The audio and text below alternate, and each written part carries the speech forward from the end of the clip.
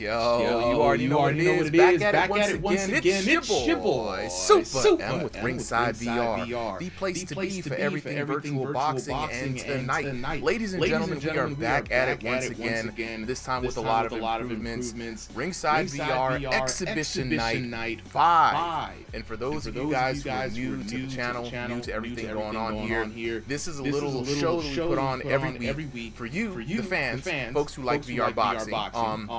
I hope you out there, you dig VR boxing. And so these are just a couple of hand-selected fights from a wonderful community. Gonna throw on a little bit of entertainment tonight, joined as always by my co-host Solly. We're gonna be bringing you guys some action tonight. Yeah, and I don't think we have any of the mods with us today, so we might hear from the mod squad coming in a little later on. But for those of you who are just hopping in, we are just now getting started with the match. Chat, I want you to keep me honest. Last week, the tech gremlins, they came through, they boarded the ship, you know, they mucked about, they was ready to fight. But this time, we got backup, we got patches fixed up, the boat is swimming. If you find anything wrong with the stream, audio, video, quality, connection, anything else, just holler at your boy, let me know. I do keep things open and honest. We run in a live stream right now, so you know anything can happen. But while we get on with Get On, I want to drop a quick announcement. First time I'm going to be using this promo screen here.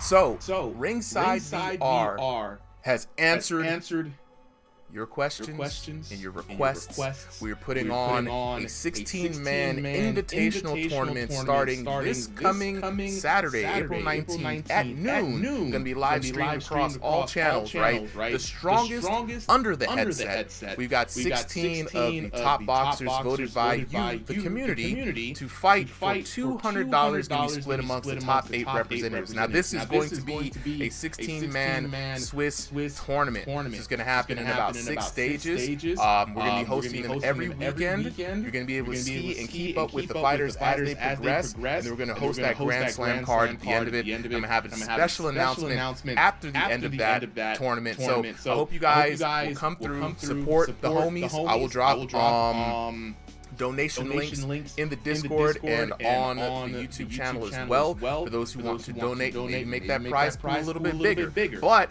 this is going to be the first of many advanced events that we're going to be showing up and showing out on. Everyone's been asking, like, you know, how come you guys aren't in the league? How come in this league? Well, everything takes time and everything in the right place. So this is what I just wanted to announce here. You're going to be seeing this announcement all day, all throughout the night.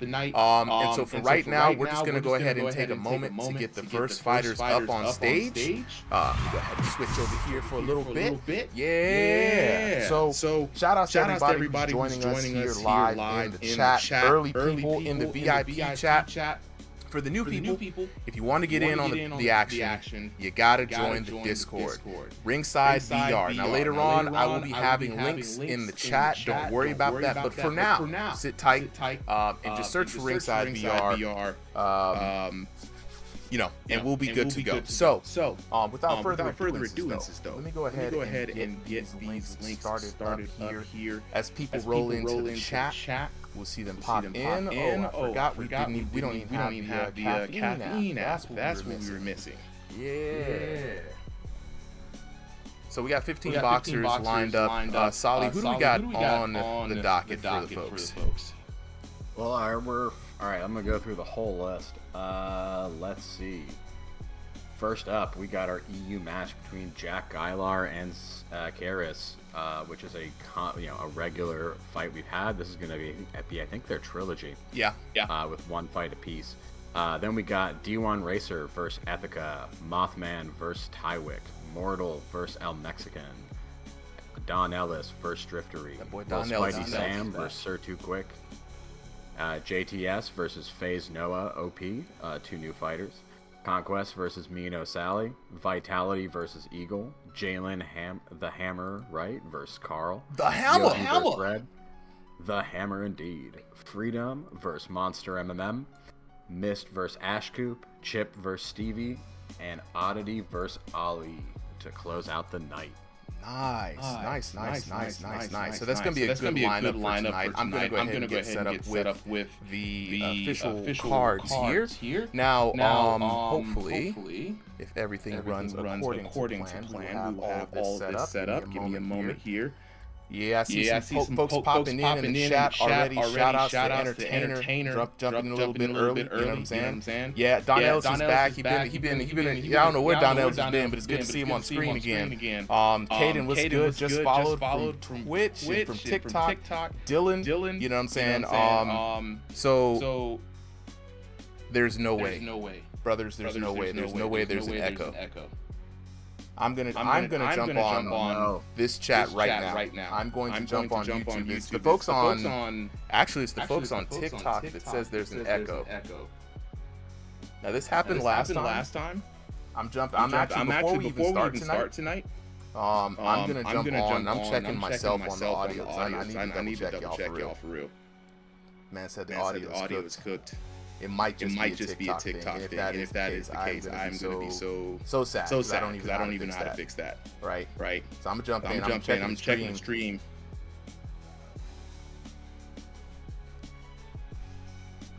Don't worry, folks. We will fight tech gremlins till the day that the stream goes down, if it ever does. Right. So, check this audio.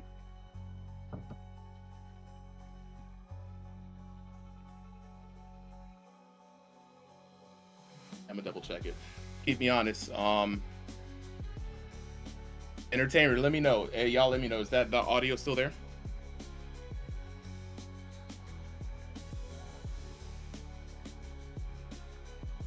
Yeah. It's all good now. All good now. I DM'd you the code whenever you want to hop in for the spectator mode. Awesome. Thank you. So we fixed the audio. Chat says we fixed the audio. Way better. Hajime Bookbree, Dylan, appreciate y'all for keeping me honest. All right, we're good. I love how much chat helps us out. Yeah. Chats now, can y'all hear Solly? Solly, say what's up to the people. Yeah, y'all guys. Hear Solly? What's up, y'all? Can y'all hear Solly out there? I know Discord. Yeah. Luz Morales says he can hear you. Entertainer says it's good. Beast MMM, oh, we good. It was just. I just had to double check and make sure we was Gucci there. All right, so I'm gonna hop in, and I do need to hop in on TikTok because for some reason, every time I do the multi-chat, it's not.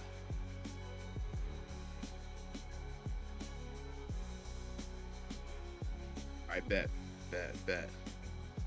All right, so I'm in there. I'm locked in. I'm in the moderator position, saying what's up. All right, so we in there on TikTok. We in there on Twitch chat alive. Yeah, what's good? Okay. All right, so give me a moment here. Let me lock in with Solly. And you said, Solly, you sent me the code for let's see, for the lobby. To me. Both of our first fighters are ready there whenever you are.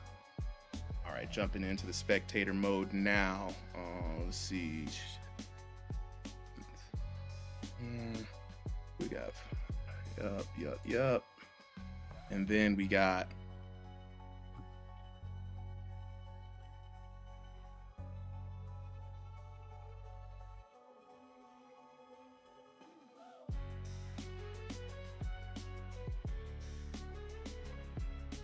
I'm gonna start recording. We good there? Let me check in with the chat real quick. Yeah, okay, we in here now. We in here. Let me lock in with Twitch. Because I ain't trying to leave the homies out in Twitch. Yeah, we for those of you who don't know, this stream is live streamed all throughout Twitch, TikTok, and YouTube.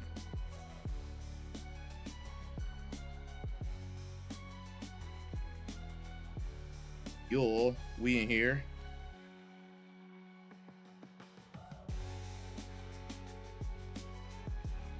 All right. So one last thing I gotta check here, Solly, because I know this tech gremlin is waiting in the wings before we get fully started. Let me double check. 17 gigs free. Yeah.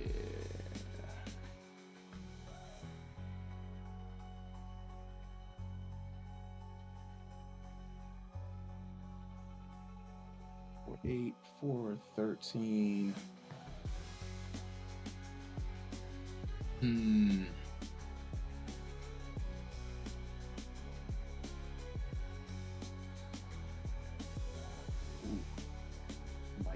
dicey, I'm not gonna lie. So I got to make a decision. I might have to delete a bunch of stuff. I don't want to do it, but hey, it is what it is. Just delete these, make a little bit of space. Give me a second, y'all. Tech Gremlins. Nah, it is. Hit delete on these Jones. So, and then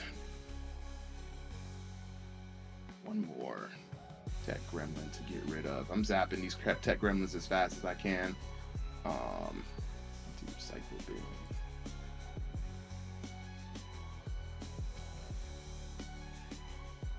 Alright, so I think I should be good for the night, hopefully. If this screws me over, I'm gonna be kind of upset. But we'll keep an eye on it as the night goes on. So we've got Jack Geiler versus Cerys up on stage in the night gym. Man said I should be ref for Thrill of the Fight. Lipstick with the follow. Appreciate it. Okay, let's get on this popping with the first matchup. So let me hide these so we know what's up. Let me know when you're ready to start, Solly. I'm already recording.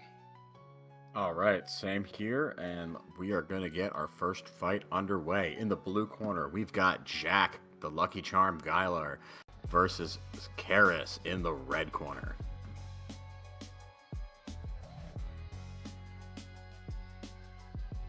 Right, let's get our angles situated.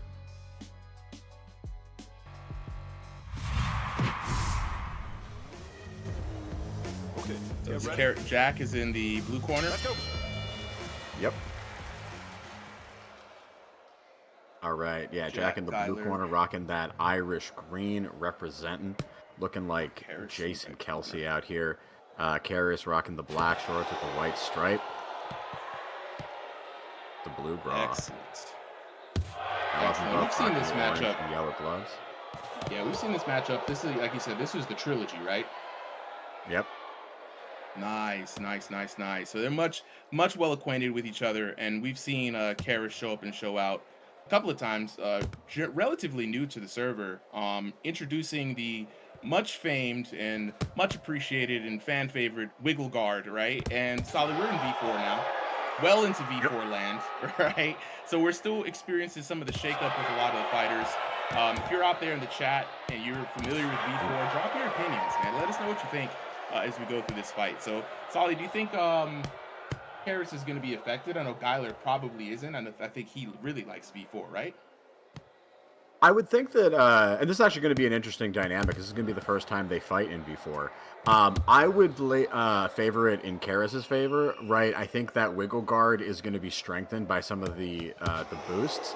And, you know, she wasn't one to throw out with a lot of knockout power to begin with, so I think she's perfectly fine, you know, sitting back and picking him off. I don't think Jack is going to be nerfed or anything per se, right? I think he's very comfortable with it as well. So I think it's going to be, you know, kind of a slightly different fight. But I'm seeing Jack getting a lot of good hits in on Cerys. Absolutely.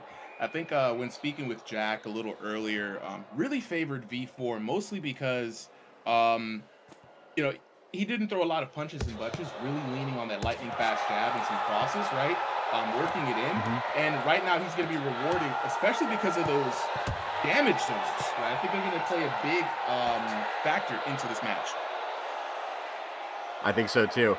And right now he's doing a good job. Really, the only shot he's getting caught with is those right hooks.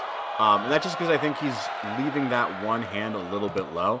If he were to button that up, I think he would just be dominating this match. Ooh, good jab by Cerys. Absolutely. Cerys, a good counter puncher herself, right? And we're not seeing a lot of the Wiggle Guard. It's very interesting. Right? She's sticking it pretty standard, locked up into the corner, and this is where Jack Geiler wants to be.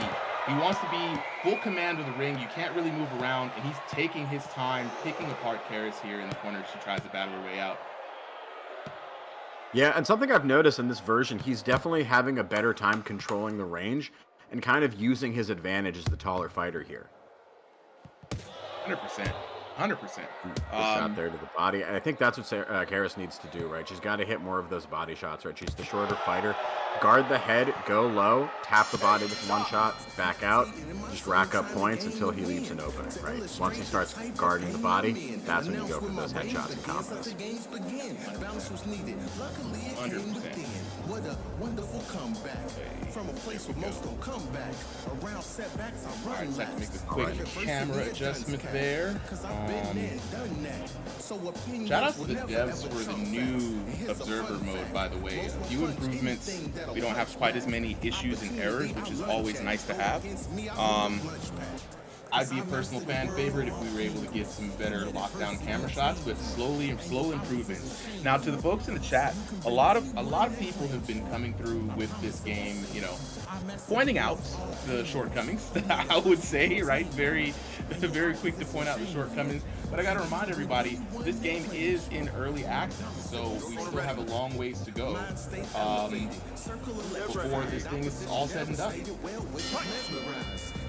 Yep, and right now we're getting back into round 2. Not even much of an adjustment round because these two have fought each other so many times, but definitely an adjustment to how this has been in V4. I want to see what both fighters do now that they've had that first round to feel each other out, and see how they, how they react now. Ooh, good exchange from both fighters.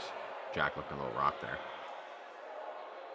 These shirts colors for the people so they know who's fighting. This Jack in the green and with the white stripe, and Cerys rocking with the black with the white stripe.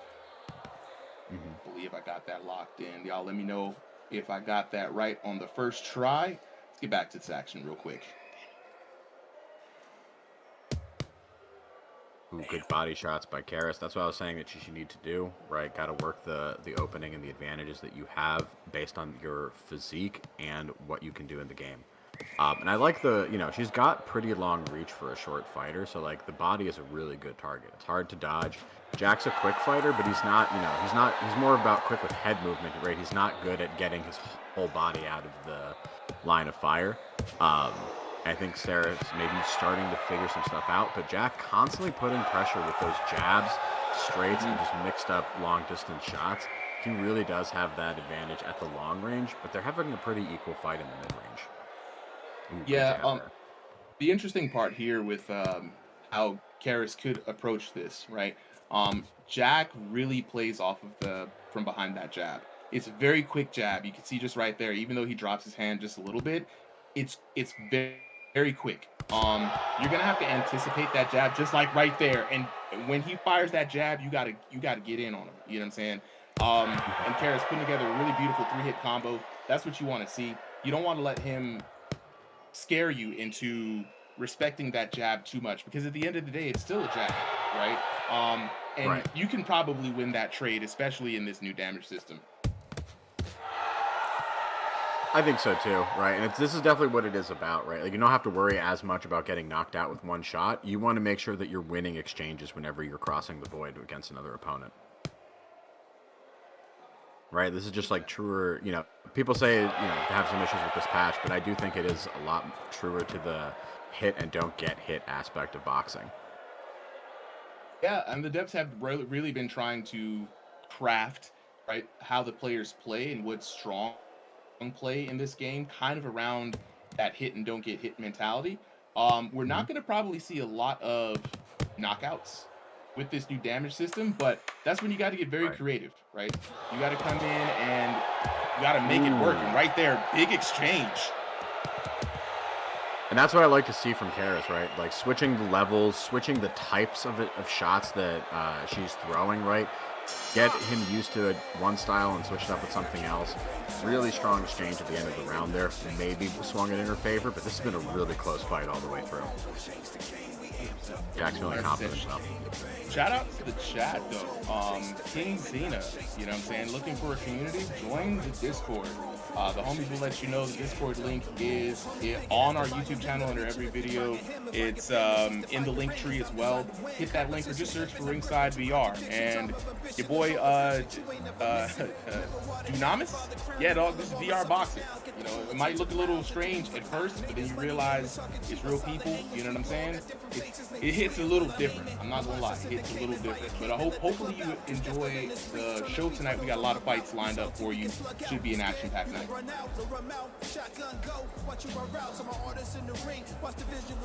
Seconds out.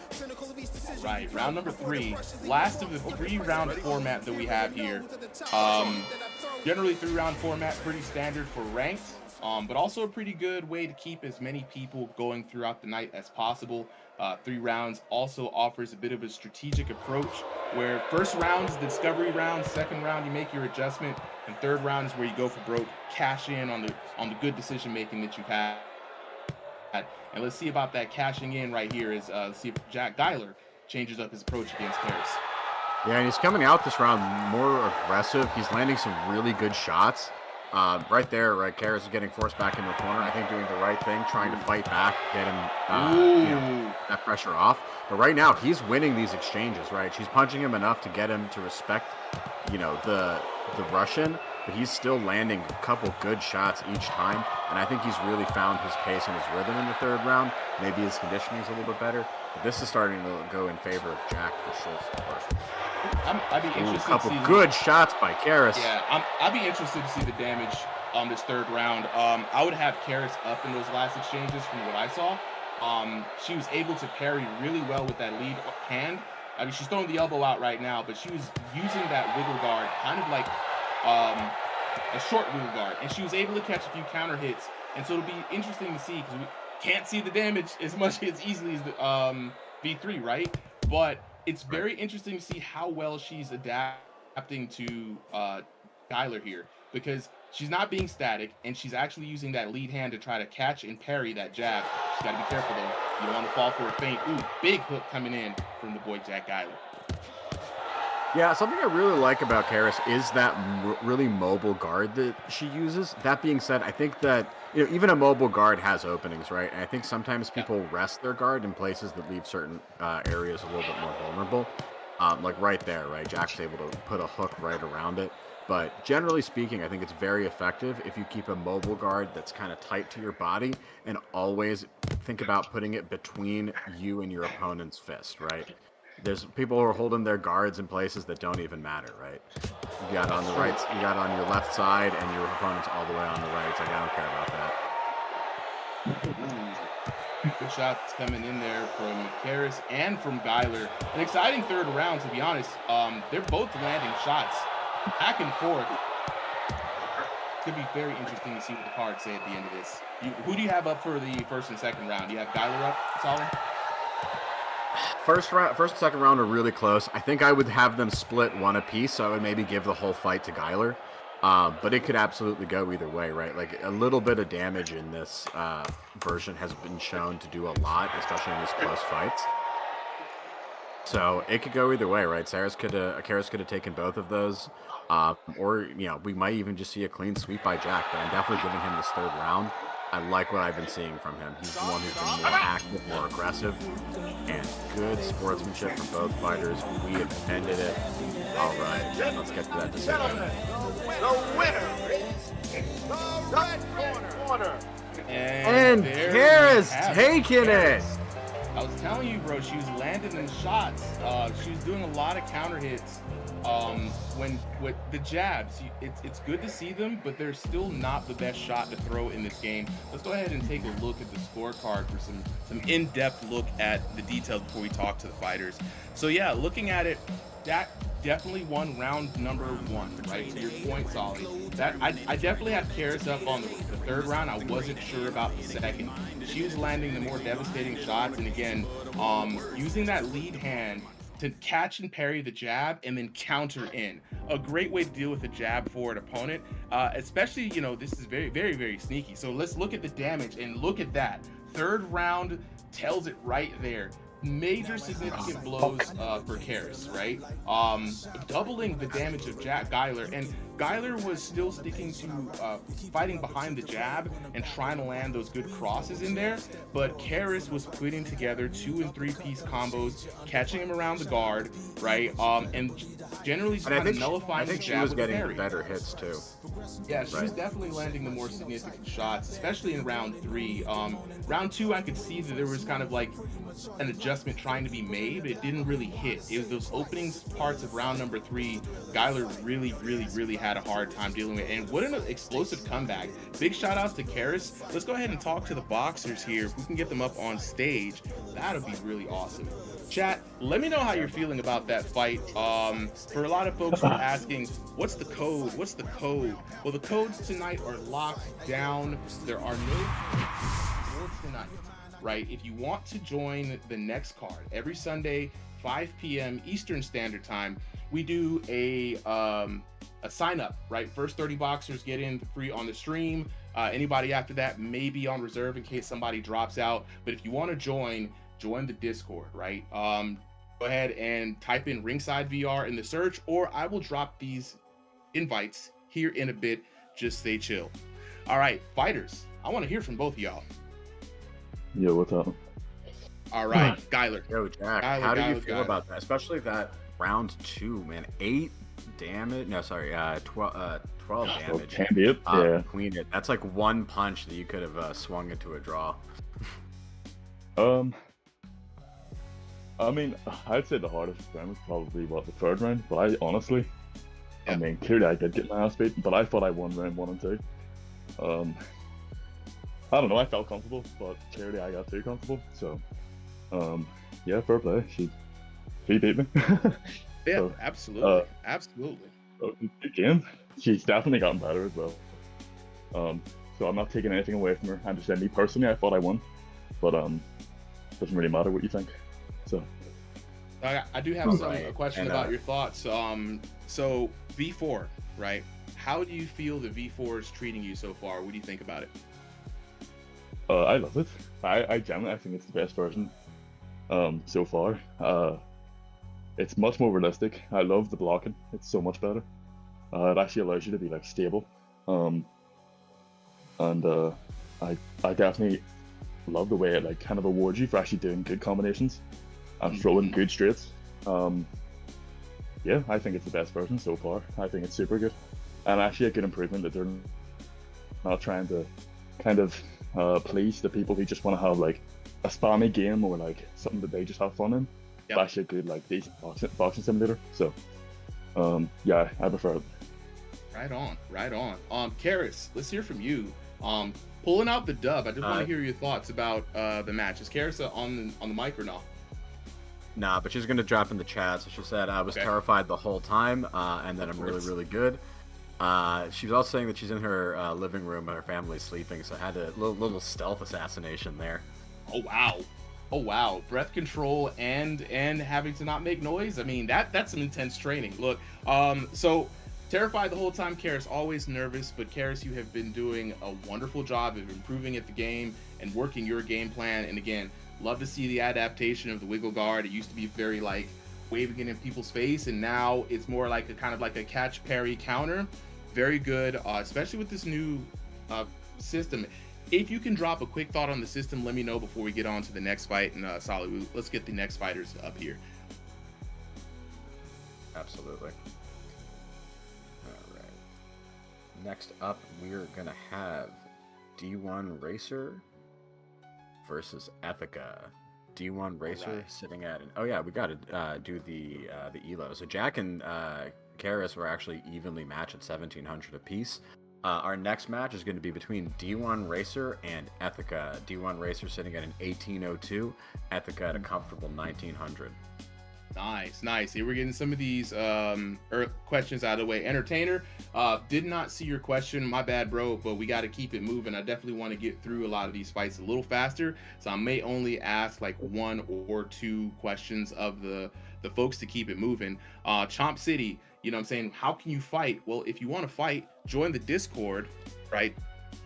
Just drop the link in for TikTok. Shout outs to Only JTS. Looking forward to your fight later on today, bro. We got you lined in. If you want to know where you're going to settle in the card tonight, jump in the Discord. On the live stage that's happening right now, we're dropping the fighters for the night. Salsa Verde, what's good, bro? Yeah, we need V4 guard system with V3 counter hit system, then we'd be in business. A lot of people are asking, Solly, for a mixture of V3 and V4. That's been a very popular request, right?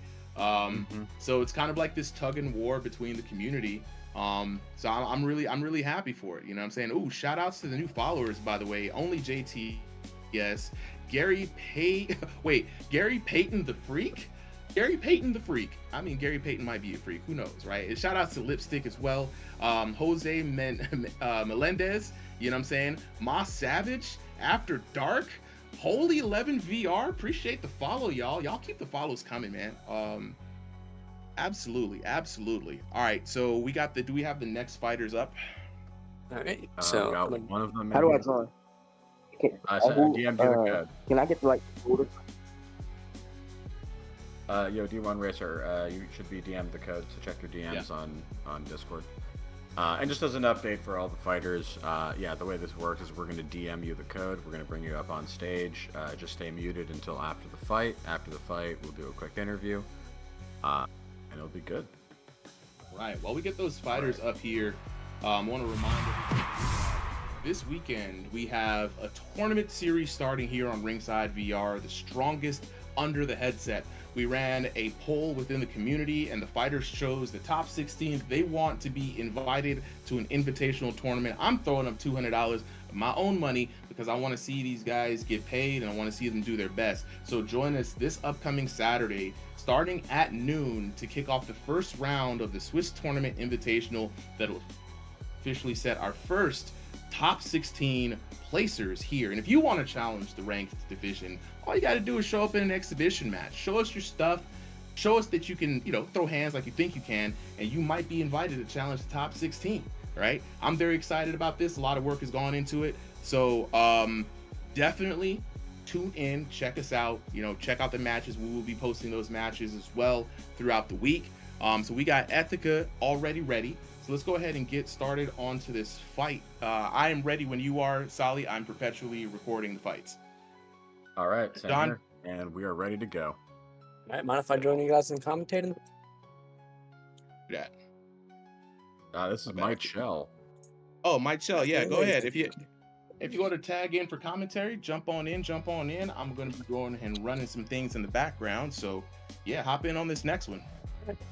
So on the blue corner, we got Ethiqua. In the red corner, we got D1 Racer. All pink and white. And D1 Racer with pretty much a polar opposite, all black. Let's see how this fight goes. As I can already see, Ethiqua has a major reach advantage compared to D1 Racer. It seems like we're fighting lag tonight. Yeah, it looks like it. Uh-oh. We hate to see that. All sort out of sorts. And who do we have Looks as far like as shorts his head is crashing. Oh, this is not good. Yeah, D1 Racer is in the black shorts with the white trim. Yeah, we might have to check in with the fighters after the round, see how they're doing. Break it up. Take a step back. Fight. This is a particularly interesting case. I mean, dude, that's the thing about online games, though. You hate to see it happen, but it definitely does happen. Got to be more careful with the internet connection. I don't know. Should we start pulling people for internet connection? Who knows? Maybe. Sometimes you get some funny shots, though. Exactly. This is one of the weirder cases. Absolutely in slow motion here. Take a step back. Yeah, and most times it's like they freeze like 10 seconds and they just like speed up. But this he's jittering more than what I'm used to. I wonder if it's a new V. If this is how this looks like in V4. It's the first time I've seen like this bad of a lag. Yeah. I'm not sure if it's a lag related to the patch. It's or very maybe bad. Just be like it's just internet connection because everybody's in North America today. Very North American.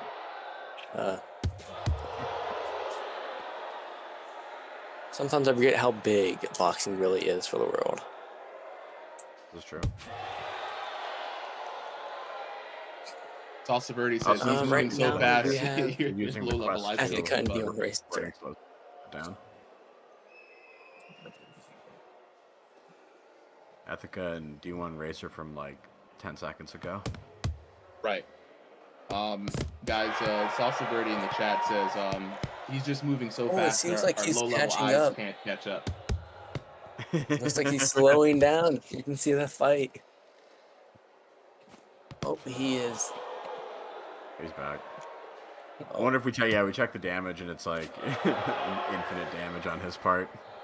Yeah, I'm really not sure if D1 Racer is going to be able to compete with the lag as is. I think you could. What's interesting about the lag is that, we saw this the other day. We were doing media days against, I believe it was Killer Cam.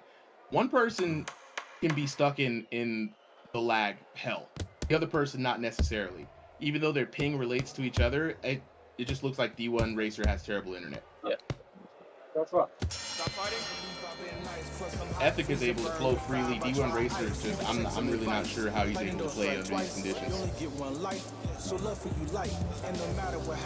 Yeah, and even in the intermediate spot, you can see he's still having that like sugary effect. I hate to see it happen, but it does happen. And so there it is. We're gonna call it. As they come in, the Ethic get out of here. boys to get the fight over with and pilot. Should we just move on from this fight or get a replacement? Yeah, we're gonna move on. We're gonna try. Yeah, we're gonna move on. We're gonna try to find Ethiqua someone else, but Ethiqua had to leave early, so we're not gonna be able to finish that right here, right now. So unfortunately, let's just keep it rolling on to the next fight. Let's get the next two boxers up here. Alright, up next we got Mothman versus Tywick. Yep. Mothman with a rating of 2045 and Tywick with the unknown. Alright, whenever they get up in here, I'll let you guys know. Let me know. I'm just gonna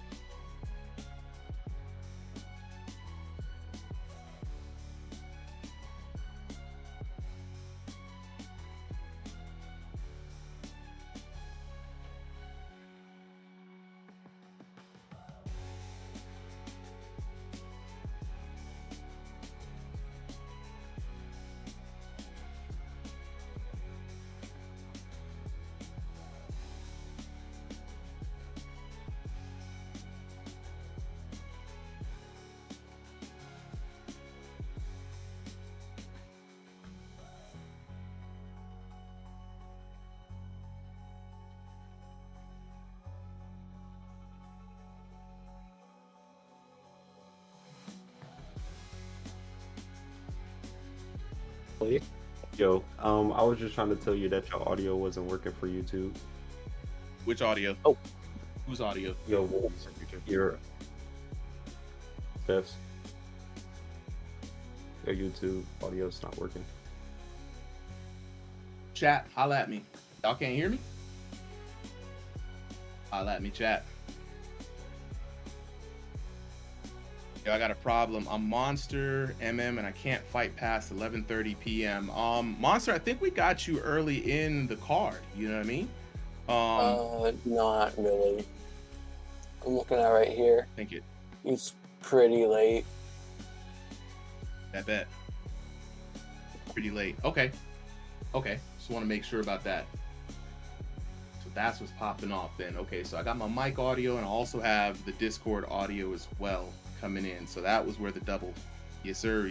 Appreciate y'all that. Now we can get down to the bottom of this. So who we got in the blue corner? We got Tywick. Who we got in the blue and the red corner? Yeah, we got in the blue corner, we got Mothman. In the red corner, we got Tywick. Mothman, and then we got Tywick. 2045. Tywick with an unknown elo coming into this patch.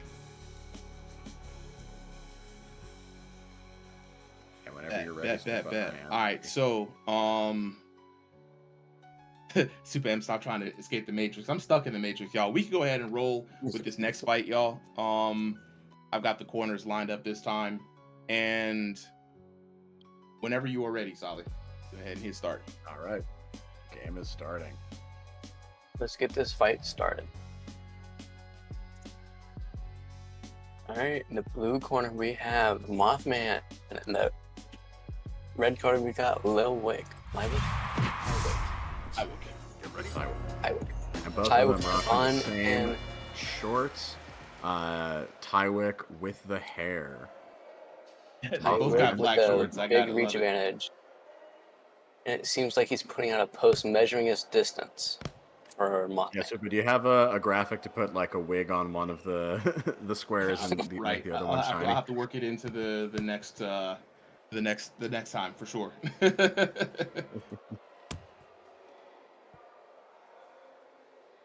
All right, so far a pretty patient fight from these two fighters. Yeah.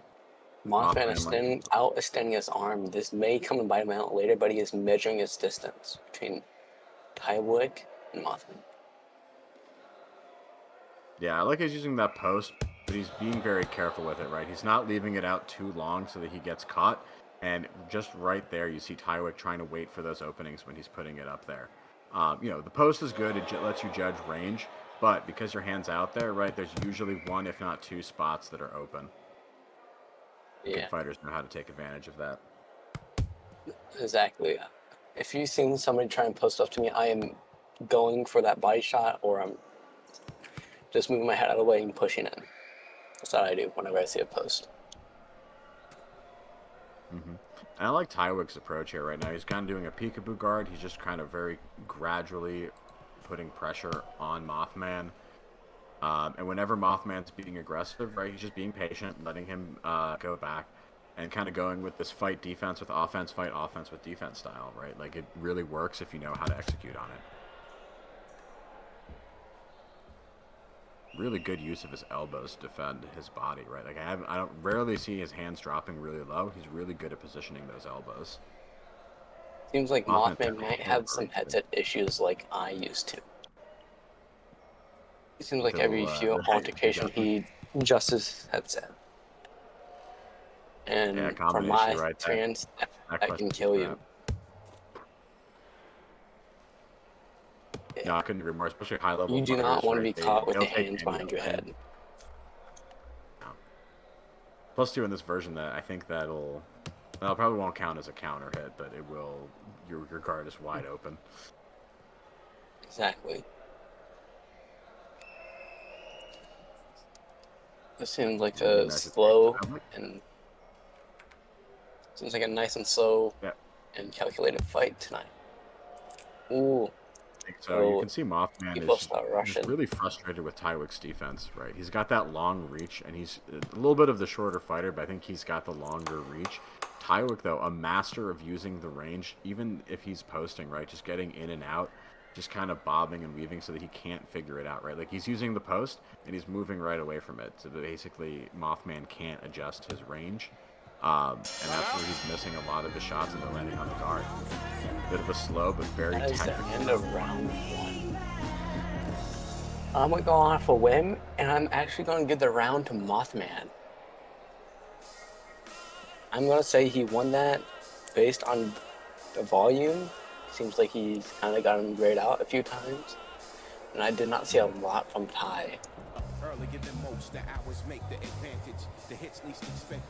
Yeah, I think that could be right. He was the more aggressive fighter. Ty had really solid defense, and he blocked a lot of the majority of the punches, but I agree, I didn't see him land too much of his own damage yet. So, when you guys both get a chance, go ahead and check the ref chat, please. Okay.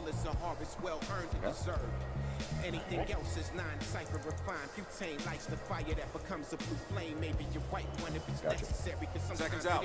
Protection and security. I'm gonna chill back at the cut. For any fighters, guys, just know that we'll DM you the code before you. Yes.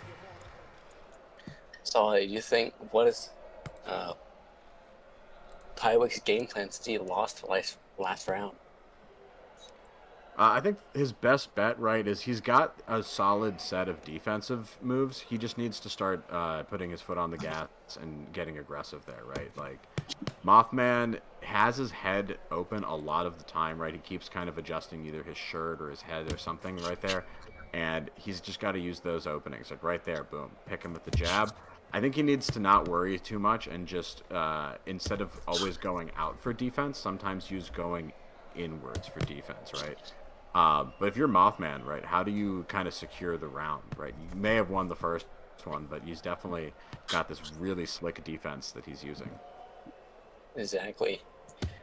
If Mothman wants to try and continue winning rounds, he's probably going to have to try and set up shots instead of, like, it seems like outboxing is not going really too well because Tywick is getting out of that range and tiring him out. Might see slower punches in the third round, but right now it seems like he's going at the same pace. I think so. And, ooh, good dodging there by Mothman. And that's what you see. Like, a lot of their dodging is very excellent. I kind of want to see more of what Mothman's starting to do now, right? Dodge, but stay in range so that you can keep following up and try to catch your opponent off balance, even if that is hard to see in VR. Like his little dance he's done so far. Ooh, good counter shots by Tywick. I think that's what he's got to go more for, right? Like, Mothman's head is open, and he's just got to read the timing. And yeah, he's using the Carl right now. Tywick's just got to read the timing and land those counters. Oh, it seems like a controller bug there. His hand got stuck in the air. Ooh, crowd liking that one. Possibly this man is not really having headset problems. Oh, sorry, we were about to say something. Oh, no, I'm going to say crowd like that one, and we're starting to see this fight heat up just a little bit more. Mothman putting on the aggression, but still not landing the shots that he needs to. Just generally kind of landing one or two shots without too much damage behind them. Tywick starting to get a rhythm here, but I think he just needs to keep putting on the pace more. Boom, good shots there. Yeah.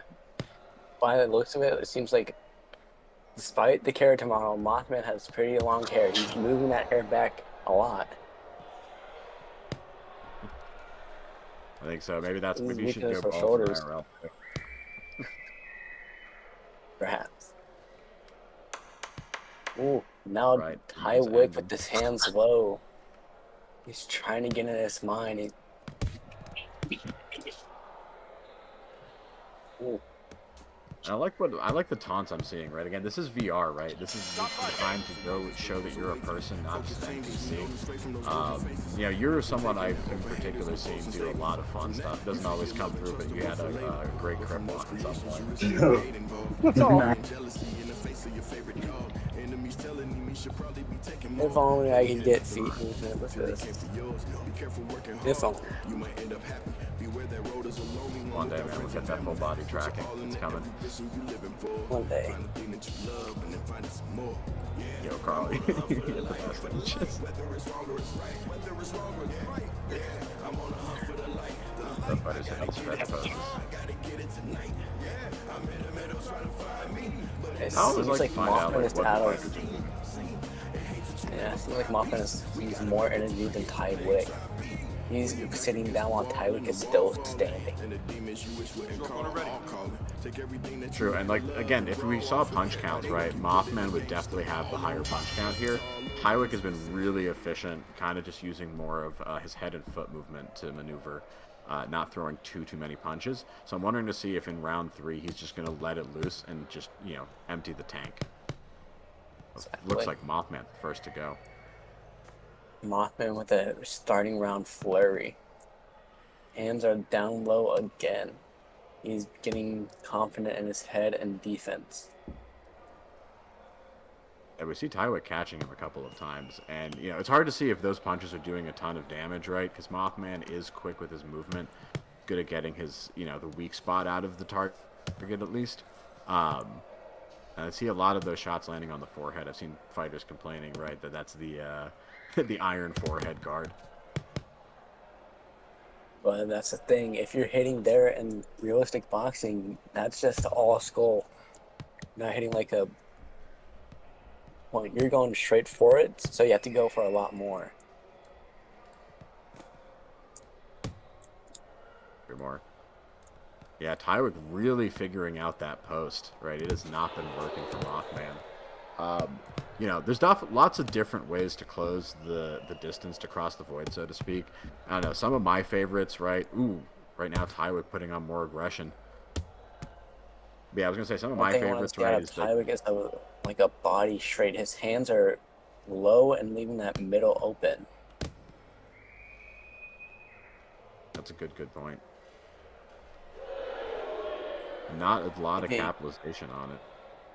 If he can show he can do damage to his middle, that means he's going to feel more obligated to have his guard a little bit more center, so he's not going to be able to protect his head as much because he's still worrying about that middle shot. Good point. Tywick getting caught there, giving a little nod saying SCU.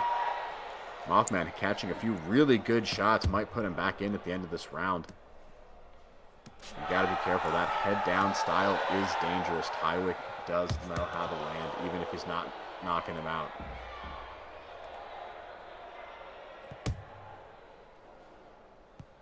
Like I was saying earlier, there's just a lot of different ways to cross the void, right? You can do it by posting, you can do it by jabbing through the space, you can just bull rush in. What are some of your favorite moves? Well, you know me, I like to either go in with a jab or bull rush in.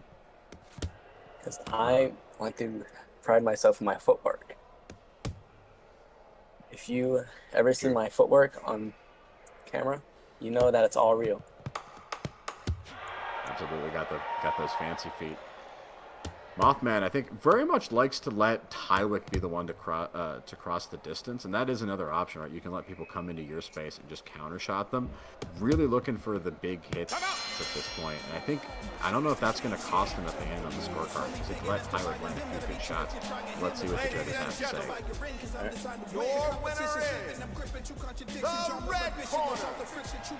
And Tywick takes the win. Yeah, let's check that scorecard. 29 to 28. Tywick winning the first two rounds. 09, 09, and 09. Yeah, but what I really want to see is I'm going to check out this damage real quick. And yeah, this is just the big difference in terms of damage, right? 12 to 84, 20 to 134, and finally turning up the gas a little bit around 3, 242 to 169. It's interesting. I think Mothman actually really found his rhythm in round 3, but Tywick just showing just iron defense throughout the time. Like, those are just tiny damage numbers. Exactly. That was frustrating. I think this is one of the lowest damage fights I've ever seen. Definitely up there, and I think this is something that we're going to see more of in V4. But let's hear from our fighters, man. Tywick, Mothman, how are you guys doing? How do you feel after that fight? Hold up. I'm looking at the matchups. Why'd you put short question mark for my height?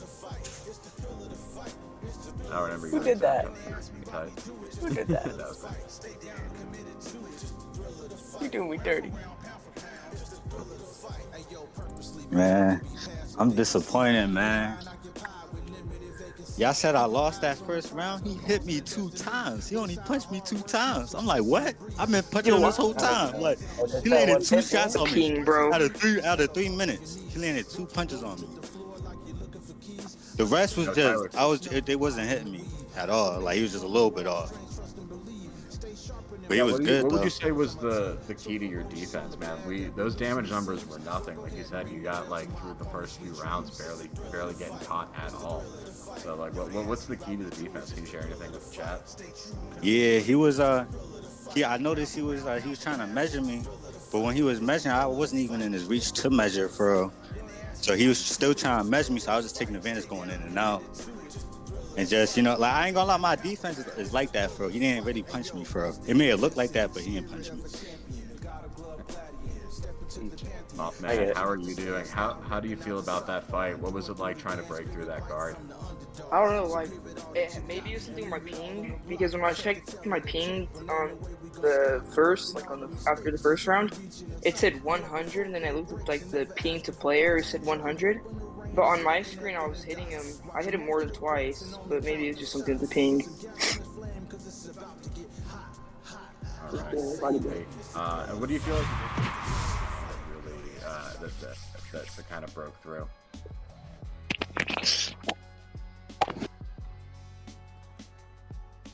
A little drop there. Wait, what did you say? So what do you feel like you did in that last round? Because you managed to win round 3 and put up some good damage. What do you think you changed there that helped you out? I don't know. I was just moving more, trying to play more aggressive. Oh, you can't win if you don't throw punches, man. You gotta. I went in throw the punches. chat. What's up? I went in the chat. Somebody said this was a boring fight after the second round. So I decided for the third round, I was just gonna go a little bit closer to them and try to like make the fight more entertaining. I seen someone in the chat said it was a boring John. Yeah, I mean, Mothman had his hands And that's down. what I think my a lot. downfall. Yeah, I think Mothman had his hands down a lot. Chat was kind of wondering what's up. Everybody was saying, "Put your hands up, bro." It's just not a lot of action. It's it is what it is. So Entertainer, I think we kind of got that last question answered. And he basically said he got more active, and I think that's pretty much the answer to what he could have done better. Just get more busy in the ring. V4 is it requires you to get more busy. You know what I'm saying? So shout outs to y'all, man. It is what it is. Not every fight's gonna be an absolute banger, but we're gonna go ahead. Solly, can we go ahead and get the next set of fighters up? Appreciate y'all. Yeah. Let's keep it rolling throughout for the rest of the night. Definitely want to get everybody up on here. Now let me take a moment here and address the chat for a little bit. First of all, hopefully, can y'all still hear me? Let me know if y'all can't hear me, because you should be able to hear me. But oh, and also PSA for the fighters: when you win your match, try to at least celebrate. Put your hand up, something. Chat wants to see y'all. You know what I'm saying? Get excited for the win. So coming in from chat, celebrate a little bit if your name gets called up. You know what I mean? But you know what I'm saying? This is V4, ladies and gentlemen. A couple of people are going to be paring it down, slowing it up, right? Everybody's not Mike Tyson like how they used to be, right? So we're going to see more methodical boxing. We're going to see more matches that have a bit more technique, and some matches are going to be slower. It is what it is, So yeah. Jay, are there still open spots? So like to just let everybody know that for tonight, the 30 boxers for the stream have been selected, unless somebody drops out, and in that case, we got backups. So if you want to join in on the next card every Friday, 5 p.m. Eastern Standard Time, join the Discord, jump on in here, talk to a ref, jump in the exhibition channel, and sign up. You got to be the first 30 boxers in, and then you're guaranteed to be on the stream for the exhibition night. Even shout outs over here to the bots over here, trying to get people to sub for views and stuff. Don't pay attention to the bots on Twitch. I don't know why they be showing up in that way. So yeah, let's see who we got coming up with here next. We got El Mexican, right, in the blue corner.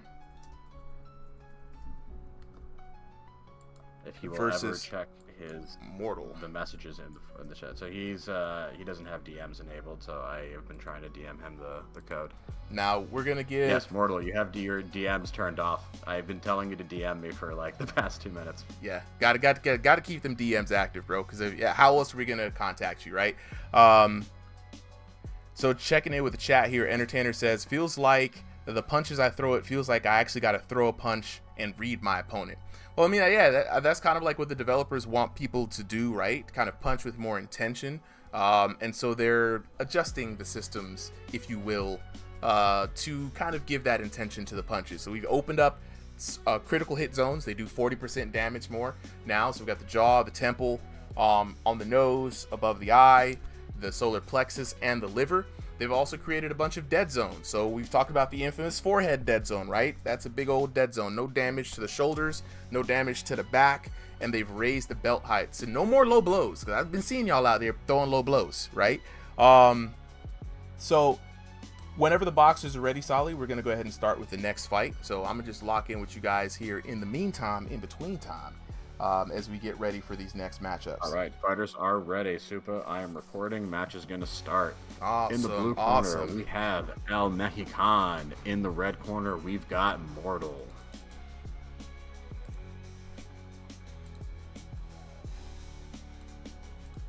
a little bit of information about these let's fighters. Let's get some of that information in, bro. What are the elos we're working in right now? This is a little bit of a lower elo match. El Mexican sitting at 30. Mortal did not give an elo or does not have an elo yet, so he's coming in as a mystery fighter. Not uncommon. This is the start of V4, and ranks have reset. Yeah, that is the other. Oh no! And here we go. Looks like another. Oh no! You hate to see it happen. Laggy fighter. No, I think we're okay. I think we're fine now. Yeah. All right. So what are the shorts colors, guys? El Mexican in the purple. Sorry, I think so. Let me take a wild guess here.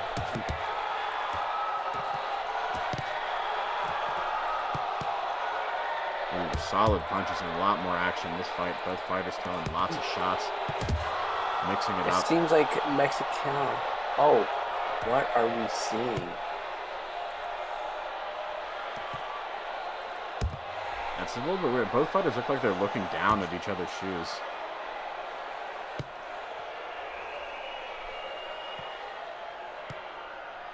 Something is up with this man's arms.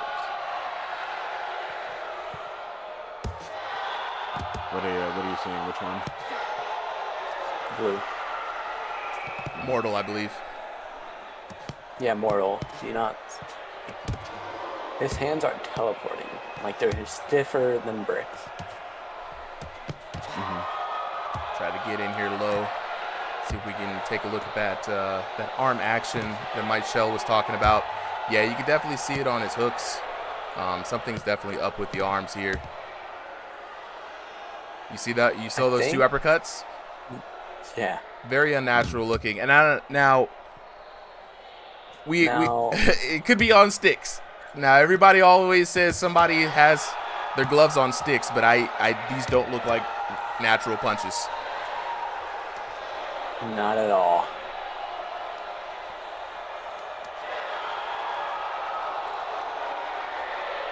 El Mexican throwing it though.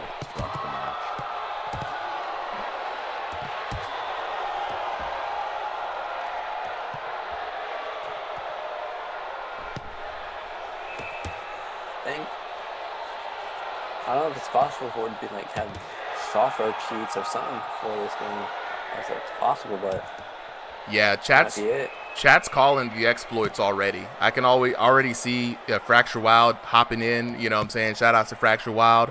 Salsa Verde says, yeah, his arms seem to be doing something different with every match, y'all. So there's definitely something up with Mortal's arms. I'm not really sure what's going down. Doesn't seem to be giving him too huge of an advantage. No. Mexican is still doing an okay job surviving through this. You know, sometimes it's unfortunate. I always try to take the approach of like, we'll figure it out afterwards. In the meantime, just deal with it like you're fighting a weird Dark Souls boss battle. Good advice. Big facts. And I think Mortal came out swinging with the weird hands, but El Mexican just he handled it like a champ. I'm not gonna lie. He got some good shots. I think we had that backwards. We do have that Mortal backwards. Mortal is in the red corner. Sorry, El Mexican is in the blue. About to switch it up. In the blue corner, we're in the blue. Nice.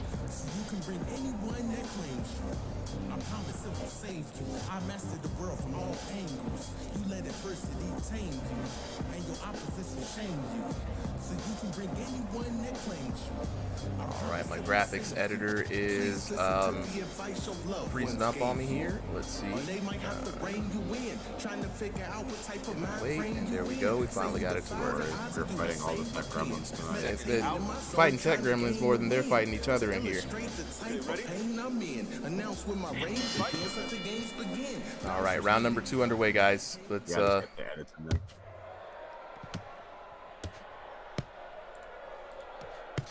in, and Mortal doing a good job figuring out the start. Catch some big shots though. Knocks down again with those weird, very fast punches. And it's less the speed, right? Because I've seen a lot of fighters punch at that speed. It's, the path that they travel is a little unnatural. you know, and as much as the game, you know, has its issues, I will say one of the things that usually it does very well is elbow tracking. 100%. So when they start looking a little too funky, that's when you know, something might be up. I'm gonna take a quick second here, see if I can reset the graphics. Okay, seems to be catching up here. I'm gonna try to switch those shorts colors out.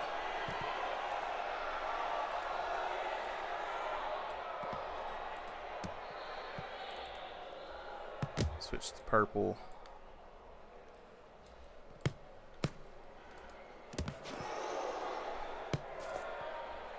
All right, I got it locked in. Got it switched up. In a very different fight that we're seeing, instead of the high defense, right, we're seeing a lot of just traded punches or exchanges. Entertainer's going crazy in the chat right now. Entertainer's going crazy. Hold on, we're talking about biggest fan. Entertainer, it's good, man.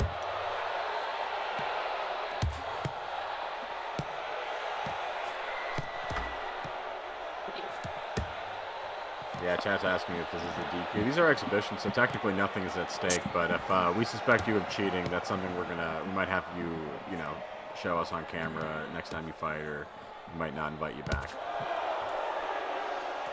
So, just again, we're here to make sure everything's fair. When everyone there's a hit list. Solly's being nice. No cheating yet. Nah, Solly's being nice. There's a hit list. You guys don't know. Okay, we're keeping an eye out for all of you dirty cheaters. Okay. Solly's good cop. I'm bad cop, right? Don't get it twisted. We catch you cheating, we banning you, and we putting you on the wall of shame. Back to the action though, Solly.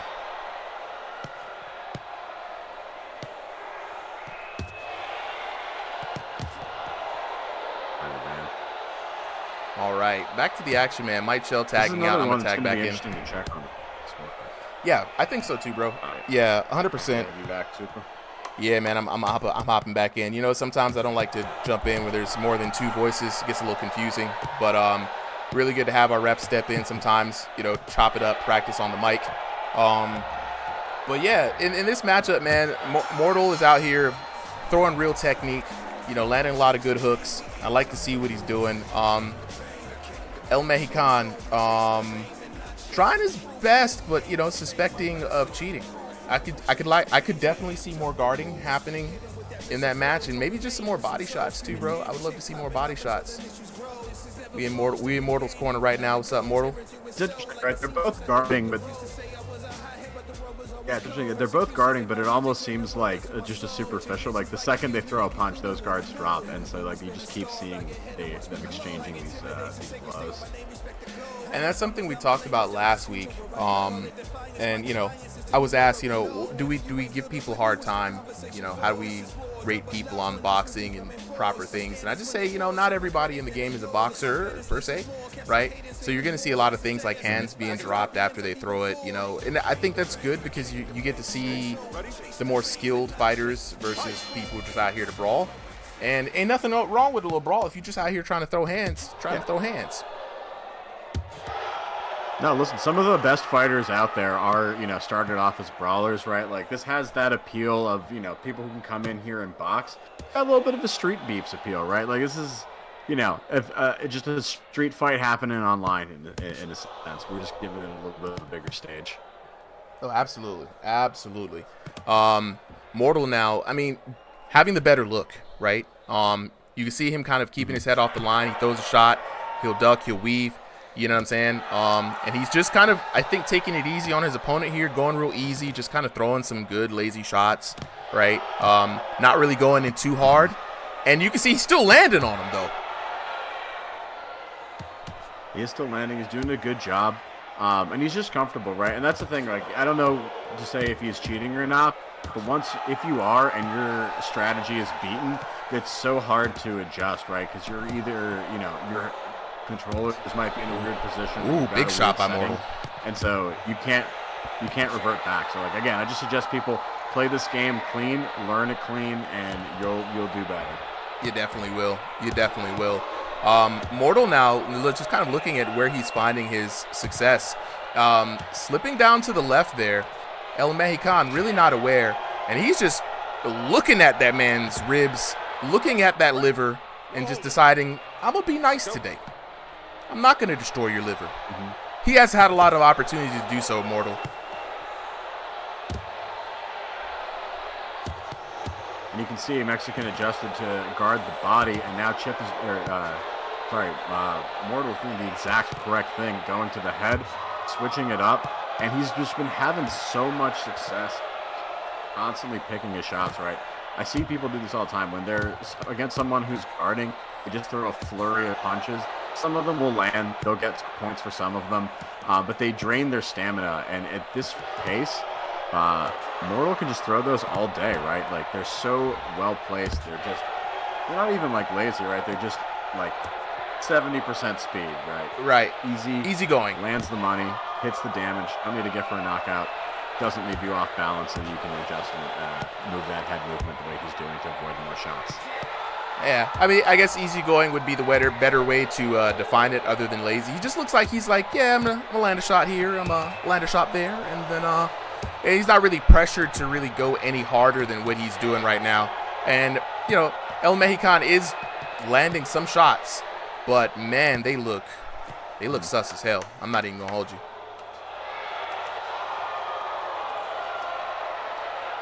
Yeah, and that's the other thing too, is like I don't know how that damage is going. Sometimes people train on the dummy with these kind of like different positions with the controller, but when you're in a fight and your opponent's moving and blocking, you never know what works. You really don't. You really don't. And of course, Mortal takes it. No surprises there. That's what I'm talking about, Mortal. You better celebrate. You better celebrate over the dub. Check in on the scorecard, bro. All right, let's check that. Yeah, El Mexican taking that first round 10-9, but then Mortal turning it up and 10-8, 10-8 to close it out. No knockdowns, but man. Look at the damage. We got 15-22 in that third round. Great job, hitting over 1,000 each time. And I think what's interesting too, right, is as his damage is increasing, his defense is also getting better. So he's just kind of locking in on both sides of the fight. Yeah, it's very interesting. Chat is also kind of flabbergasted at what's pretty much going on with his damage. It's very interesting, one, to see as opposed to our last fight, the just overall damage difference, right? So it seems like both of these fighters do have their punches locked in for the new version, getting as much damage as possible. But man, like, I don't know what was going on with El Mexican. Like, the punches looked very weird. And apologies if we're just calling you an exploiter and it's just you might have just different technique. But the damage was there, right? Mortal, again, having an easy day, head movement. He kind of locked in on the second and third round. First round, he's just kind of setting up. But it's kind of, it's kind of very interesting. You know what I mean? Kind of very interesting to see. Shout outs to Mortal. Would love to hear from both of the fighters coming up next. Do we have a moment to get a word from each of them? They are both up on stage. El Mexican, bro. I got who's up first? Mortal or El Mexican? I got different questions for both of y'all. Mortal was first. Mortal. Easy night, bro. Seems like he was chilling. You know what I mean? Had some easygoing shots. Tell me your assessment of the fight, number one, and then tell me your thoughts about V4, because you both seem to be doing some good damage in V4, so I want to definitely hear about it. I like V4. The new block system is really, really, really refreshing. Mm-hmm. Thank God they added it. Some shots I feel like, because it's VR, it doesn't really, like body shots, they don't really go in. Yeah. But it's still an overall really, really good addition to the updates that have been coming out. Okay. Now your assessment of the fight. I got to hear what you think about the fight, because it looked like you had a good, nice, easy, warm-up fight. You didn't seem stressed at all. That's what I'm saying. No, I was not. He couldn't handle my jab. He couldn't handle the jab. The jab was serious. I kept giving him his lunch and dinner all night. Not the lunch and dinner, feeding the man fists, knuckle sandwiches all night. That's on the menu.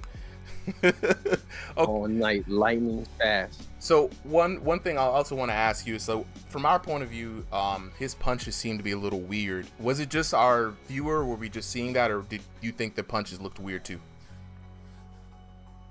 Because it might have been just us. It probably could have been you guys. I mean, he was giving me he was giving me a good amount, but nothing stressful. Okay. That was one of my normal, warm-up fights. And that is one of the metrics by how we get it. Guess, or not guess, well, it is a guess, right, Solly? But like, if from the opponent's POV it didn't look sus, then it could just be the observer mode. So definitely want to get El Mexican up here. Where you at, bro? Could have been his connection too. Could have been. We got to ask all the relevant questions, right? Yeah. But I was serving a can of whooping, but let's see. Connection or not. Yeah, I don't. El Mexican. I don't really hear from you, bro. You there? If not, we're gonna move on to the next fight. He's still muted. I don't see anything in the chat. He on mute. All right, let's keep it moving, man. Let's keep it moving.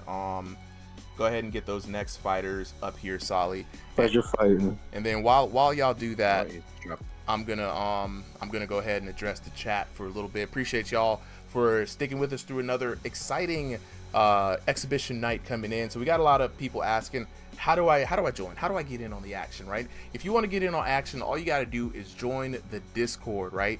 If you're on YouTube, the link is all over under every video in the channel description. If you're on TikTok, it's in the link tree in the channel description. If you're on Discord right now, just search for Ringside VR. It's a public Discord. We've got about 1,850 members right now, boxing every day time of the night. And if not, then I will drop, especially for y'all folks out there in TikTok land, I gotta drop this here link, and I'm gonna drop it for the folks on Discord too, just so y'all know. What's good, y'all? So let's jump in right here.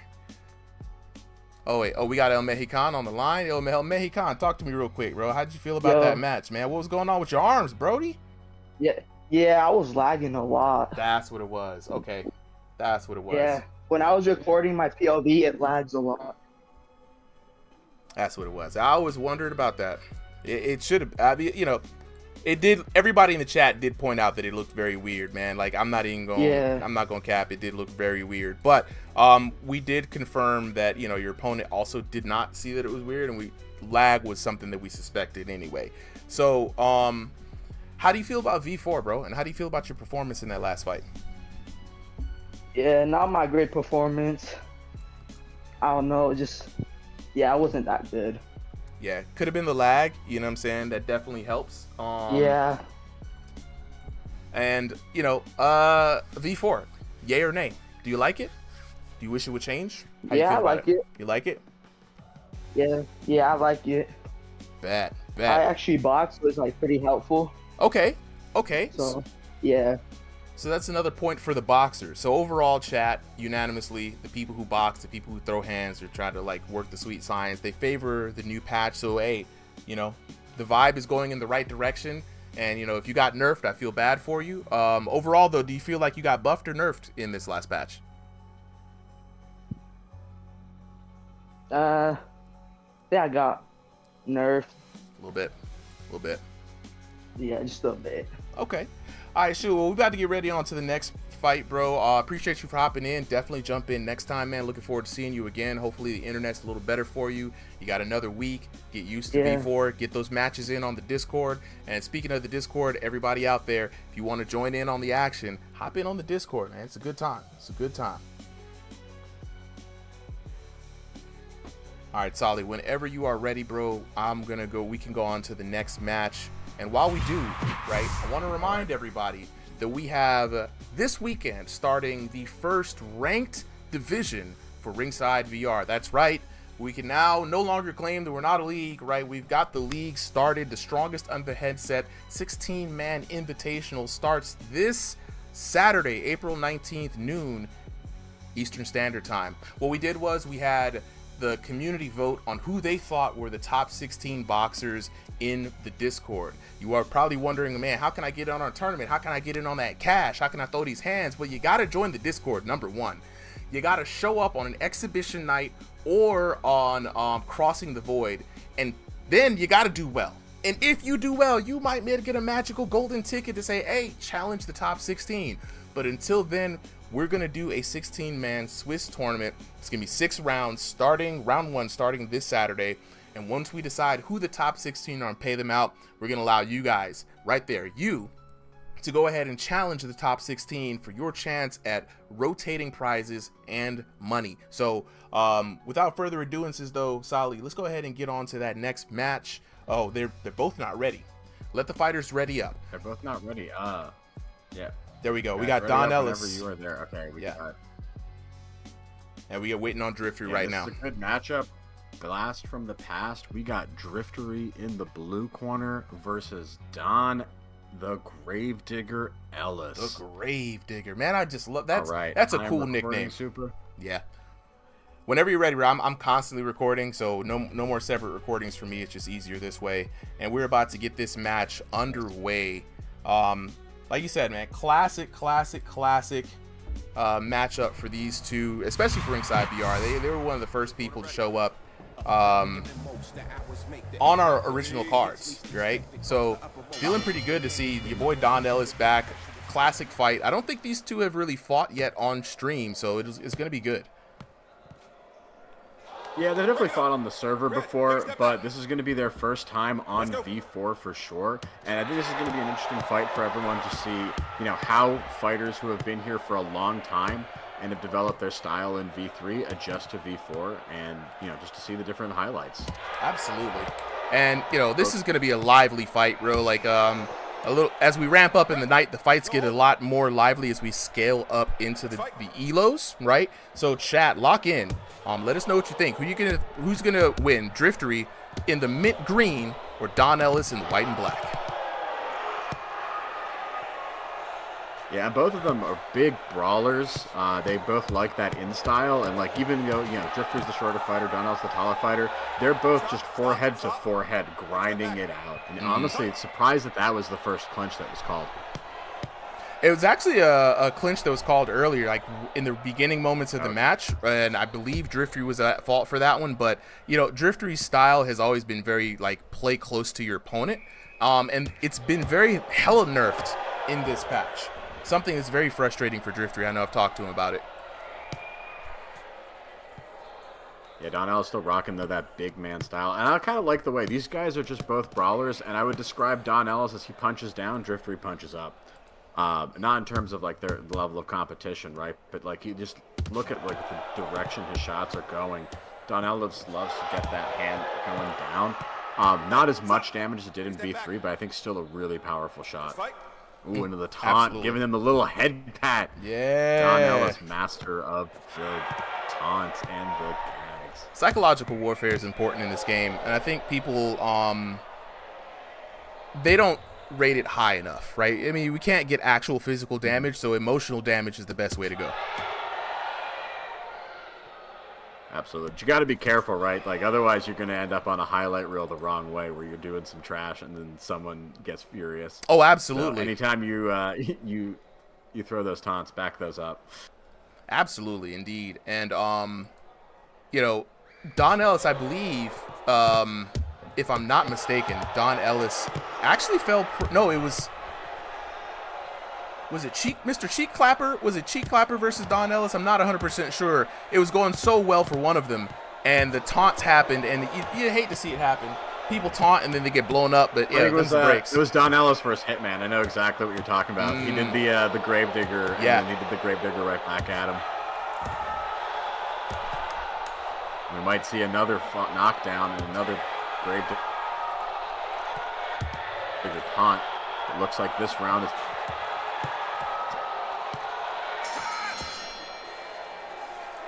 All right, and a wonderful end to the first round. And I gotta say, I think I would give that slightly in favor of Don Ellis. I think his shots are landing on the critical zones a little bit better. Driftery's still putting out a good volume of punches, especially doing a really good job hitting the body. But just the way Don Ellis has, is just confident in the pocket. It's really difficult to fight against. Oh, absolutely, absolutely. Yeah, even on the break time, just feeling strong. And again, like, use that break time, right? Dance a little bit, keep loose, taunt your opponent, get in his head, right? There's so many different ways to win a fight or to get an advantage. Right, new solution for the graphics is definitely not doing me any advantages here. That's cool. We just lost graphics for the evening. But we got the timer and we got the names. It is what it is. You know what I'm saying? Improvements must go on. Driftery now working the body. Round number 2. The adjustment round, as we like to say. And classic Driftery coming in here. Now Driftery had a mean liver blow, right? And it was something that I was very excited to see now that they've given him more damage. 40% on the weak zones, for example, right? Watch him tear it up in the body. But he's going to get called on it. And so I was wondering if, like, Driftery was going to start really, centering a game plan around landing that liver blow or mixing up with a hook in that left side. But right now, he's just getting tagged up by Don Ellis as he chops down with the right. Very devastating. But I do like to see he's still rocking with that Epo technique, right? He's not totally reliant on it.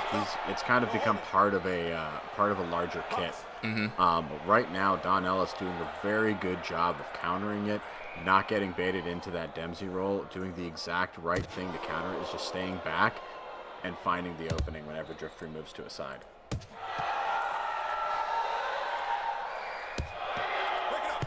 No holding. Okay, we don't know who was called on that. Right. So another interesting thing too. A lot of people are criticizing the way the ref calls the breaks. Right, we're not seeing him actually indicating who was at fault as much as we were promised. So I definitely think that's something that needs to be worked on, because right now, big right coming in for the big man, Gravedigger, Don Ellis. Definitely just kind of like an anti-collision thing.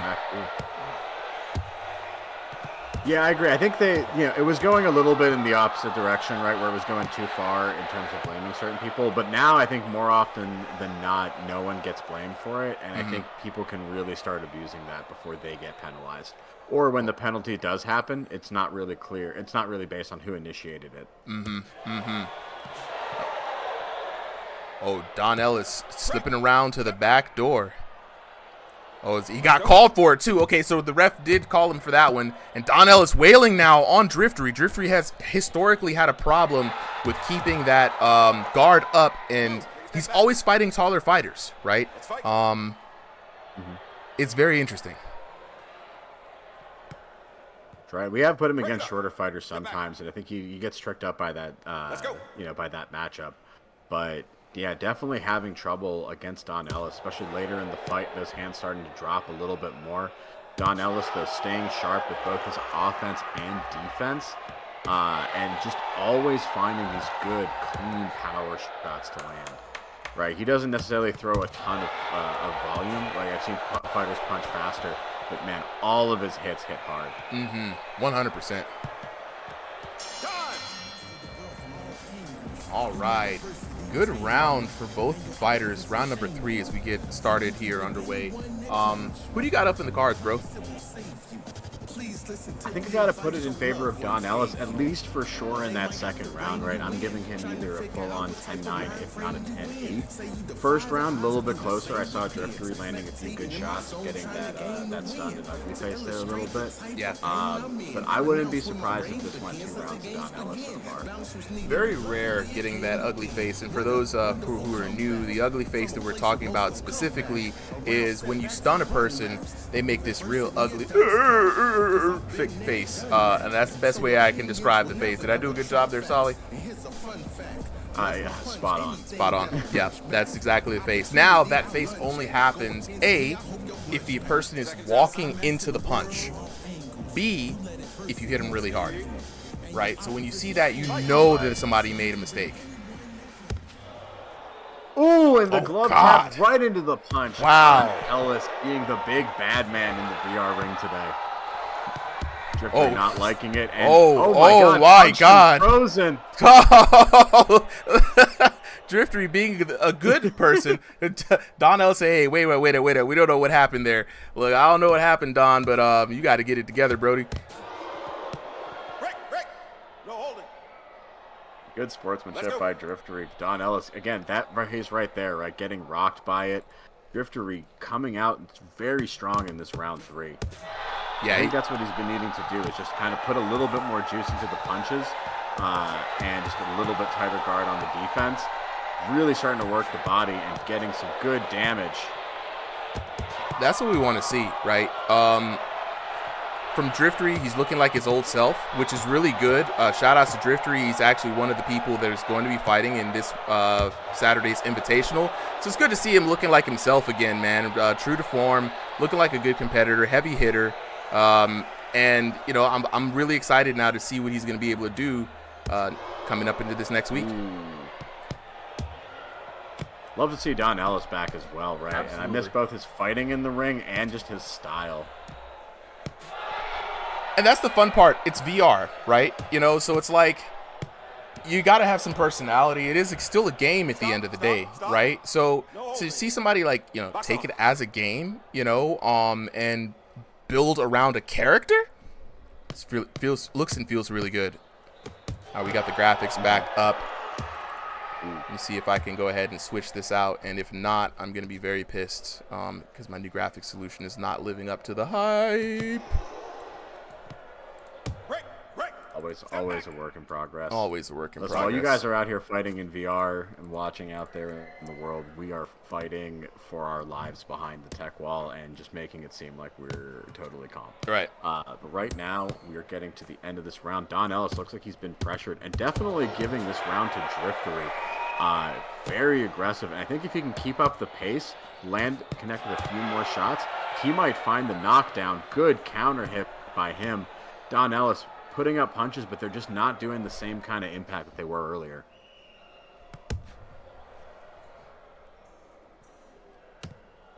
He might be a little gassed too. And again, low head movement. We were wondering this earlier, Solly, like how V4 was going to affect, because these two were V3 monsters, right? V3 I think early V3 did well for Driftery. Big combos, a lot of knockout power.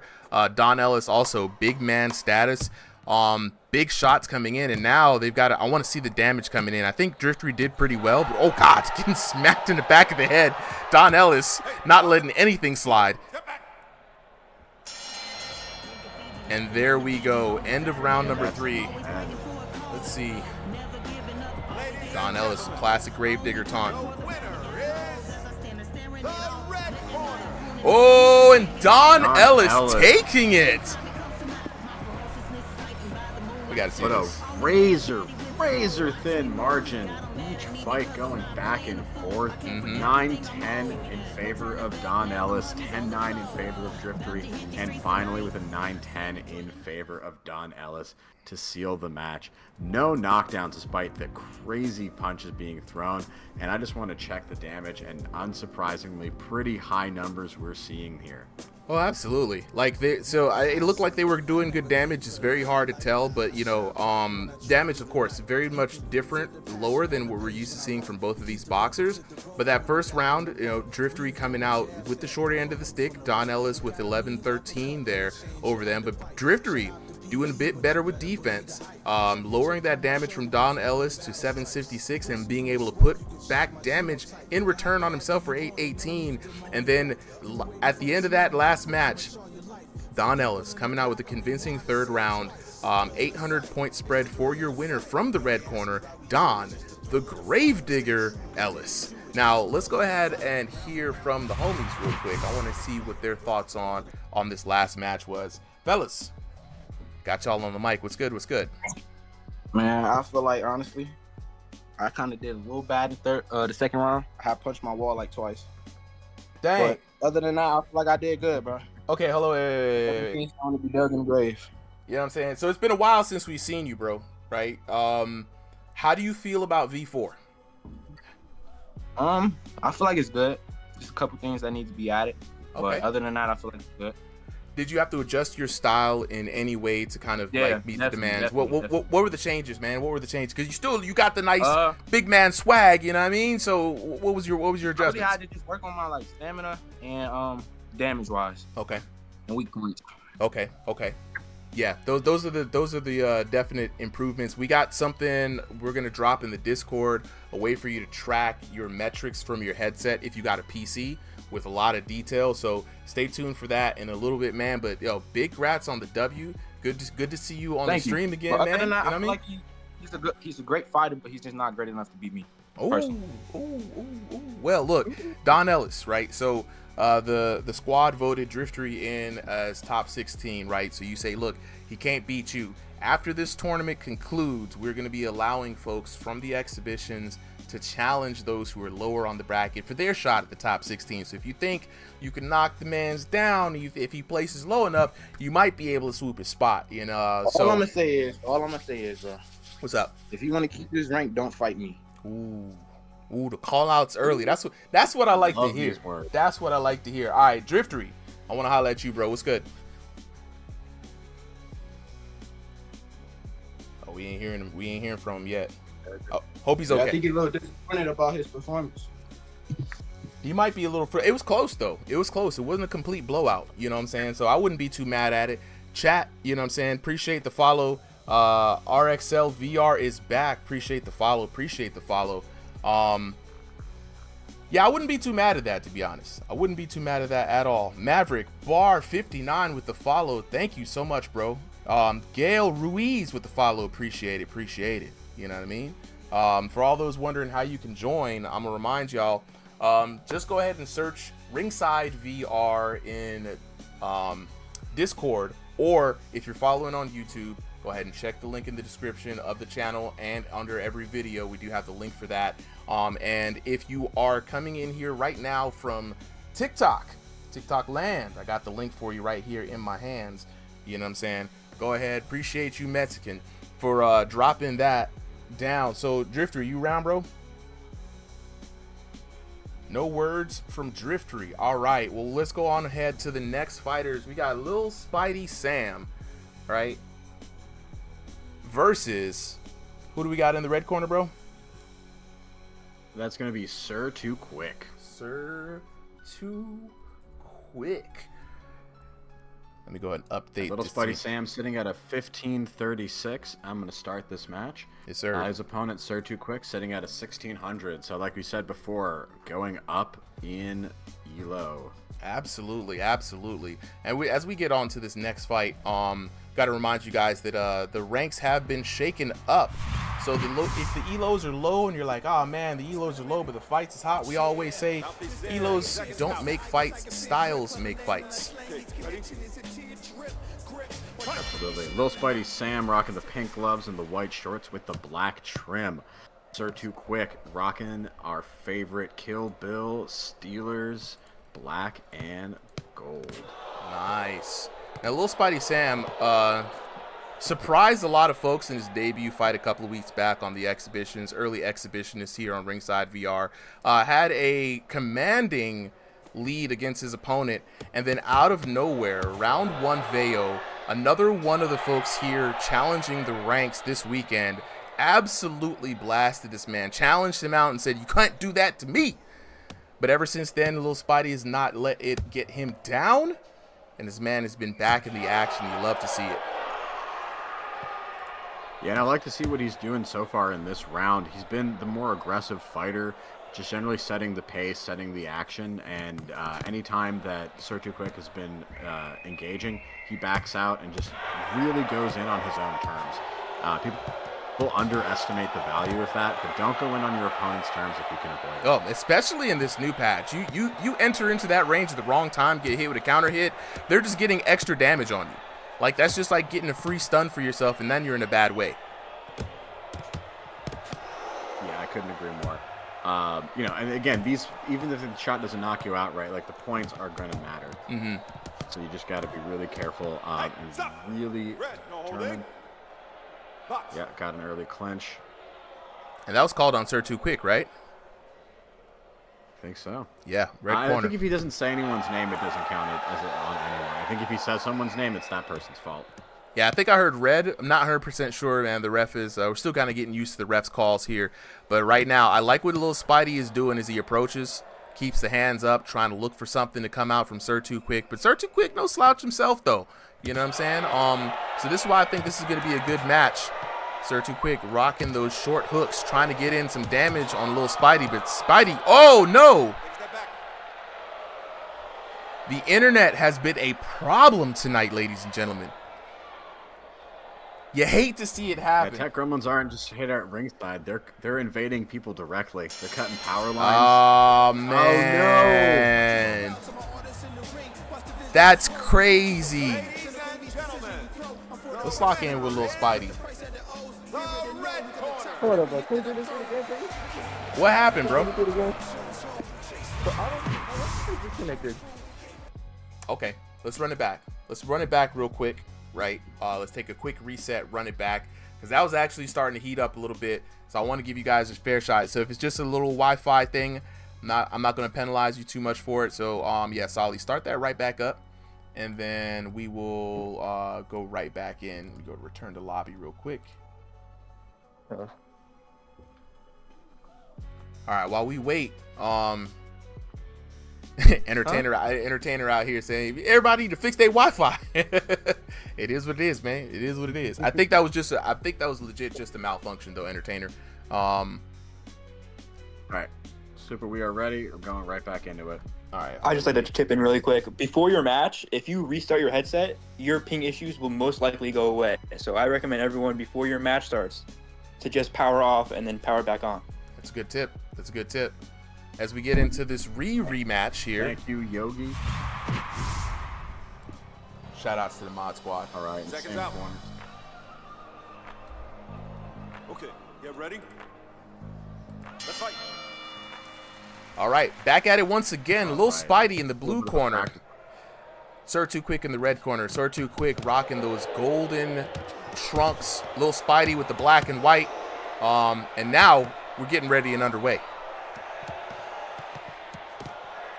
Yeah, already a fierce match. These two kind of had a little practice, feel each other out round with that one that got disconnected. Fortunately, Little Spidey doesn't seem to be affected in terms of tech and is still just as sharp in this Tywick, though, I think finding an adjustment and deciding to be a little bit more aggressive, not letting Spidey dictate the pace as much. I think this is working for him. He's still getting caught, but he's at least landing some shots back. I'm not sure, man. Yeah, he's a bit more busier in this round, but those punches aren't looking too sharp. And if you look at little Spidey, he's being more selective with his shots. We've seen a couple of uppercuts come in. Yeah, don't let that swing in the mix fool you guys. He's actually, and what's interesting with this new damage system, V4, everyone's still trying to figure it out, right? You do have a health bar, right? So to some point, more punches is going to help you out, but I think more significant shots throughout the match is going to help you out even more. Yes. I think that's the best way to put it. And that's the thing, right? Like, it's throwing more shots is not the answer if you're just going to be desperate with them. You have to, like, have some intention and idea behind what you're throwing and, like, how that's going to lead you to your win condition, right? Your win condition can be draining that health bar. It can be a quick burst of damage that leads to a knockdown. Or it can just be, racking up more damage than your opponent and closing up like an iron guard. So there's just a lot of different ways to do it. These fighters look like they're looking to drain that health bar with those punches, though. Yeah, and for those in the chat, when we say health bar, right, so basically the damage has been changed, or how damage is delivered has been changed, right? So when you take hits in this game, the more damage you take on your character, your screen starts to get more and more gray and more monochromatic and grayed out, to a point where you just get overwhelmed due to the fact that you have no more, I would say, health. Oh no, what happened? Oh no, Chip. I think he might have slipped.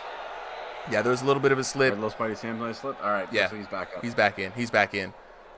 So you can actually grind someone down if they don't answer a lot in this game, as opposed to V3 where it was all about the big flashbangs, all about the maximum damage punch.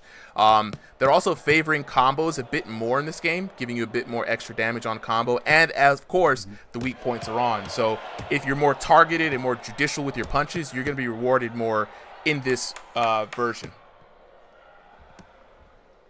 Absolutely. And to get the highest damage in this, you have to, basically your opponent has to help you get it.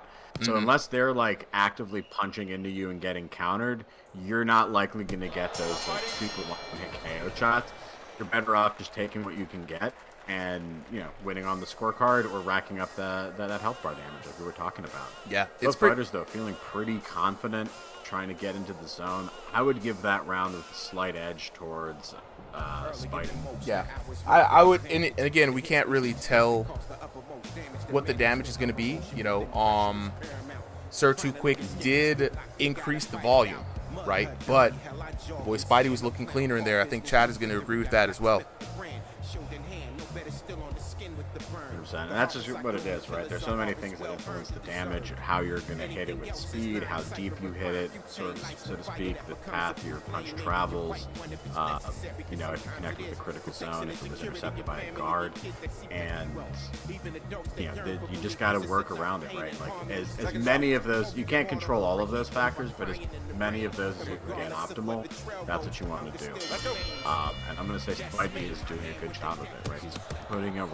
He's moving around to get angles, so his punches are going on a clean path. He's got really sharp hits. He's mixing them up. But so far, Tywick quickly taking round 2 advantage with some early barrages. Yeah, he's got to be careful.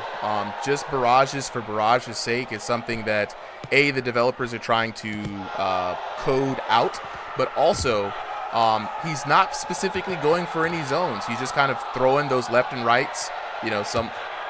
Oh, little Spidey, though, with a sharp hook. Spidey getting rocked a few times, and sometimes you just got to brawl it out. Brawl it out, bro. Damned. Hey, look, I'm here for it, man. Get the dub by any means necessary. And in response, Spidey's doing just that. I like, though, he's mixing up the angles those punches are coming from, throwing in uppercuts. He's hitting almost all of his shots, though, to the head. I want to see him mix in some more body shots.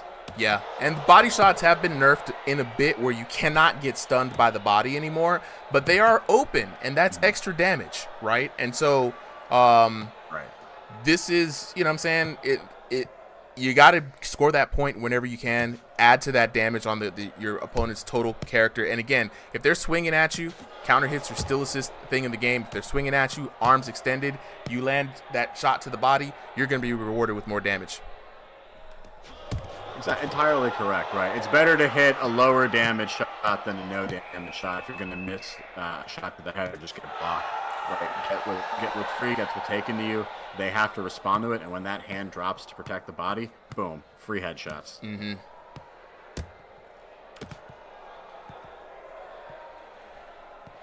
I think Tywick really stunning Sam there a little bit with those earlier shots. He's looked a little bit less confident, right? Like not as engaging. He's tired, bro. Good shots landed there. Your boy looks like he's gassed. I think he went all in that first round, and again, you can't just blast through somebody's character like that. You're gonna have to have more stamina, as we've seen from other boxers talking about V4. That's one of the big adjustments that you're gonna have to have. You're gonna have to pace yourself. You're gonna have a lot more punches throughout rounds, right? And that means you can't gas yourself out.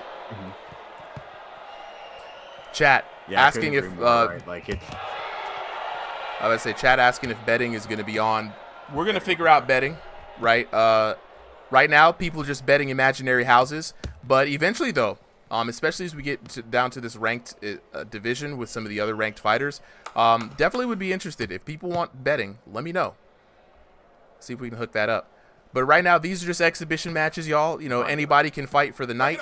So when you see these fights today, people just jump in. First 30 boxers. Oh, dang. Dang, the disrespect at the end there. Yeah, a little face-off there. Scott Bloom with 12 hot chili peppers. Appreciate it, bro. Thank you for the support. I love it, bro. Jesus Godinez says, I'm putting my third house down on white shorts. People seem to be favoring little Spidey, bro. They seem to be favoring little Spidey in this match. I love how nobody bets like $5. Everyone's like life savings or I don't bet at all. Yeah, absolutely. Brax with 2 roses. Thank you, bro. Appreciate the love. Keep it going, man. Like we appreciate all the support here, especially from the TikTok folks. I know y'all are just now discovering the channel. And you know, I appreciate all the love. TikTok is an amazing community. I love it. Who's who? So we got Lil Spidey in the white shorts. We are in his corner right now. And then we have Sir Too Quick in the Bruce Lee fit. Round number 3 underway. Last and final round of this match. So it looks like Lil Spidey, crowd favorite to win it. Solly, how are you feeling about it? Ooh. Yeah, I think you're right. I think he is gassed. He hasn't even really thrown that many punches this round at all. And Sir Too Quick not doing too much in terms of punching, but being very patient and landing a couple significant hits early on, getting himself that scorecard favor. Yeah, if I'm Lil Spidey right now, I'm backing up on the back foot, and I'm letting Sir Too Quick A continue to gas himself out, and B, I'm landing counter shots. And I'm tearing up that body. It's looking hella free right now. There we go, starting to land some body shots. But yeah, I start throwing combos to the body right now. Sir Too Quick might be done. Because the damage does add up. You see what I'm saying? You can grind somebody down in this game for V4. Yeah, and I think we're going to get one of those higher damage matches because I've seen the ugly face come out a couple of times on both fighters. So these shots are hitting with enough power to start blackening them out. Ooh, and right there, 2 good quick hooks. He's been finding that all night, especially when Spidey drops his hands. He just does a quick boom, boom, 1-2 on the chin. Yeah. He's definitely going to be helping him out on those scorecards. And see, that's the thing with little Spidey that I'm like, you know, I'm looking at this match. Like, he does not have to fight so close into his opponent on Sir Too Quick. Sir Too Quick has been favoring short hooks all night, like you said, Solly. Spidey has been shown that he can have a good shot selection in the mid-range, and he's not really leveraging that, really trying to work the inside here. And he's getting hurt for it. I don't think this is the range he wants to be. Sir Too Quick might take this round. Yeah, his punches have slowed down. You can see Sir Too Quick now guarding those almost perfectly. And it's just not there. Sam is just gassing out. He's just trying to survive. Might have done enough in those early rounds to get it on the scorecard, but he has to make it through this round 3. And Sir Too Quick finding a lot of good shots. I appreciate all the followers who just popped in, man. Duck VR with the follow, you know what I'm saying? Flix with the follow, PJ with the follow, Arturo Gomez with the sub. Appreciate it, Brody. Nia Plays, Gene Crow, only JTS. Appreciate the follows, y'all. You know what I'm saying? But yeah, as we get into this last 30 seconds of the round, bro, like, yeah, things have slowed down to a slow pace. It's kind of crazy what V4 would do to people when they got to go more of the distance now than they used to. Let's fight. I couldn't agree more, right? It just grinds you out, and like because you can't just knock people out with a couple big punches, you have to throw more punches, and you're just gonna keep draining yourself. So like that's the thing is, even if you think you can beat someone in an early round, just plan to throw, you know, constant punches for 3 rounds just to be safe, right? Like that should be the level you're working towards. That's what the top fighters in this group, in this league, can basically all do. Almost all of them can fight for 3 rounds straight. But yeah, some can go even 6 to 12. All right, let's check it out. I don't know, Sir Too Quick might have pulled it out. Let's see. Oh, and little Spidey maintains the W. Let's check out the scorecards, Brody. It was close. Could have been anybody's match, especially in that 3rd round. So Lil Spidey takes the first round 10-8, pretty convincingly. Looks pretty good. Everybody agreed that first round was looking pretty good.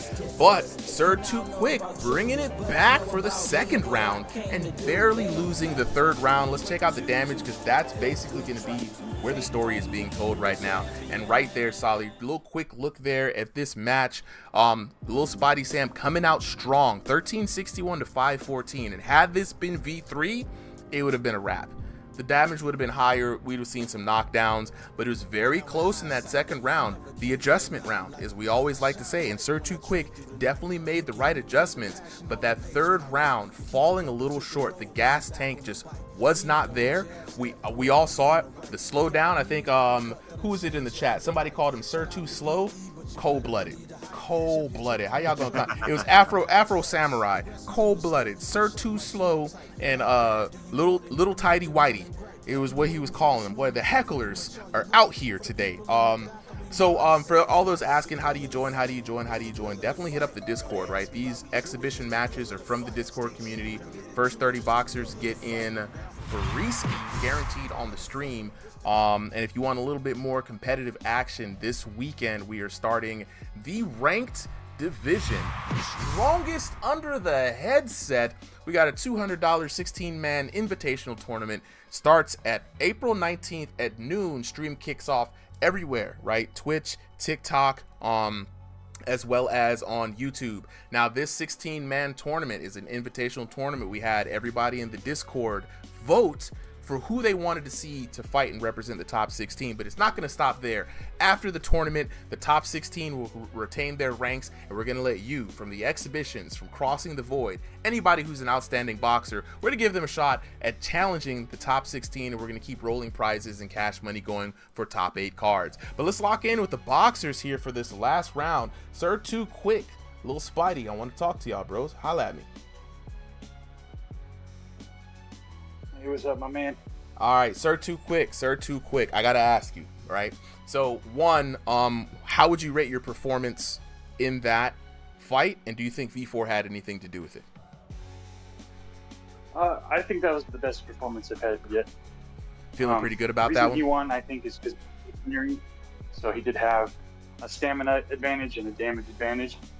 And I kind of figured I might lose coming into this fight, and that's perfectly fine, man. Somebody's got to be the loser, right?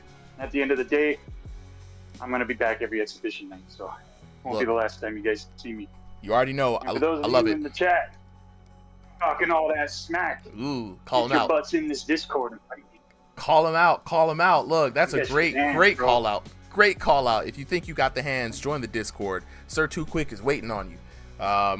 So yeah, dude, no, I think you did it. You had a good performance. Heck yeah, man. Spidey brought the heat, man. He did a great job keeping me under control. He was, he was doubling up my lands, and he was doing a great job outboxing. So I give him props for that. Absolutely. Look, you did your best out here, dog, and you put up some good numbers. You took round number 2, right? So you did make the adjustments, and like you said, it was just a little bit low on the gas tank, and all those things can be improved upon, man. Do some laps around the neighborhood, or just keep playing the game. You'll definitely see that gas tank improve. So I appreciate you, bro. Appreciate the call out to the chat. You know, you got to let the hecklers know. And so Lil Spidey Sam, holla at me, bro. Yeah. How you feel about that fight? What's up, man? Tiring. Very tiring. I'm tired right now. Yeah. Absolutely. V4 makes you throw more punches. You know what I'm saying? You fights don't end quite as early. Now, you were very good with shot selection your first time you came out in here, especially with mid-range. I mean, you look like a knockout artist. This time you decided to fight more on the inside, man. What was going on through your head during that? I don't know. I thought doing inside could be the easiest thing instead of doing outside, because outside I feel like I'm just too sluggish outside. So, but that was an amazing fight. I haven't fought since the last 2 weeks. Mostly not on my VR that much. Yeah. But that was a good fight, though. I appreciate you for coming through, as always, man. Always happy to see you. So will you be fighting more as V4 pops up, or are you waiting for a new balance patch? Nah, I'm fighting. I'm fighting more. Nice.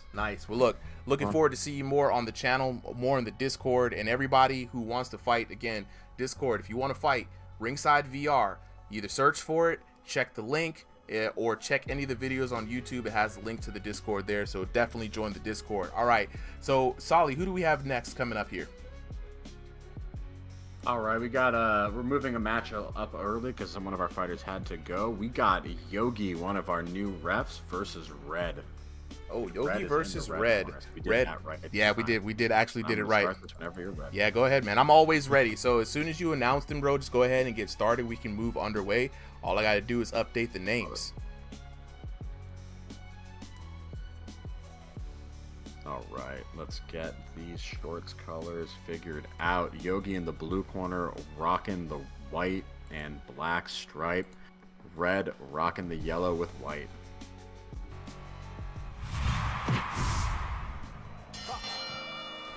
Yogi looks charged up.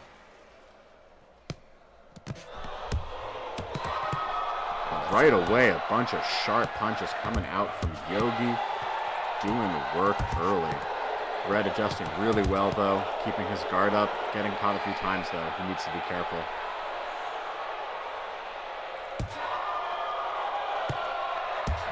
Yogi definitely fighting as the aggressor so far. Whoa, my God. Whoa, my God. That is something you don't see. That is something you don't see anymore, bro. I was sitting here. I'm so glad that I was just up. Oh, my God. Oh, my God. Crazy. We just got followers off of that. Thank you, Miles. Thank you, Sean, for the follow. You don't see that happening. Shout outs to referee Yogi. Ref's got the hands in this Discord. Absolutely, and he is just coming in with Machiavellian man energy right here, rocking that pompadour and just putting the ugly face constantly on Red. Red doing everything he can just to throw shots back to keep Yogi honest. Doing good damage, though, when he lands, but Yogi's just pushing so much pressure on right now. I think Yogi is one of the people who understands it. Even entertainers woke up in the chat right now. This is a high-paced match, and this came out of nowhere. And again, down goes Red. Yo, we got to break this down. Does Yogi have the dynamite? Is he the new power puncher? Yogi, by the way, is one of the top 16 boxers in the Discord fighting this weekend. So, wow, this is a great showing for Yogi. Yeah, and all those training sessions he's been putting in really starting to show. He has just got a mastery of how to do damage in this game, right? The technique isn't even that sophisticated. He's just swinging. But, oh my God, Red with the counter! Speaking too soon there. We've got an exciting... What is this, V3 accidentally? Holy crap. Yeah, what happened there? Did you pick the wrong version? Because these boys are swinging out here. Entertainer, you're right, bro. They got them hands. Okay, Yogi's got to take a step back. I'm excited most for this post-fight interview. We need the secrets of the knockdowns shared with the people here. Nah, 100%. And you can see it already, man. Just in the way that they're throwing, the speed is so much different, especially compared to the last fight, right? A lot sharper, and especially like you see Red right there landing that stiff left hook right across the side for Yogi. They're not only throwing with speed and a lot more volume, but, you know, a lot more opportunities for counter hits. And, you know, Yogi's defense is a little loose, but, man, he's throwing. He's up 2-1. Yeah, his defense is loose, but his offense is on point. That is going to be a full-on K. Right at the end of the match. Over. Damn. That was at the end of the round, too. The end of the round, send this man to the Shadow Realm. Oh my goodness! All right, yeah. I need to hear from both of these two. Yeah, 100%. Let's check before we go. Let's quickly check that scorecard. I want to see what kind of damage we are working with. Yogi with almost 1,600 in a round that didn't even make it to the end. Red showing he's no slouch either, though, hitting 1326, and no wonder he found his own knockdown there as well. Amazing match, gentlemen. 100%. Chat is on fire. Yeah, everybody in the chat's going wild. It's very rare. You know what's interesting though as well though, like even though these types of matches don't happen that often, very common for V3, right? Very entertaining. Everybody was hyped. It is nice to see them every once in a while. So you know what I mean? So that was good. Yo, Afro Samurai said if he dies, he dies. Joe the Cool Guy, 10-7 round is insane. Absolutely. Like we don't see those types of rounds anymore. So we got to talk and lock in with the homies. Got to lock in with the homies. Where y'all at? I gotta hear from Yogi, especially from you, dog. Like I need to hear it. So I've been training a lot more accuracy. Yeah. Because I don't know if you saw my earlier fights, but I had no guard whatsoever. So I've been focusing all on TKOs. You might beat me in points, but you'll be on the floor when you do. Look, you had the killer's strategy coming in, and that little taste of what people can expect from this weekend's first round of the tournament. Yogi's been, for y'all who don't know, Yogi's been in the Discord having practice lobbies. They've been working on tech, they've been working on technique, and so laser focusing on accuracy sure paid dividends. Were you surprised by that knockout that you received from Red? He did hit an OHKO counter on me that I moved into. Yeah. Very rare to see that. I was quite impressed. Yeah, I got caught by that. It was very impressive. So that was a very good job by Red. But you need to do it 2 more other times. Yeah, absolutely. Look, Baby J, I've already sent like a link to the Discord several times, bro. So I mean, I'm not the one not paying attention to the comments. I believe you are. So check the link if you want to join. Just click the link. It's a Discord. I've sent the link on TikTok specifically several times. Final Fury out here. Appreciate the love. Y'all already know we be putting out the dedication. Look, man, shout outs to the developers, Cluj Entertainment, Final Fury. If you guys don't know, VR fighting game dropping coming out. We've got a lot of tests coming in. We got a big announcement coming out too, so pay attention to that. So yeah, we absolutely love it. Appreciate the support. So keys to victory, Yogi. Accuracy. Now, did you do something with the damage? Did you say something? You said something to me? Sorry. Yeah. Did you do something to affect your damage? Is it just focusing on weak points? It's purely weak points, and I try to pepper in jabs and apply pressure so he can't heal, because the healing mechanic, if you outbox, you're probably gonna out heal an infighter. So if you keep that constant pressure, and instead of spamming, which really doesn't work anymore, because you need to hit weak points. So if you spam against me, you focus weak points, you'll get that knockdown. That can carry you around. Look, I love it, bro. I absolutely love it. Look, congratulations on the dub, knockout of the night, fight of the night.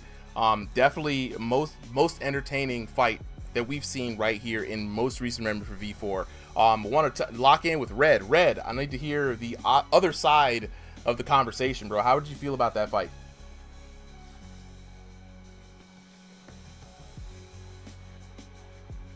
Red's not here. Red's not here. Look, no comment from Red. No comment. Can we bring him up on stage? He's not even in the lobby. All right, well, let's go on and get to the next fighters. Man. I appreciate y'all, bro. Good, hey, and Yogi, good luck this weekend. He was just paying attention. Word. All right, and good luck this weekend, Yogi. And so speaking of this weekend, before we get to this next match, I want to remind everybody that these matches, while they are exhibitions, they're open to join. Anybody can join in. Any skill level is welcome, right? This weekend, we are kicking off a $200 16-man invitational, strongest under the headset, presented to you by Ringside VR. This is a community-voted invitational of folks they think are the top 16 in the channel. And you just saw Yogi, one of the competitors who is going to be fighting this weekend in the first round. It's going to be a 6-round Swiss bracket to decide who the top 16 are. Top 8 are going to be the ones to get paid out, splitting that $200 prize. So join us this weekend for the first kickoff of a brand new league and a brand new event here on Ringside VR, right? Shout outs to everybody out in the chat. Yes, this is Thrill the Fight 2. This is on VR, and the folks are really out here throwing hands. Let's go ahead to this next battle. Who we got in the blue corner, Solly? All right, exciting matchup coming at you next. We got JTS versus FaZe Noah. FaZe Noah is in the blue corner, JTS in the red, and I am going to start this matchup. Is it FASE Noah? Wait, you said JTS in the red? Noah. Yeah, JTS in the red. JTS sitting at a 1620, FaZe Noah sitting at a 1688, so pretty close match. But two fighters who we have not yet seen on Ringside, both new tonight.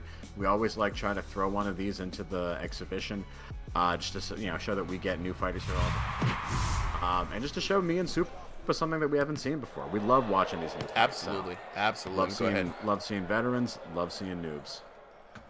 And so, who do we got as far as corners goes? Is it JTS in the black trunks and FaZe Noah in the pink?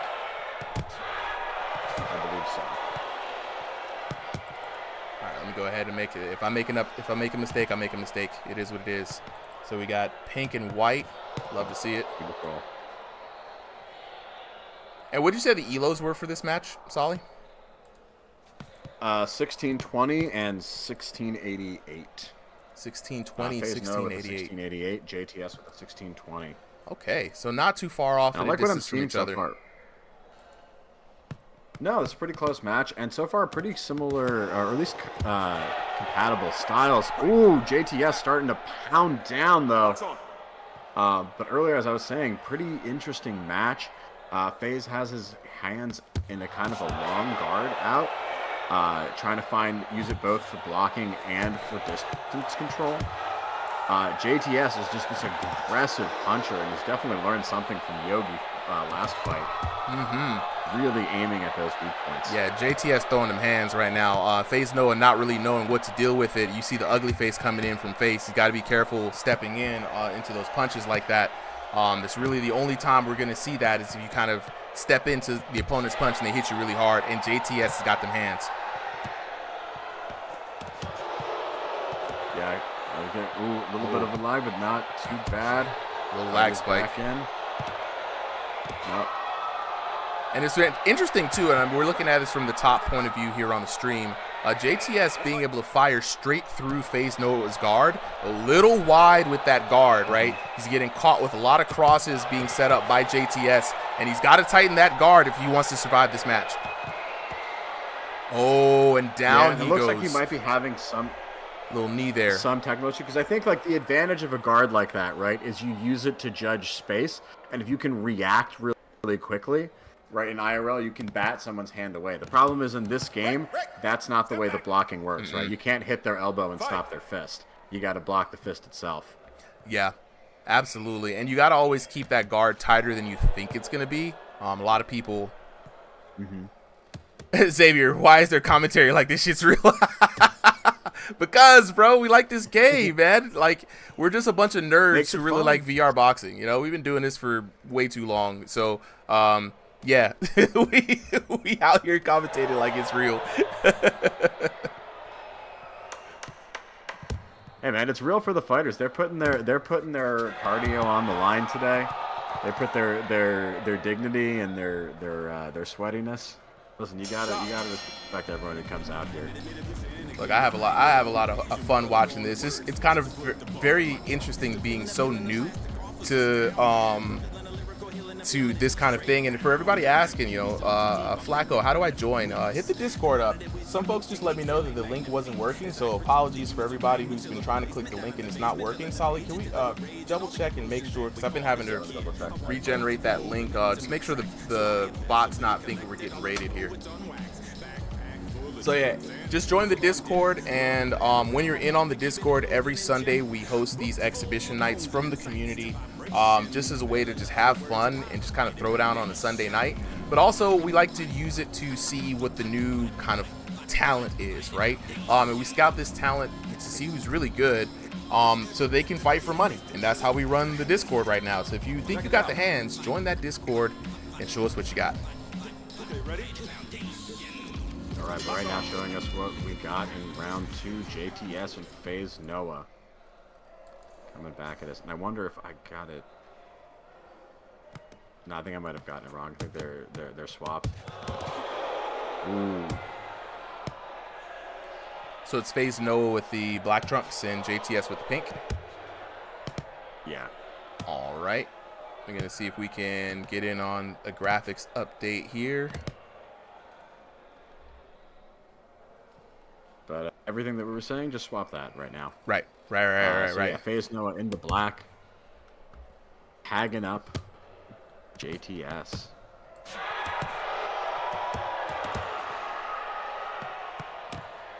Yeah, and it looks like the lag is there, getting him a little bit again, starting to skip across the ring.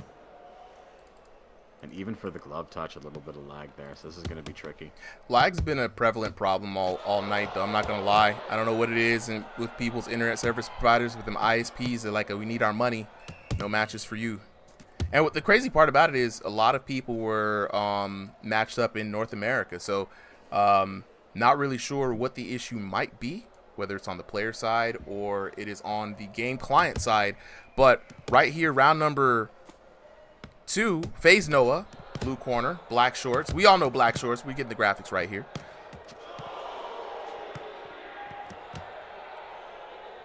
Crowd saying right now they got to work the hands. I can hear the chat going in. I wish I had like a chat reader. It made him sound like a crowd or something. You go, hey, bro, you got to work into combos. Shout out to Entertainer. Black shorts, though, looking like he's going to be the crowd favorite. Right, and it shows. He's out here piecing them up, and again, it's almost as if JTS is not, just doesn't have his guard activated at all. It's wide. It's about a mile apart. You know, he's not covering up his face at all, and he's getting tagged. Right.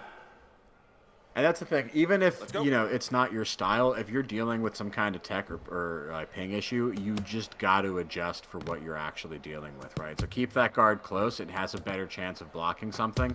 Like right there, right? It was wide, and he just did uppercut, straight, and just boom. It's just taking all these points away on the scorecard. Nah, it's that lag too, dog. Look at him. He's fighting demons. He is fighting for freedom. He is fighting for your rights, America. But what he's not fighting is his opponent right now. Swinging in a miss. Boy, that man is fighting his inner thoughts. Boy, fighting his taxes. He's fighting injustice, man. Fighting slavery. This boy out here is fighting for freedom. Boy, he's not fighting his opponent. Chat, this man needs help. The internet is struggling. I think so, and unfortunately, I wish we could see just have some fun edits whenever this happens, and just edit in people's after images or something.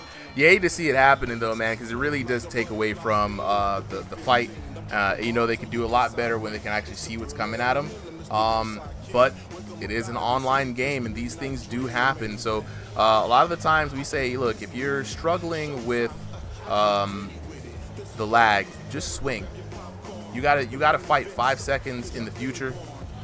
Don't swing it where you're seeing. Swing it where you think they're gonna be, because I mean they can still get hit by a wild punch. You may be looking like you're not doing anything. They get knocked out. We've seen it happen so many times. So Mag615, appreciate the follow. Do not be predictable. Yeah. Right. The other thing is you just can't be predictable, because if you're predictable and delayed, that's just giving someone free shots, and you're basically at tutorial level at that point. Absolutely, and you know, it's not much you can do with what what JTS is kind of dealing with right now with the lag. Not much you can really do either way. So this advice really is not super duper helpful. But hey, man, you in the ring, just throw hands. Right now, FaZe Noah though, looking like he's gonna run away with this match. JTS is going to try to work through it, and man, JTS again fighting somebody there, but it ain't him. And I think the lag is getting even worse as the night goes on, because it wasn't this bad in the first round. Mm-hmm.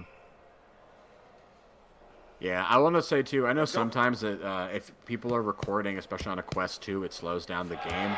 I just want to tell any fighters, if it's between getting your POV recorded and having a good fight, just turn off the POV and yeah, I think for exhibitions, get put up on the channel if it's in the past. Yeah, I think for exhibitions, I think I'm just gonna call it no more POVs, because we're just gonna clip them out from the stream anyway. So we're not gonna do any POV edits, and I think a lot of people who are coming in on exhibitions might be using Quest 2. So 602 NATO, is Thrill of Fight 2 worth the $10? I'll put it to you like this. You can't even get a good burger for $10. So is Thrill of Fight 2 something you're going to be playing for months on end, worth a burger? Yeah. And the game is going to get more expensive as they get to launch. So drop the $10. Yeah, and I definitely think there's something to the Quest 2 frame drop here, that he's just getting tagged up, and you hate to see this happen. Just not a good look. With both the internet, with both the hardware, what I mean, it is what it is. Let's fight. And it's been affecting a lot of our fights tonight. I think this might, just be something that we're going to have to work through, a little bit of little growing pains. Can't fault it too much. Still an early access game, still newish technology, but you want to see better. A little, you have such a good and polished game, and just like a little bit of an issue like this can really just ruin the whole fight. Yeah, we've seen better. That's the insane part. We've seen better from this game in the last exhibition nights, and we've seen better from other tournaments. So, I haven't seen this be a V4 specific thing. And again, we just had a few matches here that that went through flawlessly. So a part of it could be hardware.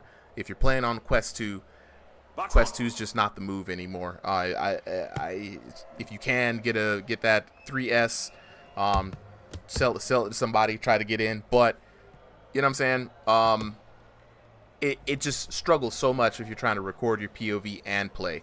And then of course internet issues. It is an online game, but 15 seconds left in this match though, and it's gonna come to an end here, and you hate to see it happening because we want to see something of a competition, we want to see something of a fair match, and right now we're just not getting that. Yeah, and occasionally, you get that lucky punch, but it's just not happening here. Just too much delay and too much of that technical issue. You can see almost like 3 whole seconds behind. Ladies and gentlemen, your winner is... Jean Crow says it's Wi-Fi, not the Quest 2. So we got a bunch of different things, of course.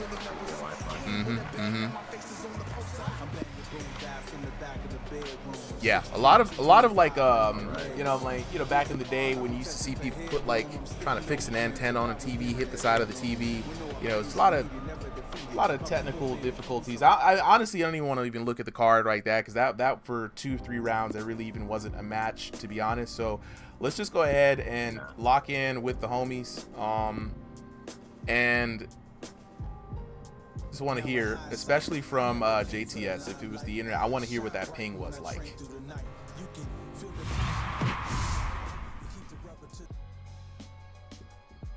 JTS, you up here? He's not, so that might be telling. That might be telling. Oh, there we go. He just invited to speak. Yeah. All right, here we go. I want to hear from you, JTS. Where you at, bro? Hey, there he is. Can you hear me? Yeah. What happened, man? Was it man, lag? The ping was pretty bad, man. Excuse. This man just disappeared on us. The ping was pretty bad. The ping was pretty bad. Solly, can you double check what's All right, no. You good, bro? Is it better? Well, we can't hear a thing you saying. Can y'all hear me? Yeah, we a little bit. Yeah, I'm good. You good? You all right? You all right? Is that better? I think so. Yes. Is that better? Yeah. Go ahead. So you said the ping was pretty high. Did it get worse throughout the match? Yeah, it got worse throughout the match. Like towards the end of the match, I could see him throwing where I'm not at, and I'm like, what's going on? But it is what it is, man. It was a good fight. Dang, bro. I hate to see the internet ruin a fight like that, man. We wanted to actually see what the competition was going to look like, but I guess we'll really never know who really won that fight, or who could have won that fight, really. Question, are you playing on a Quest 2 or Quest 3? I got a 3S, but we've been having like a lot of tornadoes where I'm at, and a lot of storms, so I think okay, that makes sense. A little bit affected. Makes sense. There is a lot of crazy storms going on right now. Makes a lot of sense. Okay, all right. So can I give a shout out to my trainer real quick? Go ahead, give a shout out, bro. I just want to give a shout out to my brother Gene, my trainer. He prepared me for this. This didn't go as I planned, but it is what it is, man. This is not the last time y'all gonna see me. I see Gene in the chat right now. I see him. He's the one that saying that it's Wi-Fi, not the Quest 2. So hopefully the storms are better next week and that you guys remain safe. I want to definitely see what you can do without the lag issues, bro. And so yeah, man, show up next week and let's hear from FaZe Noah. Hello. I just wanted to say that my Wi-Fi was actually good because when I checked it, he had no bars at all on his signal wave. He had no bars. he had no bars at all. Okay. But I just want to say, like, can I do a shout out real quick? Go ahead, bro. Okay, I just wanna shout out my family and my trainer that set me up for this fight today. But yeah, that's really it. I was really nervous before I even did this fight because I'm actually new to this server and this YouTube channel as well. Look, so I got a question for you then. Being new to the server, being new to the channel, one, what are your thoughts about the channel? And two, how do you like the server? Oh, dude, this server is very welcoming. I like it a lot. People also did help me out a lot to sign up for this. See? So yeah. I be telling y'all, jump on in. The water's fine. We be helping people out. You know what I mean? So I'm really glad that you took it upon yourself to engage with the community. It's a wonderful community. Jump in one of the practice rooms. You know what I'm saying? Continue coming out to these exhibition matches. Definitely jump in if you have time on Thursday nights for the Crossing the Void. After this tournament, we will be looking for new people who we think are dope to challenge the top 16. So if you work your way up to it, man, get your trainer up involved, work out a game plan. I think you have a lot of fun here, man. So I'm really, really, really excited that we got some new folks in here. I'm always excited to see it. Solly's always excited to see it. So I appreciate y'all. So yeah, let's go ahead and get to the next fight. Solly, who do we have in the blue corner? All right, blue corner, we've got Conquest versus in the red corner, Justino, aka Mino Sally. Mino Sally. And I am recording. All right, I got the names up. Conquest, you said in the red corner. Shout outs to Conquest. So he's with the pink. And both of these fighters sitting at an exact 1700. Conquest wearing the pink. And Justino. Oh wait, no. Okay, sorry. Other way around. So it's Conquest in the white. Thanks. Mino Sally Conquest in the pink. white, Mino in the pink. Gotcha. Let me go ahead and update that real quick. I love when the fighters are listening to us and can react. Like imagine like a Tekken character telling like if you named it wrong, like Kuma being like, "No, that's not who I am. I'm Panda." Right. Could you imagine? This game is so immersive. It's talking to me. All right, but going back into the fight, Mino Sally doing a really good job. Even though the elo is even, the punch count is not tagging up his opponent. Conquest has got to lock in. Mino Sally, historically though, the story behind the Mino Sally mythos is he was Justino at first, and then he went against another Justin and lost his name in the Justin versus Justin battle, where the loser had to change their name, and so he named himself Mino Sally. It was quite the epic battle, I will say so myself. It was a very fun event to put the username up as a pink slip. Yeah, and I gotta say he's been doing good work on the Mino Sally. I think he's got a new so far. And so far in V4, looked like he's doing good work. Very comfortable so far this round, using his guard, but mostly just avoiding with head movement and just good footwork. Get these colors updated. Appreciate you, Stevie, for letting me know that the fight wasn't on the stream. Right now I'm going to attend to these colors before I get to this commentary real quick. He said Mino Sally's got the pink and white, right? Mino Sally's got the pink. Yep, pink and white. Conquest in the black and the white and black. I think I got it locked in here, bro. Heating up a little bit more. Conquest now trying to turn up the gas, landing a good shot. Crowd is loving it too. Absolutely. Conquest finally getting a little bit more comfortable this round, starting to find his pace, and he's landing with those hooks. Mino Sally has to be careful. That low guard is starting to be a problem for him.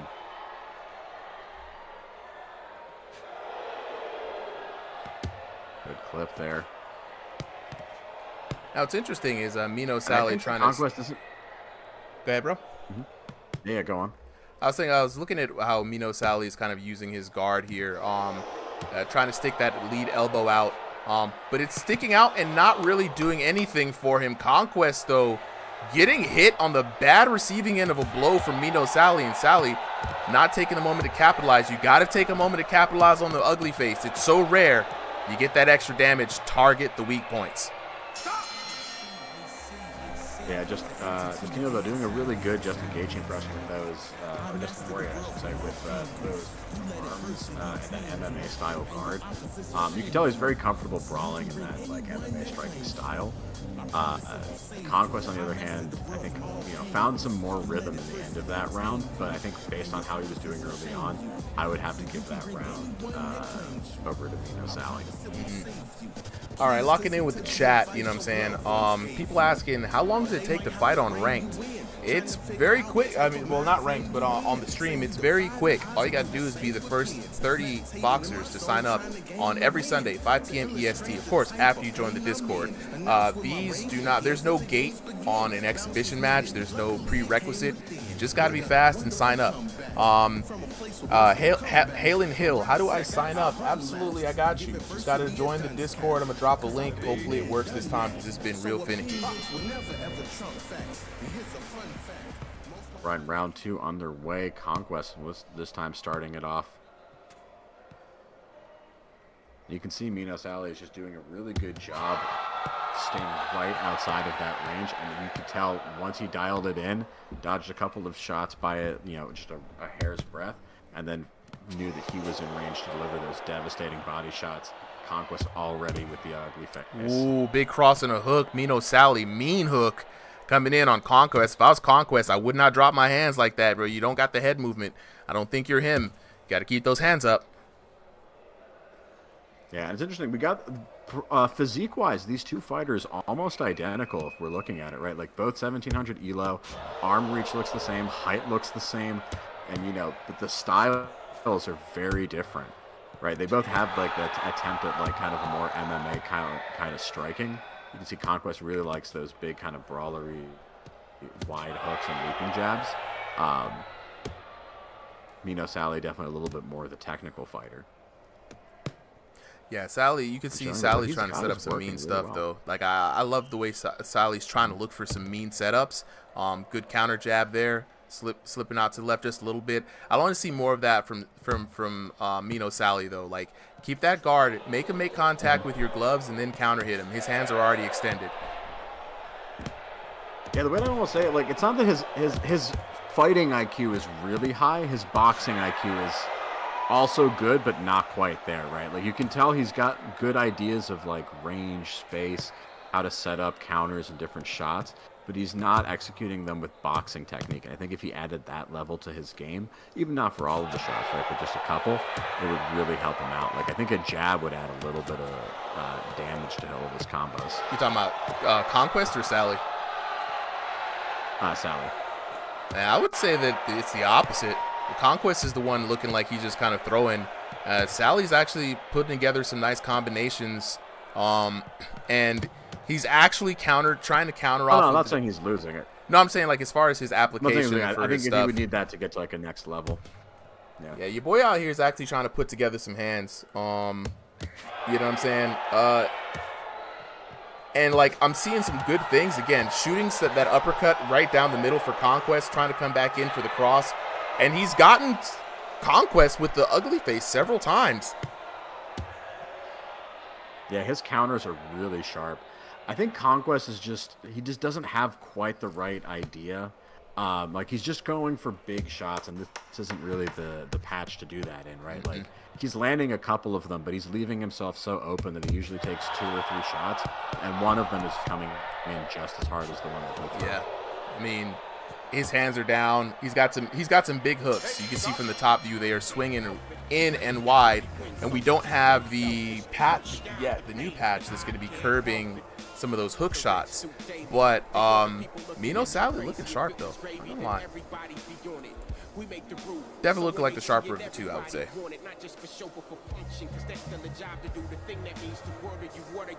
Jump in here and set this up round number 3. Got it. Okay. Halen Hill. Yeah, you can absolutely just ask anyone for a match. Tonight's card has been already pre-filled, but but there are people fighting all the time. We have just hit up one of our refs and look at the guides for the server. You'll find out how to engage with people, different fights all over the place.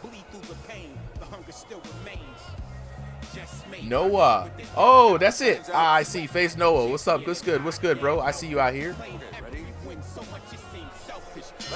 All right, third and final round, man. Into this match. I think this is our round 3. Both fighters trying to hype up the crowd, and I think this is the right call. I think we're going to see some explosions.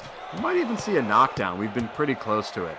At this point, when a fighter is stunned and it's round 3, you think you're behind on the scorecards. No point backing out, right? May as well just hit the gas and try to go for broke. Yeah, speaking of gas, Conquest had Mino Sally in a little bit of a tough spot there. Sally trying to go in for a clinch, but not able to find it. But what he has been able to find is some significant blows. If he can keep the constant pressure up, again, we always say this to people, go for the body for the free dammy, bro. You know what I mean? Like, you want to build it up. I think, thinking about it now, shots to the body will just go for extending combos, right? If you can land a couple of shots to the body before you go, you're going to go a long way. You know what I'm saying? And there we go. That's the knockout you were looking for, bro. Yeah, you called it. You called it from a mile away. Striking up pose, Mino Sally feeling himself, and he should, because he just made Conquest feel the canvas, pulling on a little invincible. And Conquest doing exactly what he should at this point. He is down on the scorecards for sure after that. He's got to go for broke. This is open goalie, open net mode. Goalie's out. He's trying to swing and fight just as well as everyone else. And you got to be careful though when you're swinging like that. You're desperate for a knockdown. You're desperate to make a comeback. You're leaving yourself wide open for counter hits just like that. And Mino Sally has been tagging him all night. And there we go. Sally starting to dig into the body finally. You got to be careful if you're Conquest. I will say though, for those fighters who are going for it, right? Like it's a good way to realize that like you should be working on more in your game, because you don't want it to come down to you have to wild swing for a knockdown. You want to have a game plan from the start that you know you can trust to carry you to that dub. Conquest here going for it, but at this point, Mino Sally has just locked in his patterns. He doesn't need to go for the knockdown, and so when he's just focusing all of his attention on defense and just throwing enough offense to keep Conquest honest, I don't think there's much Conquest can do. This match is starting to be just get away from him entirely. Yeah, he's going back to dropping those hands. Not something you want to do, especially when you're someone like Mino Sally has the accuracy and he knows his range, and he's just at this point freestyling a little bit just to find whatever shot he wants to land. And if you're going to keep your hands down, do it like folks like Carl. Like, get that head movement going. You got to stay evasive. Bait them into swinging where you want them to swing. Last couple of seconds here. Could it be a miracle? Could we see a knockdown to come back? And that's how I say he's not letting that happen. Not letting that happen at all. Full Matador. He's confident in that victory. All that's left is for the judge to declare. All right, judge not being paid off today. No money flowing where the judge is going. We've seen that happen a bunch of times. Shout out to your boy Mino Sally, the boxer formerly known as Justino. Taking a look at the cards. Actually, Justino taking the first round 10-9, losing the second round 10-9, but gaining it back 10-8 in the commanding third round, sealing the deal with that knockdown. Let's take a look at the damage real quick. Damage moderately, pretty decent, yo. You know what I'm saying? I think if you hit about 2,000 damage per round, you should feel good about, or per match, you should feel good about yourself.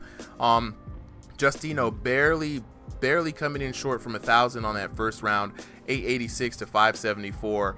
But your boy Conquest coming back, 689 to 517, and then Mino Sally with the mean knockout in round number 3, 701 damage to 692 for your winner in the red corner, Mino Sally.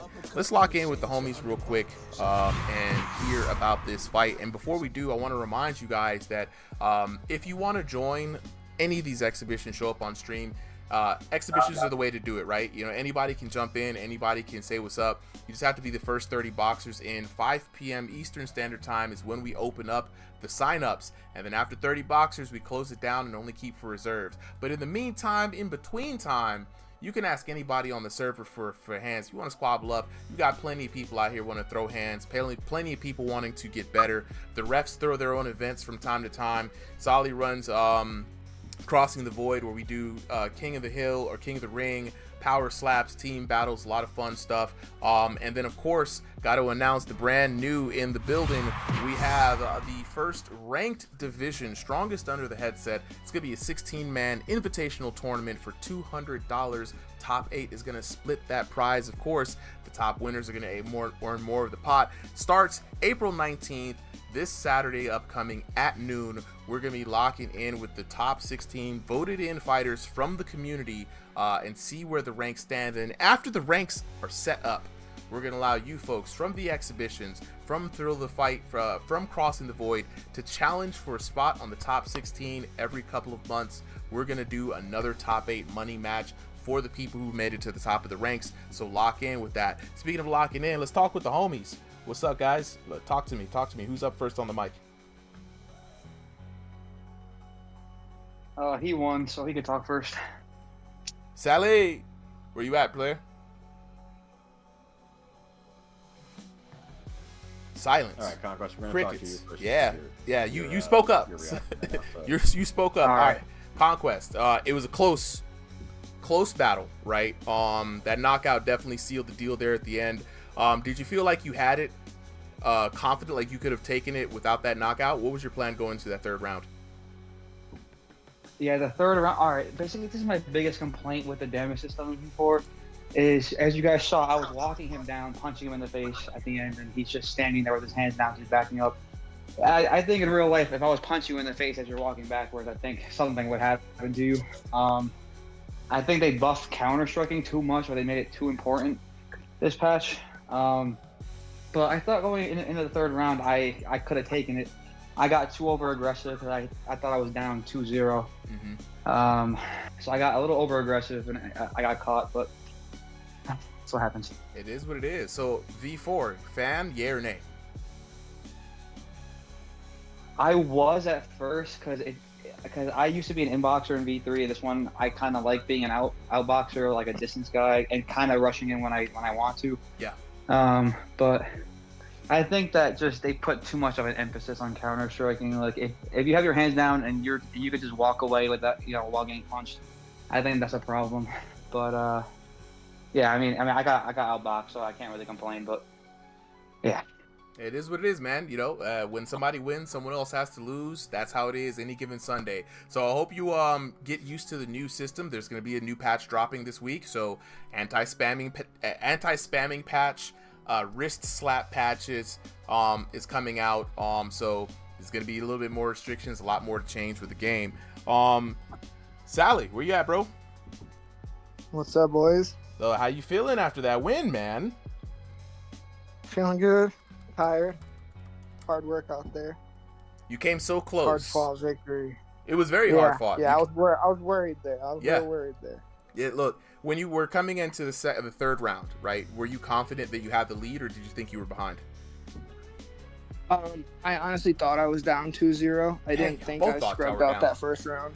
Wow. Yeah, I don't know. There was a bit of a lag too. I will say that. I don't know if it's the update or this was my first time playing in a private match.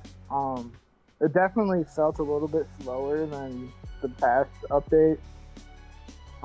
That could have been either of us on our end though. Like you said, you never know. You never really know. Look, the internet's been a problem for everybody tonight, but you clutched it out. We saw a couple of times that you were able to injure your opponent quite well, but you weren't quite able to capitalize on it, and it all culminated in that third round. So, I got to ask you, V4, yay or nay, how do you feel about it? I'm honestly really liking it. And, just like how you were just saying, even when you hurt somebody with this new damage update, the way it's set up,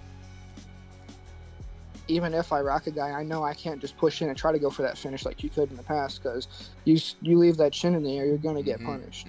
Absolutely. Well, any last words for the homies before we dip up and out of here? Keep doing what you guys are doing. I appreciate it. We're going to keep rocking, and it's never going to stop. Speaking of keep rocking, who do we got up next, Ollie? All right, up next and already ready, we've got Vitality in the blue corner against the Eagle in the red corner, whose name is also the Hawk. So one way or another, bird of prey. Well, I'm going to put down the Hawk, because that's my boy from Cobra Kai, you know what I'm saying? So I'm ready to start whenever you are. Let's go ahead and get on to this next fight. Bennett, appreciate the follow there. Love the support. Shout outs to all the supporters here tonight as we roll through. Yeah, this is another pretty even fight. We got Vitality at a 1700 and Eagle at a 1750. Again, Vitality in the blue corner wearing the white trim. Eagle rocking the David Eagle from Hajime no Ippo look with the silver hair. Love it. Rocking the yellow shorts too. All right, so Eagle's got the yellow While and white. While I'm up in here, can I say something too, boys? What's up? Real quick. I did notice about this new update. I have noticed a lot of people aren't taking into consideration the system of the move in and move out. People obviously are taking the move in. There's an opportunity to get good power. But people are not using their head movement enough to slip away from incoming punches. And I've really noticed that takes a lot of the damage off punches. Ooh, good point. We did see that last week being used heavily. Some sneaky stuff being able to be used by people. If you turn away from a punch, you will also mitigate a lot of damage. But my goodness, the damage is raining down here in this first round. Yeah, and in a pretty even way. Again, another matchup of pretty even fighters, both in terms of elo, style, and physical appearance, right? It's just black hair versus blonde hair today. That seems to be the vibe of the night. But this man entertainer talking about some of the Hawk Tua. Get out of here, bro. I love it. So yeah, I think wow, and the internet's just not doing it for us this week. I call rematch. We'll run it back. We'll run it back as long as the type works. Yeah, what happened there? What happened? I think I lagged out because on my screen he froze. I guess the ropes. Interesting. He was up there celebrating on our screens. Double check, make sure y'all got good internet, bro.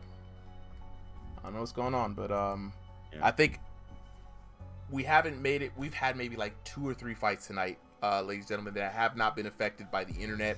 I don't know if it's the storm sweeping across the nation tonight or what it is, but we're gonna try again. Vitality and Hawk readying up. Solly, go ahead and let it rip. We're gonna see if we can try to get a good match, and if this happens again, then we're just gonna move on to the next match. All right, sounds good to me. Starting it up, let's go for round 2. All right, fight number 2 underway. We got Vitality in the blue corner, Hawk in the red corner. Let's get it started. Short corner ready. Yeah, ready? Box on. All right, and let's see, both fighters adjusted to each other. Let's see if they change up. No, we still got this high pace action to start. Absolutely, man. They didn't even get a really good chance to tire each other out. But they got a little bit of data on each other, though, a little sneaky amount. So let's see what they can do with that as they try to figure each other out in this first round. Yeah, and they got to be careful. It's already 2 clinches. Red being called for one of them. And I think this is something we might see because the way they move their head movement, basically they just keep headbutting into each other. And it's less a clinch and more of that headbutt that keeps getting called. Yeah, and you know what's interesting? I mean, I know they brand it as a clinch system, but I'll always be the one to call it out for what it is. It's just an anti-collision system. You're not really clinching. They just, whenever you cross the other opponent's body, it just separates you. And I think that, I would love to see them build on this in the future and maybe offer up an actual clinch system. I don't know how it's going to be, but, we've seen people try to use it. Shout out to Dark. Shout out to some others. But right now, let's get back into the action. And they're just kind of throwing hands, and I'm still seeing a little bit of that lag, so I hope we don't lag out in this match. Yeah, same as well. Already had it happen once, but so far looking pretty good. Ooh, an eagle with a couple of good punches. Changing up to the body, into the head. And again, I just keep noticing, it's almost like we're watching a mirror match. Both fighters throwing very similar styles, very similar guards. They got the same haircut. You know, they just mad at each other. Oh, and the Hawk with a devastating knockdown. Look, I didn't think we were going to see any knockdowns. Shout outs to RLXYZ 216 for the follow. Shout out to Bennett Calmert. And shout out to Skibbity Alex T for sharing the live video. Appreciate the support, y'all. Keep it coming. Yeah, let's see how they react to that. Hawk with a great knockdown. Beautiful shot. Landed right flush on the nose. Now, if you're Hawk, you got to be feeling confident right now. You got to be able to take it easy. You don't have to commit quite as much. Let Vitality come to you. And that's where he's going to open himself up for more counter shots. And so that way you can take advantage of him trying to come back in on you. But Hawk, you know what I'm saying, doing his thing. He in the ring. He said, I'm going to take the fight to Vitality. Yeah, Vitality, though, does look like he has the power to get that knockdown if he can focus. He's been rocking Eagle a few times. That ugly face is just right there. But just not enough to finish him and put him on the ground or to follow up, right? He's getting a lot of those big shots, but if you look at where his body is, right, he's throwing himself all the way off to try to land those. Yeah. It's just difficult to follow up when you're off that balance like that. Yeah, I see exactly what you're talking about there. Undefeated USA, appreciate the follow. Jumping into the stream the strong way. Already, I love it. I love it. Let's go ahead and lock in with this. Switch up the graphic system for next week. Just can't. They won't let me be great. Just won't let me be great. But shout outs to these boxers, bringing the action, not shying away from any kind of throws, shots to throw. And Hawk, really, really happy coming out as the aggressor in the Hawk corner right now. He's pumping himself up, feeling pretty good. Don't let it slip away from you. Oh, absolutely, right. And again, accurately fighting in kind of that very technical Eagle style, right? Like, his hands are up, he's got a proper guard, but he's just very comfortable in fighting, right? They're not just brawling and swinging, they're constantly putting their hands back to guard and their heads, their footwork. You can tell because he's coming out of a lot of these exchanges just with the slight edge and just maximizing the damage the way that we haven't seen a lot of people do yet in V4. Mm-hmm. He's keeping active, too. I like how he's keeping loose. He's keeping those hands busy. You never know when he's going to fire. Ooh, good two-piece landed by the Hawk. And the Hawk swarming in. Looking for that prey. Yeah, Vitality looking like a mouse right now. Yeah, and I think what the Hawk does a little bit better than Vitality, again, they're both very similar, but the Hawk has just better follow-up, right? It just seems like he's managing to land these punches in a way that lets him follow up for another punch, or at least to keep the pressure going. Goober's Revenge, Dalen 973, both y'all. Appreciate the follow, man. Thank you for joining in on the stream. Ooh, Vitality returning fire with a big shot of his own. Trying to find that money shot with the cross. Big V3 technique right there. A little bit of lag coming in. But now you got to mix it up. You got to actually throw something either before or after that cross, set yourself up for the next shot. The one-hit power is just not going to do it. Ooh, another cross right down the middle from Vitality. No, like we were saying earlier, right, that's a dangerous thing to rely on, even more so in this patch. But I think there is a path forward, right? Like, you've been knocked down. You just got to not be, not panic. Know that you are landing shots. You can see the ugly face coming in, right? Like, you have the damage. You just gotta really lean into that don't get hit aspect of it, because I think that's really where it's going, right? He's just going in a little bit more like frustrated and aggressively than he needs to be, and that's where Hawk is catching him with most of his shots, right? Because he's getting in good. He's getting right, like Hawk has the ugly face right now. He's throwing a good barrage, but he just always goes a little bit too much, and then Hawk hits one of those big counters or uses the clinch to end the exchange. Yeah, using the clinch to frustrate your opponent in the exchange is really jarring, right? And then you get stepped back to neutral. You get to recover your health. You know, your opponent just got into their rhythm. Oh God, speaking of getting into the rhythm, the Hawk laying in on Vitality. And there's got to be a little bit of lag involved as well. I'm seeing Vitality throw some shots where he thinks he should be. And I think that's a little bit of play. But when Vitality does land, it does hurt. You see the pain on the Hawk's face. I also think, too, you're right, you make a good point with the lag, but even with the lag, he's got the right strategy, right? He's constantly throwing different shots. He's not keeping the same rhythm. He's always moving, and he's always, you know, he's either moving or throwing punches or doing both. And especially when lag is a factor, you got to do that. Otherwise, you're just going to be a sitting target. Absolutely. Rogue Master, how do I join the fight? Well, these fights you can't join today, but check out any of the videos on the YouTube channel. Link for the Discord is there, bro. Just join the Discord, and you should be able to lock in with us and sign up on Fridays. You'll be able to get in.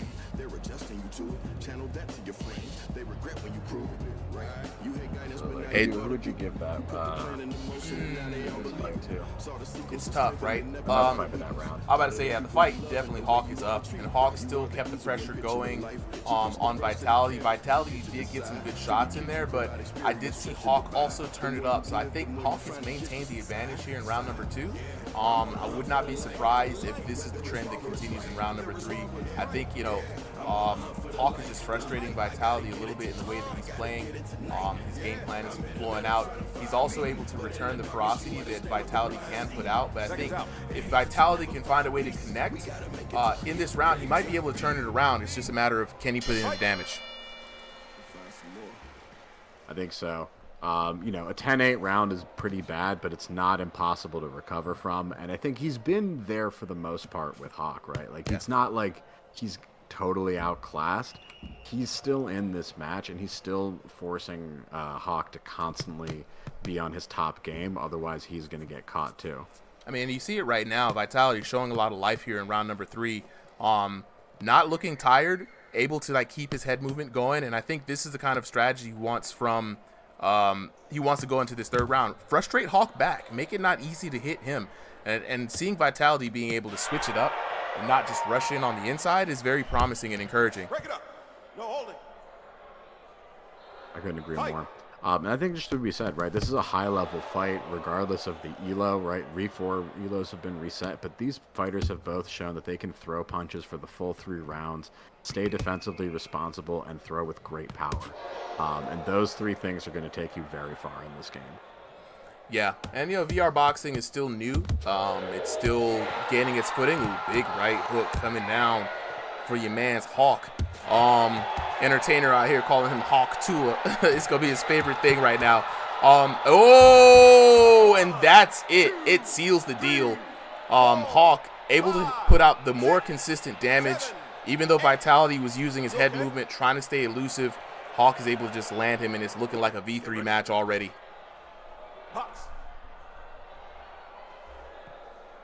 And back there, Hawk absolutely turning this now from a closer match to just a domination.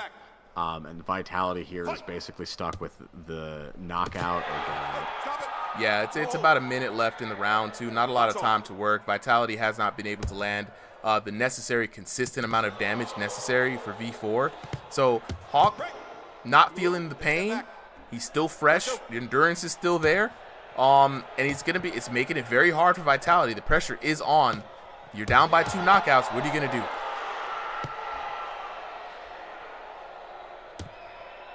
Vitality, though, still not giving up, right? He's staying the path. He says, like, I'm not going to quit. No need to get frustrated. But he is starting to drop his guard a little bit. And, you know, understandable, right? You have to go for the knockout. Another knockdown on you is not going to be great, but it's not going to change anything that much. Yeah, I mean, it's 23 seconds, you know, and the Hawk has proven to not be an easy opponent to hit for Vitality. And Vitality hurt. Look at the face. Look at the struggle on this man's face as he takes shot after shot. He's going to go down. I think this might be curtains for your boy Vitality, and Hawk doing the victory lap right now, looking for that one-hit knockout blow Not going to find it here at the end, but he is going to find that W. And feeling very confident in himself, as he should. Those 2 knockdowns, especially in V4. Yeah, if you're Hawk, you got to feel real good about the W. You know what I'm saying? Shout outs to the chat right now, locking in with us. Undefeated USA. You know, in some aspects, I appreciate watching this as well, right? We're watching the birth of a kind of like new video game genre that's really just catching its wings here. VR boxing is hard to make. You know, I don't know if anybody's really tried to like think about it, but it took regular boxing games a long time to get good. And right now we're seeing the birth of VR boxing, so I'm glad we're able to share this with you guys. You know what I'm saying? So just looking with the scorecard right now, Vitality having a tough night, 10-8, 10-9, and then 10-7 for your winner in the red corner, Hawk. No, that's a different bird. There we go. I gotta get the right sound effect. Let's look at the damage though. Not quite as disparaging. You know what I'm saying? So we got 790 to 832 in favor of Hawk. 811 to 839 Vitality, coming back a little bit in the damage, but man, round number 3, doubling the damage. This man Hawk putting down the pressure, chat. You know what I'm saying? Let's hear from the homies real quick, man. You know I like to talk to the boxers, you know, say what's up with them. Fellas, talk to me. What's up? What's up? Boy, this man, look, what do you prefer to go by, Eagle or Hawk? What's good? Oh, the Eagle. I mean, that was just my old meta name. Oh, okay. I was calling you Hawk. I had sound effects and everything. Bro, you had a wonderful night tonight, man. Commanding win tonight. You feeling good? You was feeling good from the first knockdown. It's probably a silly question, but after the first knockdown, you thought you had it in the bag? Do you think you were gonna get another one? Oh yeah, I thought I was gonna knock him down, like get technical, but like, cause he kept dropping his guard. I don't know. I thought I was gonna get a full knockout, but I guess not. No. But look, that third one could have been cool. He was very hurt. V4 new system, new damage system for you. How do you feel about V4? Is it mid? Is it good? How you feeling? I like it the same. I don't really like see a difference. Well, I mean, it's easier getting knocked down, but hey, I like it more actually. Look, it's a W for you. That's what I'm talking about. Entertainer has named you Hawk Tua. The Hawk Tua. That was who was calling you in the chat the whole time. Had a lot of fun watching that one, man. I hope you had a lot of fun in that one. And again, congratulations to the W. I gotta talk to your opponent here. Vitality, bro. Talk to me, man. What was going on behind the headset? I tried to go back to my old route in my first fight. Yeah, clearly did not work. Yeah. You got to move forward with V4, man. Like a lot of the old tactics are just not. The odds aren't in your favor with them. You know, everybody's got to adjust right now.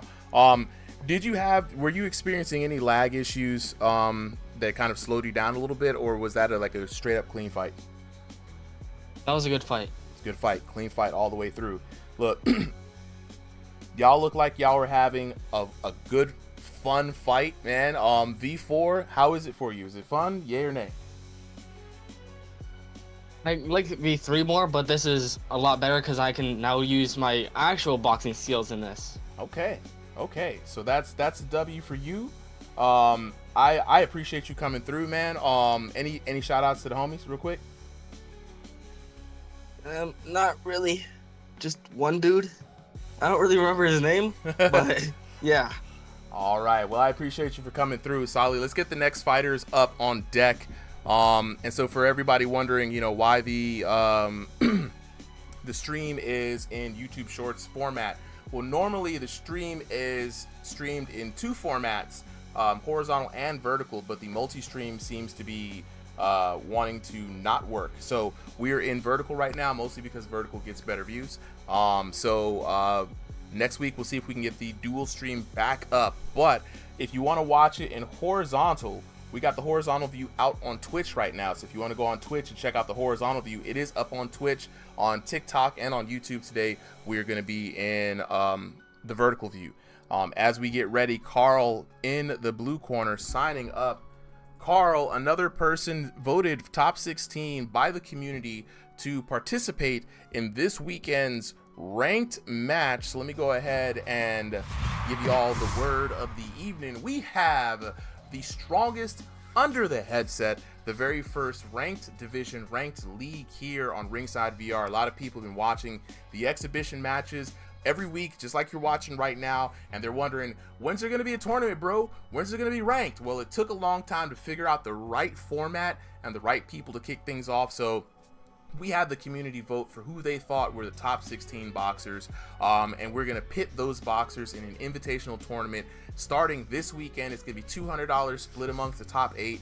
Of course, if you win number 1, you're going to get more of that pot versus if you're in the bottom 8. Those 16 fighters after this Swiss tournament will be our top 16 in order, and when the top 16 is set up, we're gonna allow you, yes you, sitting there in the chair, to come up on stage and challenge the top 16. How do you challenge the top 16, you might ask? Well, you got to show up on an exhibition match. We got to see what you can do. You got to wow the crowd, you got to wow the commentators, you got to wow the judges, right? And if we deem that you should be somebody who should challenge the top 16, well, guess what? You're gonna get your shot. And while that's going on, they're gonna be challenging each other, because every 2 months we're gonna drop more money on the top 8. So if you think you got the hands, watch the first round of the 16-man invitational and see if you can stack up against the challengers and the future champs. You know what I'm saying? Shout outs to the chat real quick right now while we wait for our next competitor. I think we're waiting for Carl's opponent right now. Hope y'all are having a good time. I mean, despite the, small technical difficulties here and there, a little internet, a little lag here and there, you know what I'm saying? We're still having a good time. Again, I'm a nerd. Solly's a nerd. We like to watch VR, right? It's a really weird niche. So if it's the first time you're seeing this, we're playing Thrill of Fight 2 today. It is a VR boxing game out now in early access on MetaQuest 3 and MetaQuest 2 and 3S. All right, so we're ready with the next one. All right, who we got? Who's Carl fighting in the red corner? Carl is fighting Hammer. The Hammer! The Hammer. I'm gonna. So Hammer in the red, Carl in the blue, and this fight is getting started for you. All right, appreciate it. Let me go ahead and reset the graphics real quick as we lock in. Let's get this fight underway. Oh, with a hair dye just out today. Carl coming in blonde with the black trunks with the white trim.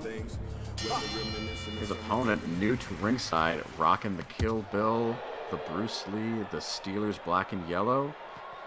It's your boy, the Hammer! Gotta say it. Gotta say it like that. I don't know why. It gives me firepower vibes, just. So it's gonna be very interesting to see what the Hammer can do against someone who was elected by the community as one of the top 16. Carl went through a few identity changes, man. He was Carl Low Hands, Mr. Carl Hands Low. Then he was gunslinging Carl, Mr. Bang Bang Shoot 'em Up. I wonder which Carl we're gonna get tonight. I believe that is the Carl that he is currently rocking. It was Outlaw Carl, and now it's Gunslinging Carl.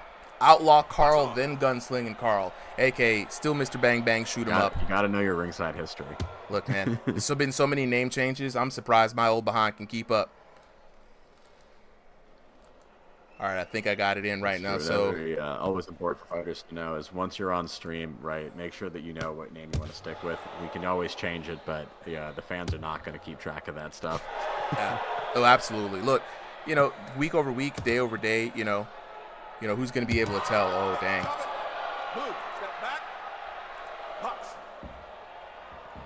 Hammer doing a good job. Carl, a heavy hitter, and I think he's doing a pretty solid job in avoiding the worst of the damage and fighting back with, powerful shots on his own right. What's interesting, though, V4 Carl could be an interesting development if he really thinks about what's going on. Carl, somebody who likes to sit in the distance, put his hands down and taunt you in and entice you in to come in and then land a counter hit from a weird angle, right? Now, if we combine that with the fact that if you're moving away from the punch, if you turn your head away from a punch, you can mitigate a lot of damage. He can end up frustrating a lot of people outside as they try to find a land shot. He can definitely return fire with those heavy hits, especially when they're coming down low. So something, you know, for Carl to maybe work on and test out to see exactly how much damage he's going to be able to mitigate. But right now, the hammer, he's got the metal in his hands. He's coming with the big thunks, you know what I'm saying? And he's tagging Carl. Carl not using and leveraging a lot of that head movement he's known for. Yeah, Hammer just seems to have a little bit of an advantage in terms of the punches landed here.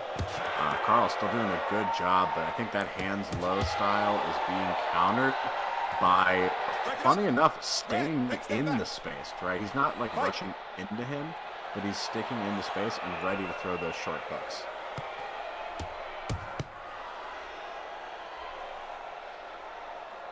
Hammer looking smooth though. Route, but I think I'm gonna. Yeah, I think we're gonna see a really interesting adjustment round from these two fighters. Oh, Skirt McGirt with the 5 GGs. Appreciate it, player. You know what I'm saying? We got a little bit of a faith discussion here in the chat. You know, always remember to keep it classy, keep it cool, no matter who you pray to or worship to. Higher powers are out there. So, I think that first round is going to go to the Hammer. Happy Passover to any Jews in the... You know what I'm saying? Hey, yeah. Happy Passover. Like, I think we're going to see an interesting fight here. I think the Hammer might have squeezed out a little bit ahead on that one. I'm not going to lie. He was looking a little sharper to me than Carl was. Skirt McGirt with the hearts. Appreciate it. Thank you, bro. Thank you. I love the support. You know what I'm saying? Hammer, I'm really liking what I'm seeing. He's looking loose. He's looking confident, you know, not looking very tense or tight. That's how you want to be after the first round. Carl still has a ways to figure it out, but I think the Hammer, if he continues with this rampage that he's on, he's gonna find a lot of success here in this fight. Carl's got to make some adjustments for this guy.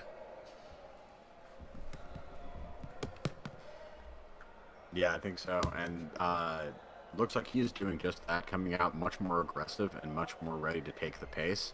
Hammer, I think earlier in that first round, was more of the one engaging. Carl saying, I'm going to leave this time. Ooh, Carl getting caught for that. Got to be careful as he's moving around. A lot of time...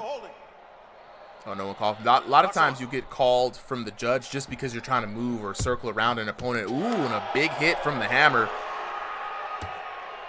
Carl eating a lot of knuckle sandwiches. We're seeing a Carl with his hands up more often than we usually see it. He's actually using that peekaboo guard when he needs to. Absolutely. Skirt McGirt, yeah, Carl is in the black trunks. The Hammer is in the gold trunks.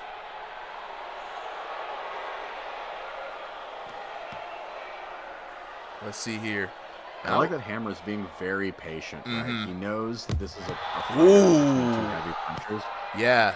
And he's just coming in at the best opportune moments. That's how you got to fight in V4.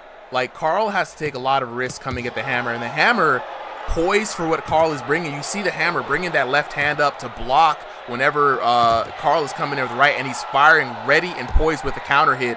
The Hammer looking really good here against Carl.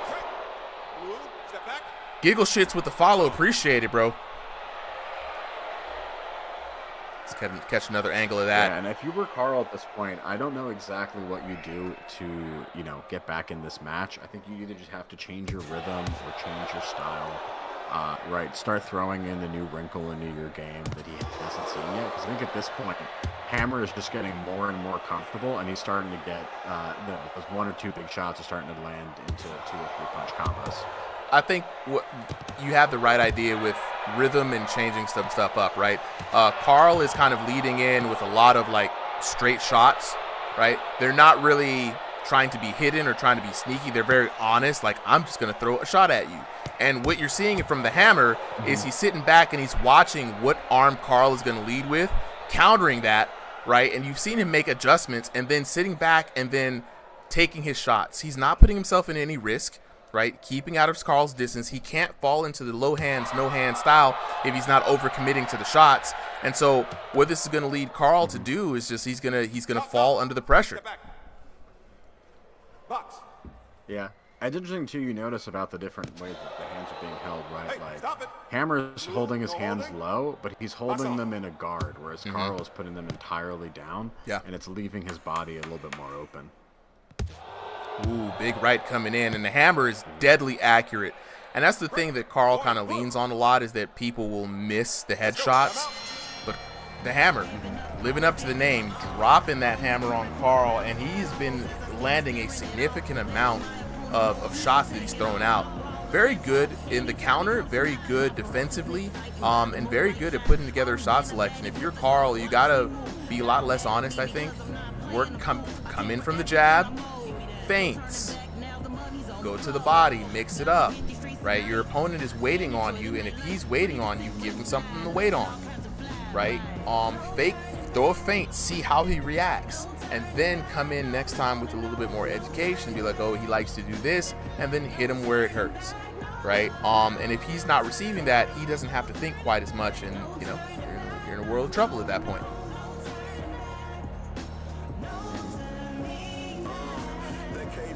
Yeah, I think this is just going to be, you know, we need to see a big change in round three. Hammer, though, at this point, right, like, it's a good question of what do you do when you're up on the card, right? You get this little chance to say, like, okay, I can play passively, but at that point, you know, I just a slow grind out win. You kind of get the option of, do you want to play to the crowd and earn a knockdown, or try to get, you know, some sort of flashy highlight. And it always says a lot about a fighter depending on which one of those they do. Yeah, it's definitely a style, personality choice. I think the only thing you don't want to do in that situation is to get complacent, because we've seen so many boxers be like, oh, I've got a knockdown in the first round, I can chill, and they end up losing because the other person fought with a bit more heart. I think you want to do exactly what the Hammer's doing right now. Keep to your gameplay. Nothing wrong with it, man. Stay in the mid-range from the outside. Hit Carl while he's not blocking, in the face mostly, and you know what I'm saying? Look at him dance around, and he doesn't have to change anything because Carl hasn't really changed anything. Ooh, nice right, yo. The Hammer's looking sharp. Yeah, each round he's looking sharper. Like round one, they were pretty even. Round two, the Hammer's offense started really clicking, and round three, it looks like his defense has hit that next stage as well. Carl barely landing anything at this point. And look at the way he's dodging it, using great footwork and foot movement to just get out of the space entirely. Yeah, I mean, meaning that Carl can either miss everything, or he only lands one punch and he can't get those combos that he needs to get back on the scorecard. Yeah, Carl trying some trickery right now, wasting time on the clock a little bit. Having fun, though, you know what I'm saying? Carl having fun with this exhibition match. But, you know, the Hammer, I mean, Carl's been showing the Hammer the same looks. And look at the Hammer using that footwork.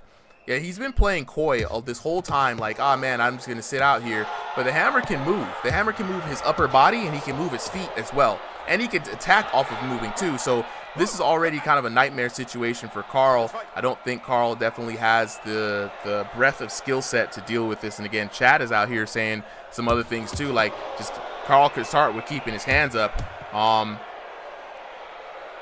The low hand style, it might not be the way to go. I will say, Carl, I will say, is always a fun fight to watch. Even if he doesn't have the win here, he's always a good sport. He always makes it interesting. He loves throwing little interesting taunts or having like little moments in the ring. But Hammer doing amazing in his debut, coming in and challenging one of our top ringside competitors.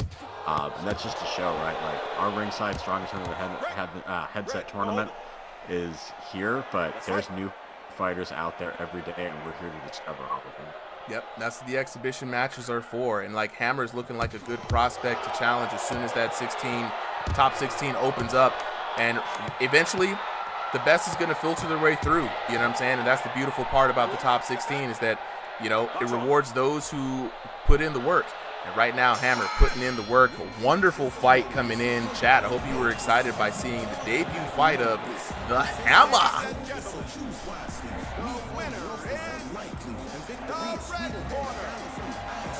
All right, no surprises there. The Hammer, ref not being paid tonight. You know, no sneaky deals. Let's take a look at that. Perfect scores from the Hammer. 10-9, 10-9, 10-9 in favor of your winner out of the red corner, the Hammer.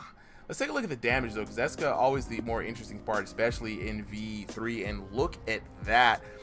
Almost doubling the damage in the first round. The Hammer coming in 988 to 570. and then 1033 to 785, and then 1183 to 757. Staying consistent, and again, not really piling up a lot of volume, or just really just playing it clean, playing it smart, countering Carl, using footwork, and just putting on a good show. It's still racked up 3k damage. So shout outs to both these competitors, man. I think the chat is an interesting, very interesting fight. Let me lock in with the homies right now. Hammer, where you at, bro? Or is it Carl? Carl, where you at?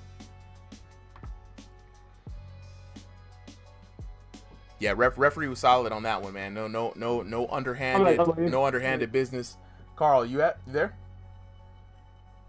Or is it the Hammer? Yeah.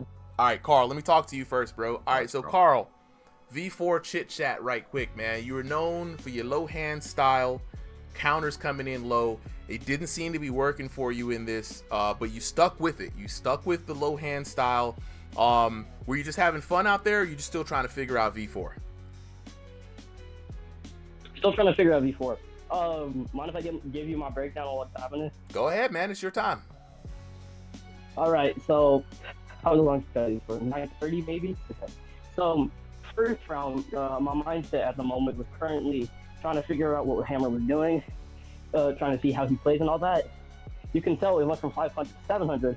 So, like, my mindset was like, why am I not doing more damage? I'll put ping in this. Anything's probably a ping problem, unless it comes to like skill and all that. But the first round, I was trying to find my damn, trying to find where it is. This is probably one of the best defense I've ever seen in my life. Man was blocking almost every. So then the second round came, right? I understood what to do. So you can see my hands are up, right? Like you can see my hands are up. In the second round, you had it up a little bit more, but you kept. It was temporary. It was up temporarily, right? So I'm with you with what your assessment is up until this point, man. He was definitely like sitting in the pocket, waiting, and when you would come in with one or two straights, it was either left or right, and once he got the tempo, it seems that he started moving from static guard to more dodging, countering, slipping, countering, and then at that point he just got real comfy. Yeah. The second thing I want to add to that is you see the entire round, I'm running around trying to catch him, right?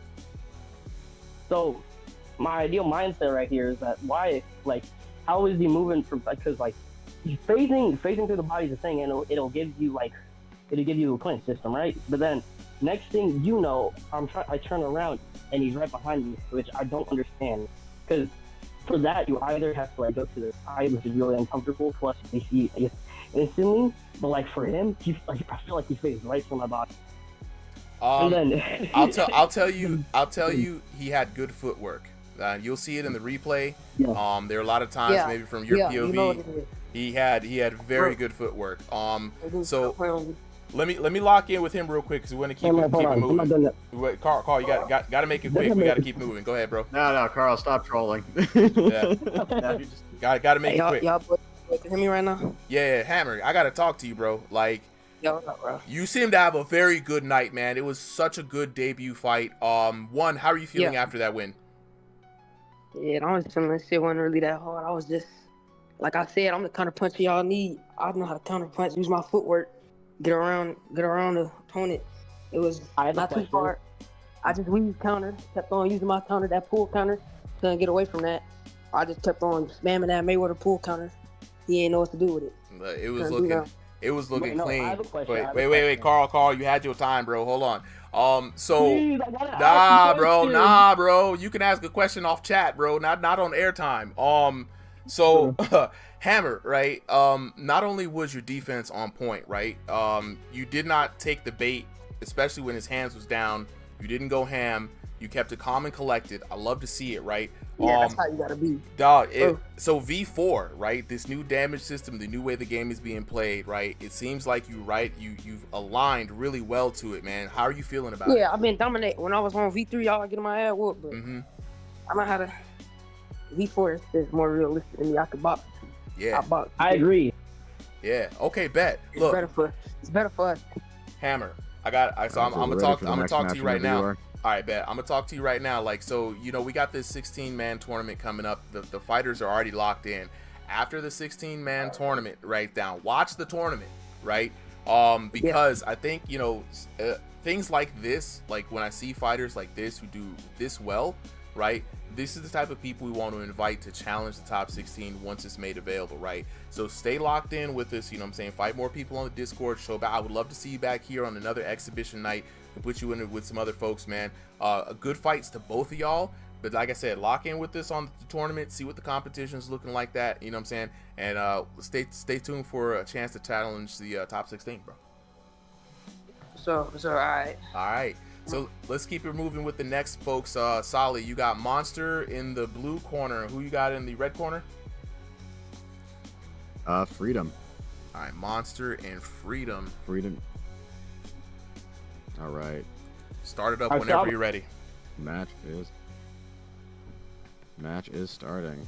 All right. Chat, let's lock in for another match. Solly, what's the elo on this fight right here? All right, so we've got. Oh, hold on, we got. Let's make sure. Yeah, Freedom in the red corner wearing the gray trunks. Up against Monster M, a new fighter in ringside wearing the red trunks in the blue corner. Elo-wise, these two are in our higher Elo range. So we have cracked 2,000 with this fight. Both of them sitting exactly even at 2,000 Elo apiece. So you said blue corner Monster with the red and white trunks. Let me go ahead and get that locked in. And then we've got gray and white coming out of the red corner. Love to see it. Yeah, and so far, both fighters looking pretty locked in themselves.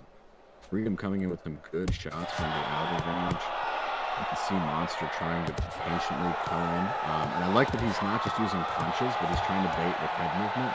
Freedom, though, getting some excellent combos in there.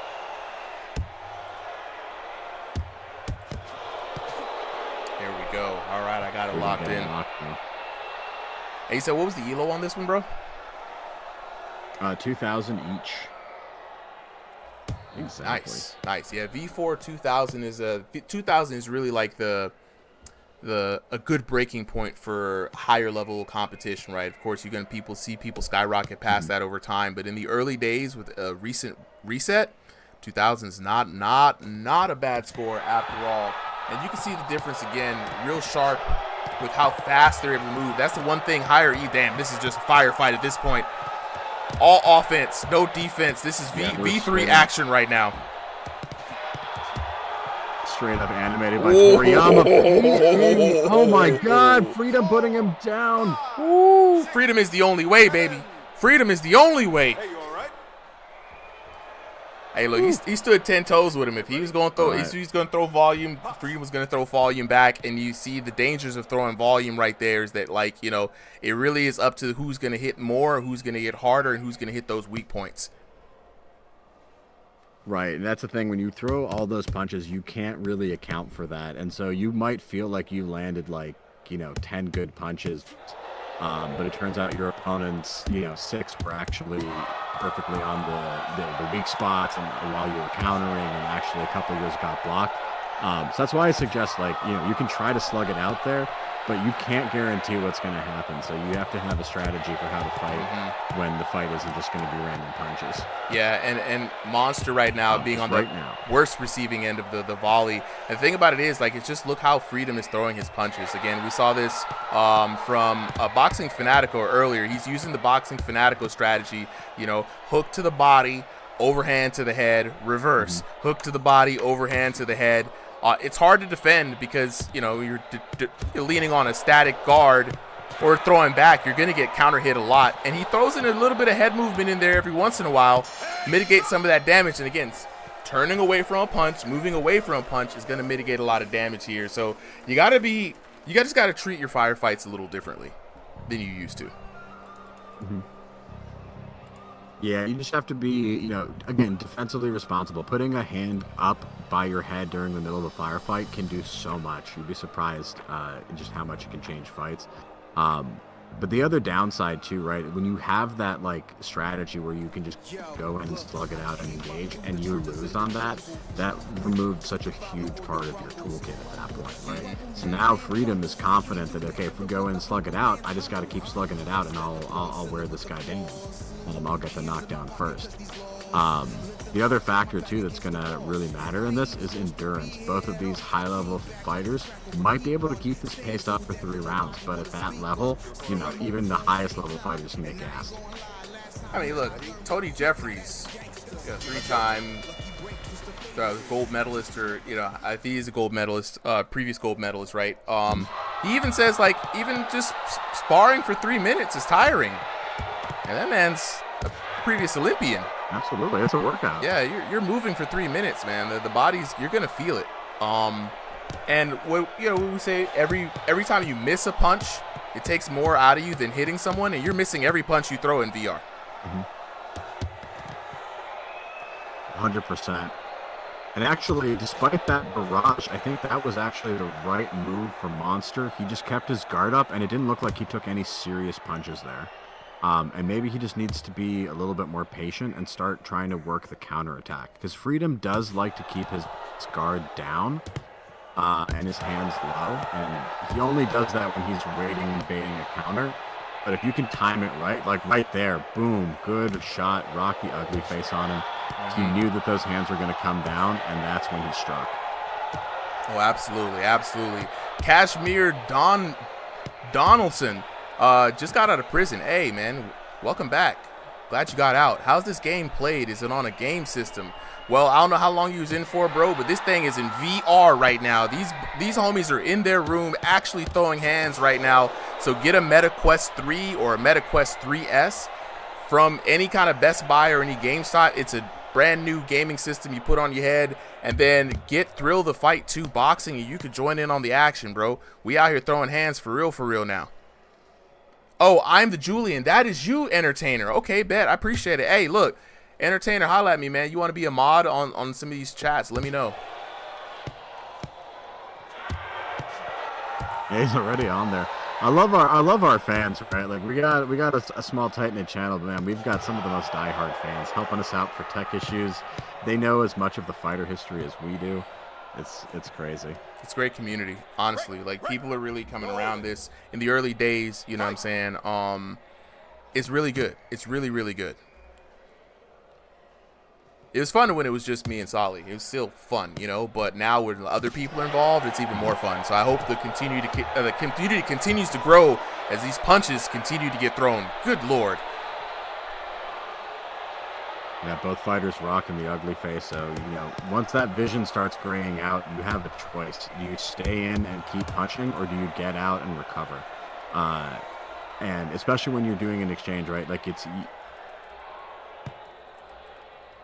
it's hard to know just regularly if that person is stunned, especially when your vision's getting grayed out. You really have to be confident that your punches are going to land and that person's going to not get knocked down before you are. And round 2 coming to an end. Good blocking sequence, but getting caught a little bit there. Ooh! Bopping him right there, straight down the middle before the end. That was cool. I like that. All right, both fighters now putting on one heck of a show. Better round this time for Monster, not taking another knockdown, and you know, finding a little bit better pace, trusting his defense and guard a little bit more. And I think that's, you know, a key to it, right? You can still be a fighter, you can still be quote unquote a spammer, but you've got to trust your defense and incorporate some of it, whether that's guarding, whether that's head movement, whether that's footwork. Or whether that's just tricking your opponent with mind games. Like, you gotta use something. True enough. You know, the old way of doing things where it was just kind of like just straight up volume or straight up damage. It's not the way to go now. Now we got to be a little bit more intelligible with how we approach things. And it helps if you just, you know, if you aren't already in a gym. I think that right now is the time to get in one.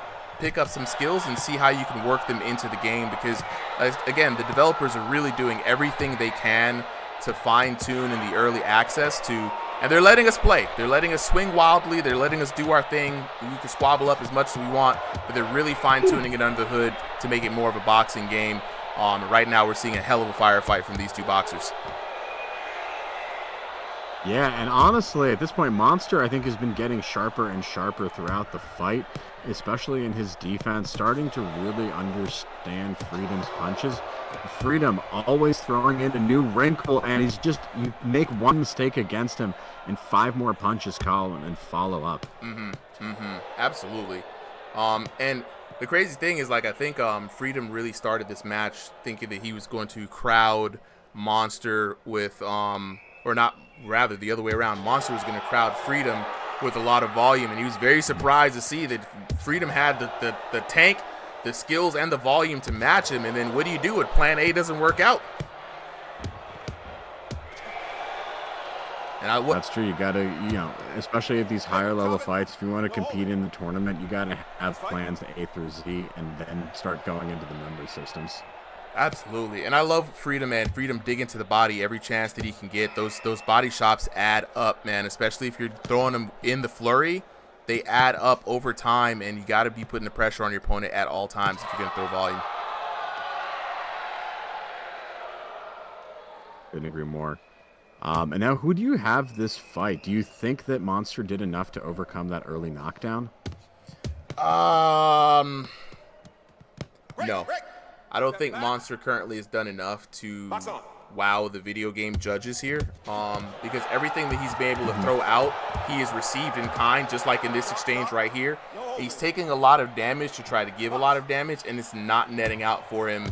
And just right there, in the moments that he does slow down, Freedom is still going. You know what I mean? Like, Freedom is landing some very calculated shots. You can hear the thud across the room. So I think Freedom, I would not be surprised if he took all 3 rounds.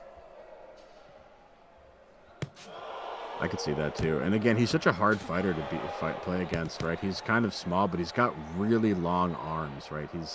His reach is ridiculous. And so I think that's why Monster has actually had some success fighting him in as opposed to fighting him on the outside. Right? It's deceptive. He's the taller fighter, but I think definitely has the shorter reach. Ooh, and there we go. The Tech Gremlins has already hit me down. That seals it, no questions. 5, 6. You hate to see this happen, Solly. The stream, Freedom liberating this man from his consciousness. The stream record just went down, so no more recording power left on my computer for the rest of the stream, and you hate to see it happen. Just got the memo. Just got the memo. Not enough space to continue recording. So these we will see them live on the stream. Don't get me wrong, the VOD will still be here, but as far as the edits for the week is concerned, we are out of tape. Hate to see it happen. Let's check out the details of that match. And again, no surprises there. Like I said, not surprised that your boy Freedom took it. Man, now what is surprising is how bad he took it. Like, Jesus, 10-7, 10-9, 10-7, right? Very devastating rounds there. And we look at those 2 knockdowns played a pivotal role in those scores. But it was also the damage. Right, it was also the straight up damage. Now look at the disparity in damage. I didn't even have to get. Look at the when we see a 10-7, 10-8, sure, with the knockdown, but 10-7, that means you got beat standing up and you got beat sitting down. 1340 to 662, 909 to 835, much closer in that second round. But we getting back to business with another 1326 to 553, bringing it back from the first to the third round. So he begins, so he ends. Closed case tonight for your winner, Freedom, aka the only way. You see what I'm saying? So let's lock in with the homies real quick. While they get off the headsets, I want to remind everybody that this weekend we have our very first tournament coming on right here on Ringside VR, the strongest under the headset. We're going to find out who got the hands. Now, this is a special invitational tournament. Everyone who's participating in this tournament was voted in by the community. We gave them a poll. We said, who do you think is top 16? And by the poll, From the people, they've seen them on exhibitions, they've seen them in Crossing the Void. They chose 16 fighters to compete, and this Saturday, April 19th, starting at noon, we're going to kick things off with the first round of our Swiss tournament. It's going to be $200 split amongst the top 8 for this 16-man invitational, and yes, it will be streamed right here on the channel, on YouTube, on Twitch, on TikTok, and we're going to be following every weekend at noon. We're going to be following these boxers on a grueling journey to find out who really is the best. Now, if you're sitting at home wondering, man, I got the hands, I'm the hammer, I could take people on that list. Look, we hear you, we thought all the way about it. So what's going down after the top 16 is made, we are going to open up the leaderboard for challenges, not only amongst themselves to vie for position, but from folks who are coming in from the exhibition matches from Crossing the Void.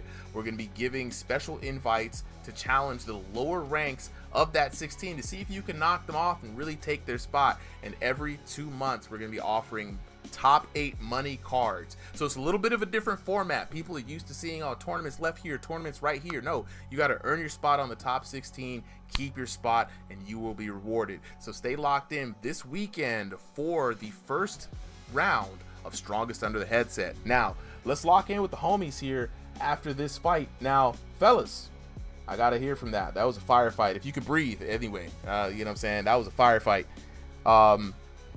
Let's lock in. Monster, Freedom, who's up first? I was just locked in for... Bro. Monster. Right. First round you came in, right? You had the aggression. You said, all right, I'm going to throw this man down. I'm going to hit him with some punches and bunches. Were you surprised that Freedom could match you in speed and volume?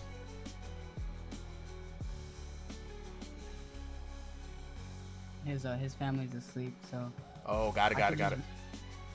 Read. I could just... Yeah, read for him. He's typing. He's typing. Cool. He said, okay, so basically I was surprised that he was that fast, and he just kept going. Yeah, you could tell. Like, I could tell that he knew that he had a talent in both his hand speed as well. And when you run it with somebody who can match you, you're usually very surprised, man. If you can ask him, does he like V4? And so for you, while we answer that, I want to say also, Freedom, congratulations for the W, well earned, right? I'm gonna return that same question to you. When he came out the gate swinging like he did, were you surprised, or were you like, oh, I got something to show you? Nah, that was light work. Ooh, easy breezy on a Sunday. Like, I mean, I'm kidding. I'm sweating a lot, but I think that was more just my barrages. That's all. Yeah, I know. Music going on. Oh, I had music going on. I was grooving. I was just locked in. Look, I could tell, man. Like, looking at the damage, you doubled his damage in the first and third round. And it seemed like he was the only time he's had spurts. He would go for volume and then like take it back in. But what I liked about your volume was that you were digging to the body, you were hitting the overhands, you were coming with the hooks, you were hitting him from so many different angles. It was hard for him to turtle up and block, and so when he was resting, he was even taking even more damage from the shots. So V4, how do you feel about it? It's my best I've ever been. Ooh, another W for V4, another W for V4. I like to see it. Look, Freedom, you know what I'm saying? I say the same thing to you as I say to everyone else. After this top 16, you know, they're going to be right for the picking. You think you're going to want to challenge for the top 16? I'm coming for everybody. Yeah, that's what I like to hear. Look, I'm looking forward to it, bro. Amazing performance here on this exhibition match. Solly, let's go ahead and get the next fighters up on the stage.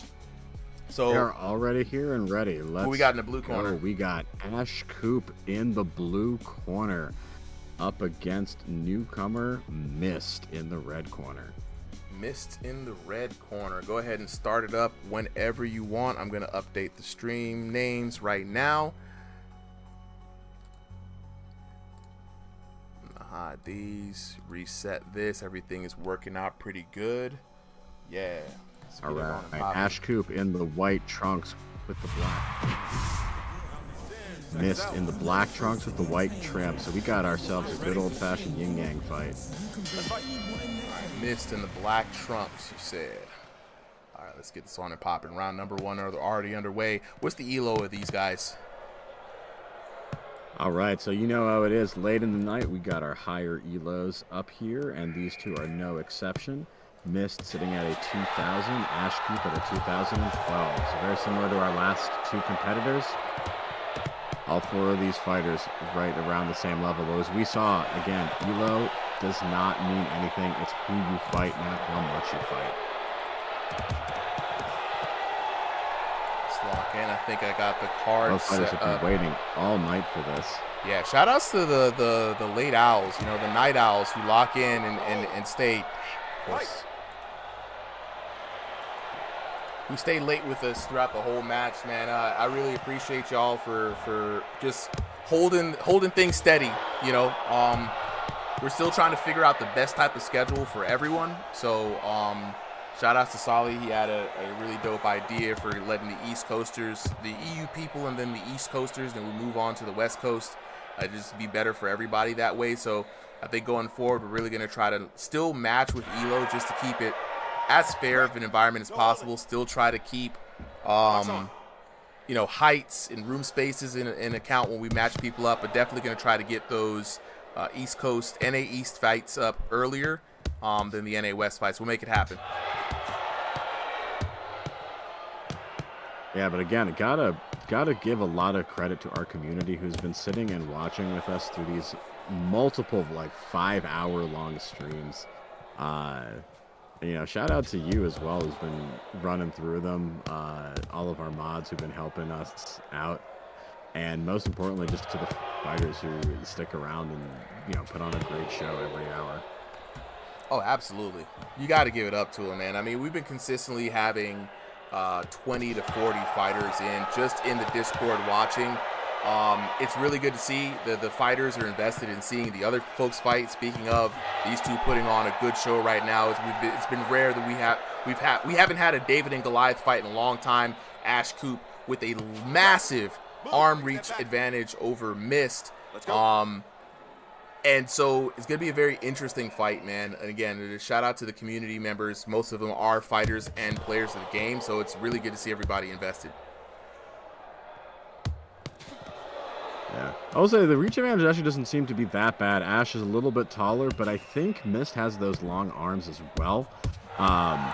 This has been a very interesting fight. Ash has landed some really strong shots, but both of them are throwing and very effectively fighting at basically all ranges of this fight, out, middle, and in range. Oh, absolutely. And, you know, arm reach is just kind of like your natural God-given advantage, right? But how you use it and what you use in your technique is going to determine whether or not you can keep that arm reach advantage, right? So we see people like Doom who will jab on the back foot, keep you at arm's length, and you're constantly coming in and getting peppered and discouraged, honestly, a lot of the times from getting in. We've seen that from Hitman. We see somebody like One Good West who uses great footwork to get out of the ring and really sharp IQ to really make use of the longer arms, right? But if you're a long arm fighter who stands planted still, or if you're in room scale, for example, and can't move that much, then that long arm reach is kind of mitigated the minute you engage, right? Shout out to Ash Coop in the Ash Coop corner right now. You know what I'm saying? Getting the crowd hype. You can really see that the extendo arms coming in, and no, that's not just the camera angle. And you see Mist out here hitting the splits in the background, working on some yoga. Yeah, it's you really have to be very particular about how you maintain that advantage, you know? No, I agree. Cause like I'm someone who has long reach as well, but I like to snipe from a longer distance, right? Yeah, I don't like to throw a lot of shots at my far range. Whereas Mist is an example of like he's at mid or long range and he's just throwing tons of hooks and long distance jabs. Yeah. Absolutely. That's what I was saying about this fight, right? Like both of these fighters feel like they can throw the same volume no matter what the distance is. So basically, the second they're in each other's range, you have a bunch of punches flying kind of as they go in and as they go out. Yeah. Yeah.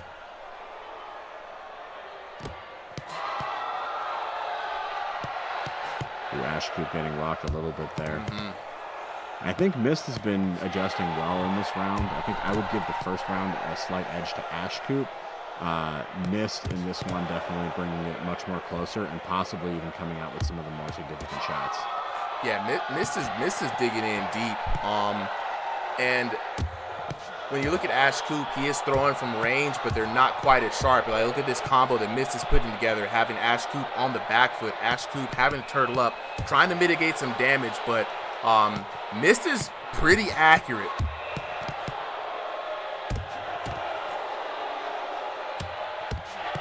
Another very big active. And exchange. again, this has been a very active fight, right? Usually, like I was saying, those outboxers like to just stay with like a slower pace. Both of these guys absolutely putting it all out this entire round. And even their like feints and defense look like it's tiring.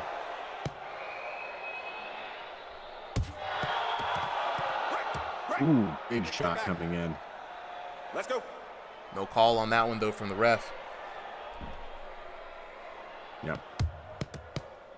Ooh.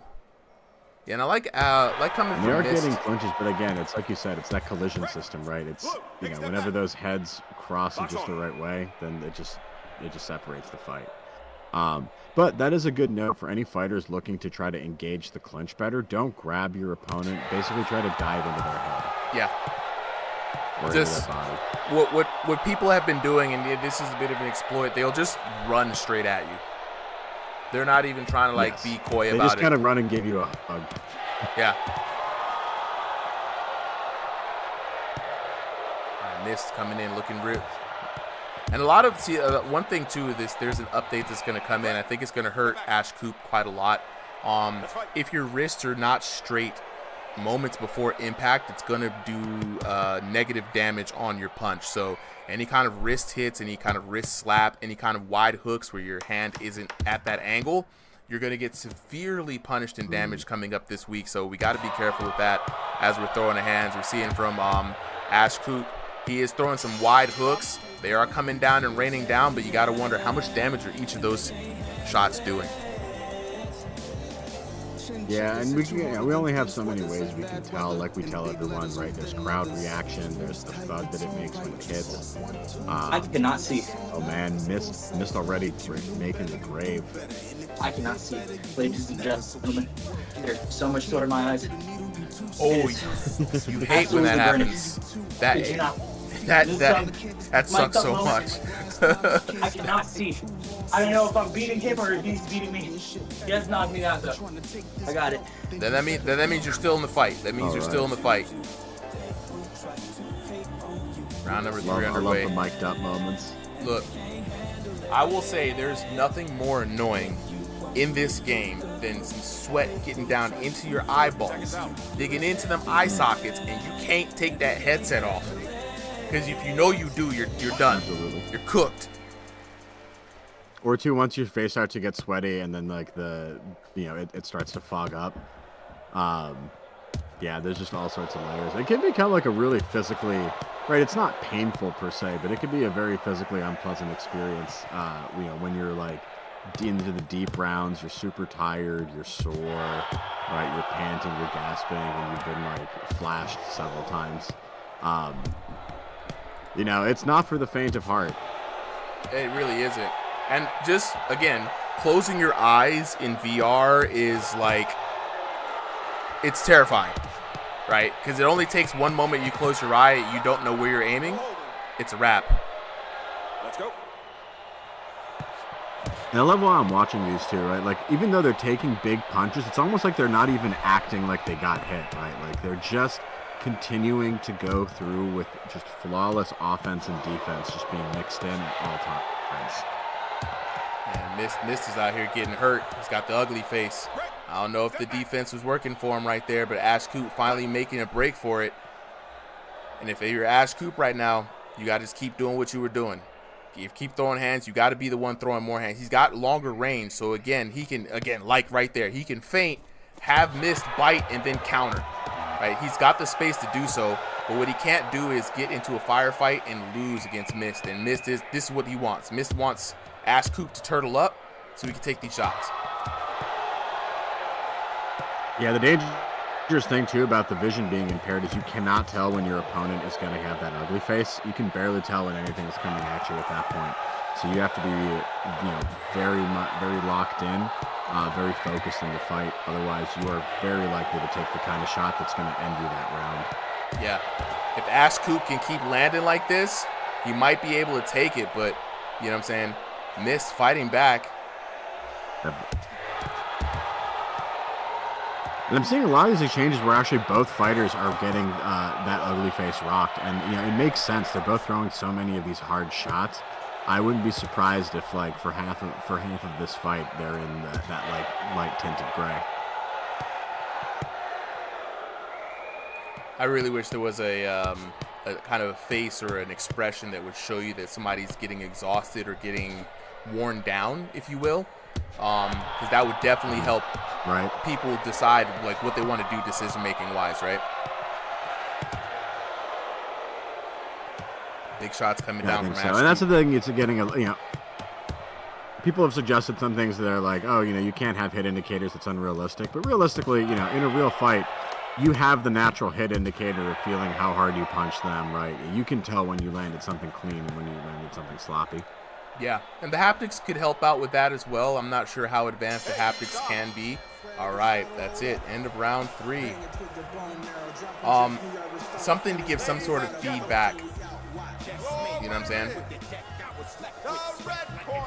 And Mist taking it. 30-27, meaning that was a solid 10-9 rounds in Mist's favor. No knockdowns from any of the fighters that time, and damage very close, but Mist just edging it out in each and every round. Yeah. Got to give it to Ashcoop though. Kept it really respectable. And any let up by any of those fighters throughout the round could have ended very poorly for either of them. So, lots of credit for all of them to keeping that good pace and good defense for all 3 rounds. Let's hear from our fighters though. Yeah, I mean, I'll jump in and just say this, that looking at Ashcoop's reach advantage and how V4 is kind of set up, I wonder if the entire time he was doing that same type of punching while moving backwards, he would have mitigated more damage from Mist, as well as there's no penalty for punching on the back foot in this game. So it's very interesting to see how if we all start thinking about what V4 wants us to do. You know what I'm saying? So it'd be very interesting. Let's hear from the fighters. Let's hear their POVs. Should I start? Yeah, go ahead. Yeah, go for it, Mist. So, it was a really intense match. I thought it was going to be close, but in the end, I won by 3 points. I sparred him before the match, or like a couple hours before this match. And then he was like, yeah, guys, I would be Mist from 27 to something, and then 30 from 27, and then I basically just put those odds against him. Damn.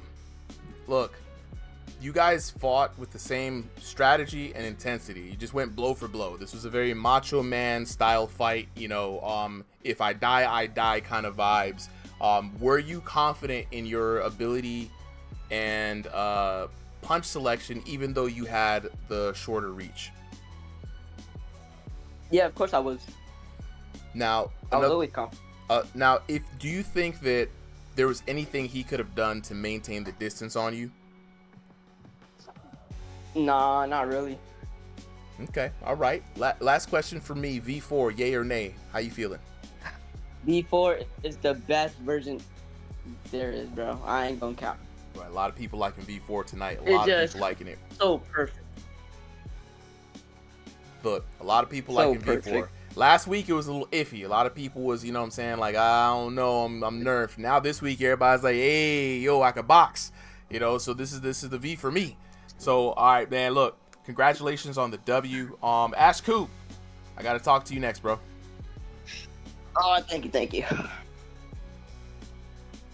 I lost. Again, say? Second time. What can you say, bro? First time, I was kind of proud. Second time, not really. First off, I never said I 30-27 the guy. Nobody said that. I was not talking about him. Oh. I don't know why he thinks he's Yogi. He is not Yogi. The fake news. First off. Second off, you know, he's spreading fake news. Don't know why, but you know what? It's fine because I rocked him in the match and I probably gave him ECT, so it's whatever, right? Now, second off, right? Yogi, the guy who teaches this man, because for some reason, I guess he taught him how to only throw hooks. No disrespect to the guy, but also full disrespect. Let me be clear. He DM'd me showing 3 clips of this guy. He told me, and I quote, he is a spam hooker, and I have evidence of this too. And I was like, oh, okay. So going into this match, we had somewhat decent ping. I thought I was landing, you know, better punches, right? I guess not, you know. I rocked him a couple of times. He hit me a little bit. He kept stunning me, and I kept seeing these overhands of doom and despair, and I was like, oh boy. I got stunned a lot. Too much, to be honest. I thought I was blocking those. I guess not. He hit me with the most atrocious punches I've ever seen in my entire life. Now, I know you're going to ask, is V4 a yay or nay? Yeah, it's a I'm yay. Ask. Okay, but it's a yay for they're going to have too. to update it, because it's definitely a yay. But I've heard they're going to take out spamming. I want to box, right? What I did was not boxing. I just wanted to brawl because I'm bored and I haven't fought today, and it's whatever, right?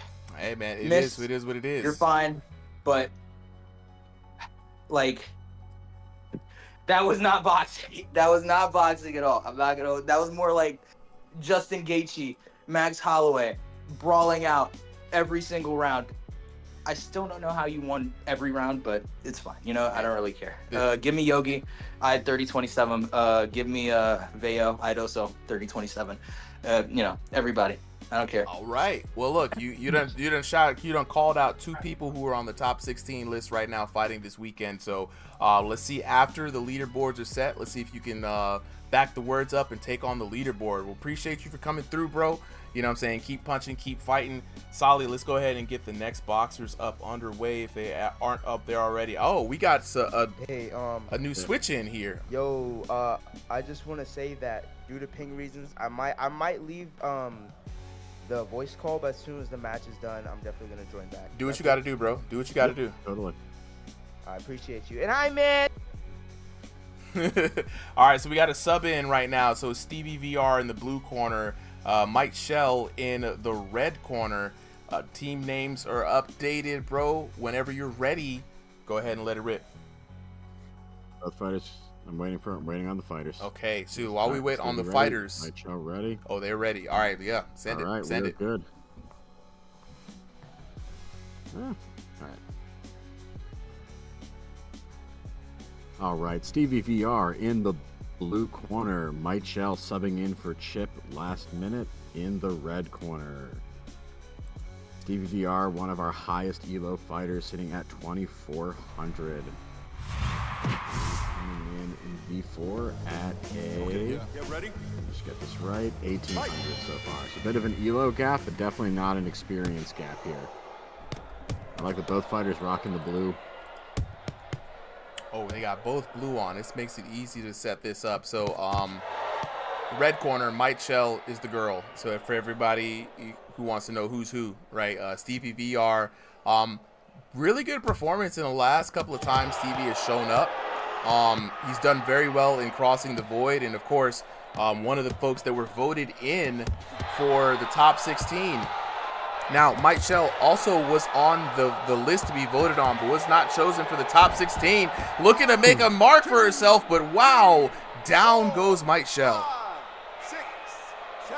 Yeah, and she was getting some good shots in there. I saw Stevie rocking the ugly face, but I think this is just, you know, a sign of who is throwing with the harder power, because they're throwing about equal number of shots, but man, Stevie just knows how to maximize damage. Oh, 100%.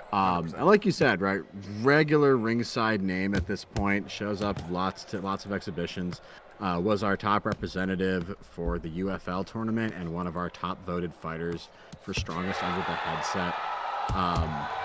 going up against another veteran, Mike Shell. Ooh, going down right now, but one of our most committed refs. 5, 6, 7, 8. Look at me. You okay? All right, 8 count. Mike Shell stands up, a little bit of life in her eyes. Got to make an adjustment. You can't stay there and bang with Stevie. He's got some good hands, you know what I'm saying? And Stevie, a crowd favorite to take it here. He's got a stiff competition ahead of him, no doubt, but again, the reputation speaks for itself. He's put in a lot of work. And so Mike Shell doing a good job now of switching up to different defenses, trying to use the in method, getting the clinches, and trying to keep the head low. Solid up. And this is an interesting fight because Mike Shell usually goes up against a lot bigger fighters. Stevie obviously a little bit taller, but not by much, right? And I think that's what's making it difficult because it's basically a fighter that's right at Mike Shell's size. Not enough height difference that you can go for that open body, but enough that reach is becoming a problem, and he is a high-level fighter. Ooh, interesting. I like. Let's go. He initiated the clinch there.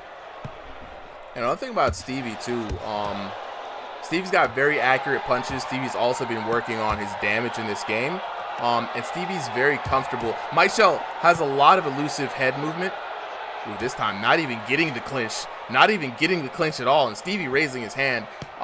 Stevie doing a good job of tracking Mike Shell. A lot of good accuracy coming from Stevie, and if somebody can track you while you're moving your head, it's very frustrating because you're like, oh man, I should be slipping.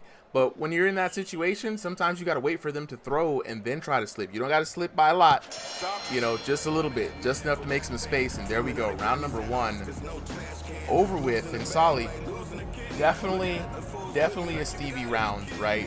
Do you think Mike Shell's gonna be able to make the adjustment to come in? Knockdown step by yeah. Yeah, so I think this is going to be an interesting one. I give a lot of credit to Mike Shell. I think great idea there at that point, realizing that you've taken 2 knockdowns. You just need to survive because that 3rd knockdown is ending this whole match. And switching to a defense, right? Still taking punches. It wasn't a strategy that I think could win her the match, but it was enough to survive round 3, take this minute to catch your breath, reevaluate, and come in with a new strategy for round 2. That being said, right, Stevie is a really difficult fighter to go against. He is one of the more complete fighters that I've seen here. Very comfortable with sort of all different aspects of this game. And that's what makes him so hard to fight, is you feel like you got him figured out in one level, he throws a new layer at you, you figure that out, now he starts mixing it up. And so there's just like layers and layers and levels to Stevie. And right now, let's watch Stevie do work. Getting in close on Mike Shell, putting in the combos. And I like, big hook coming in by Stevie. And Stevie, I like what he's doing.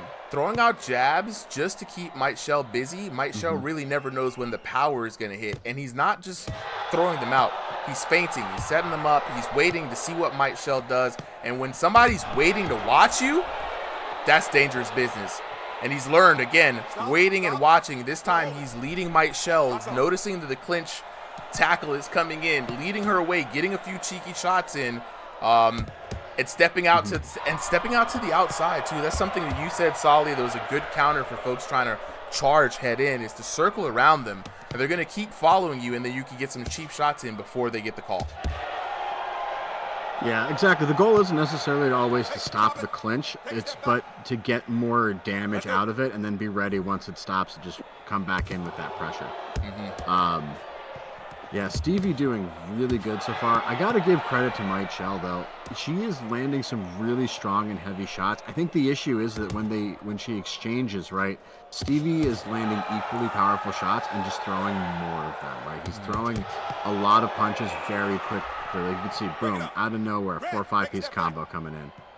And Mike Shell has a better time with her combos when there's 1 or 2 big shots mixed in.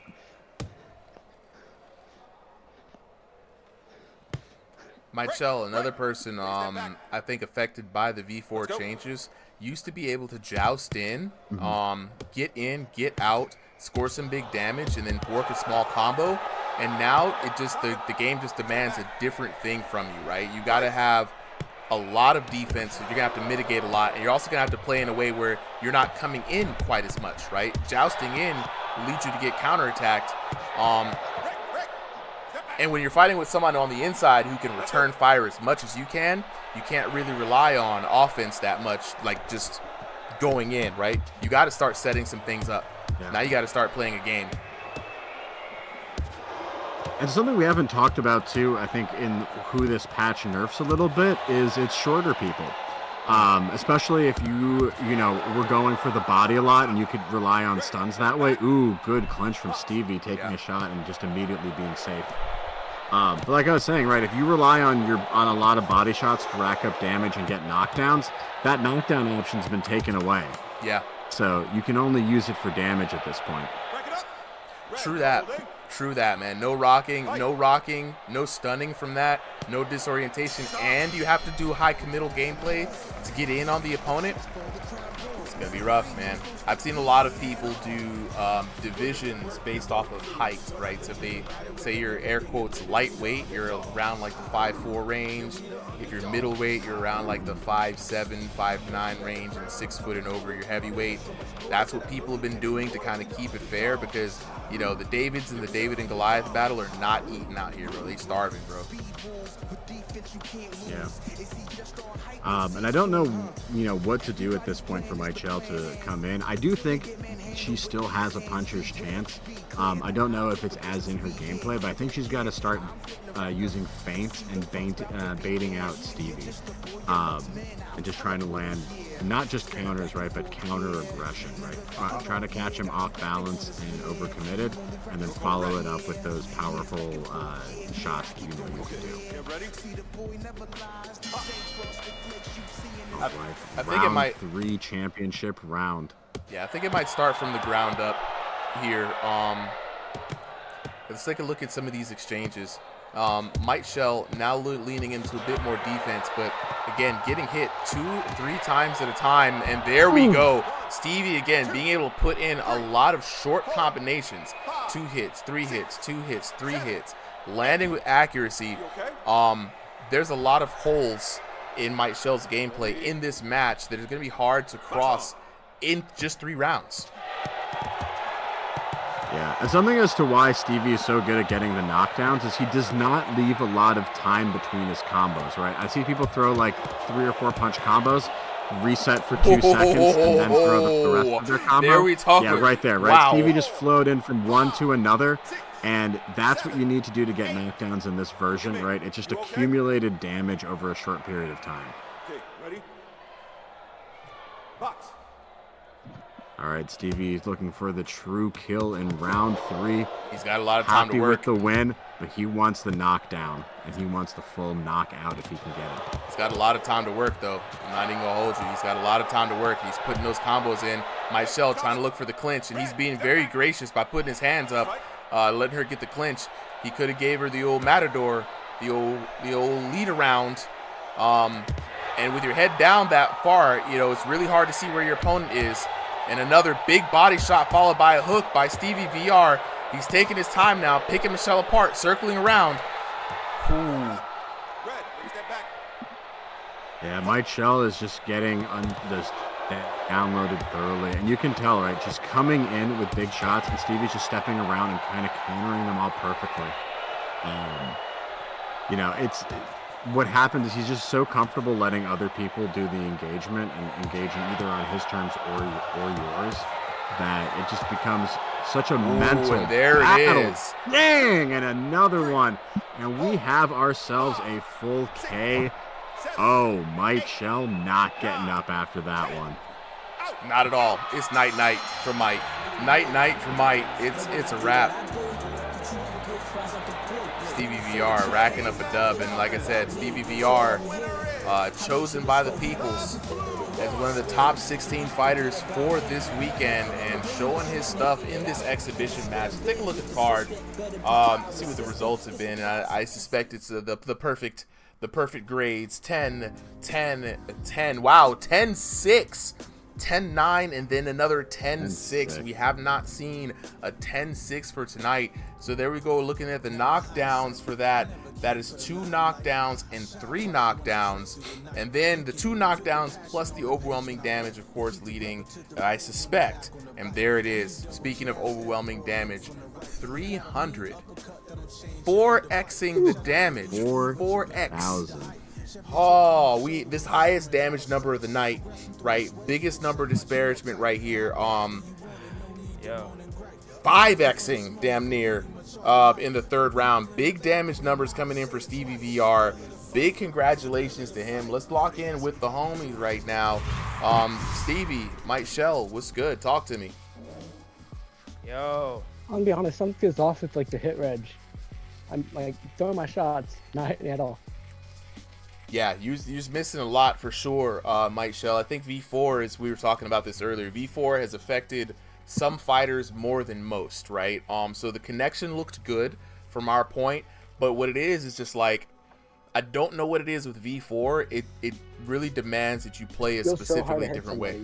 It's hard to hit. It's hard to do some damage for some people as well. So I think it's just more time in the lab, more time getting used to the new environment for you.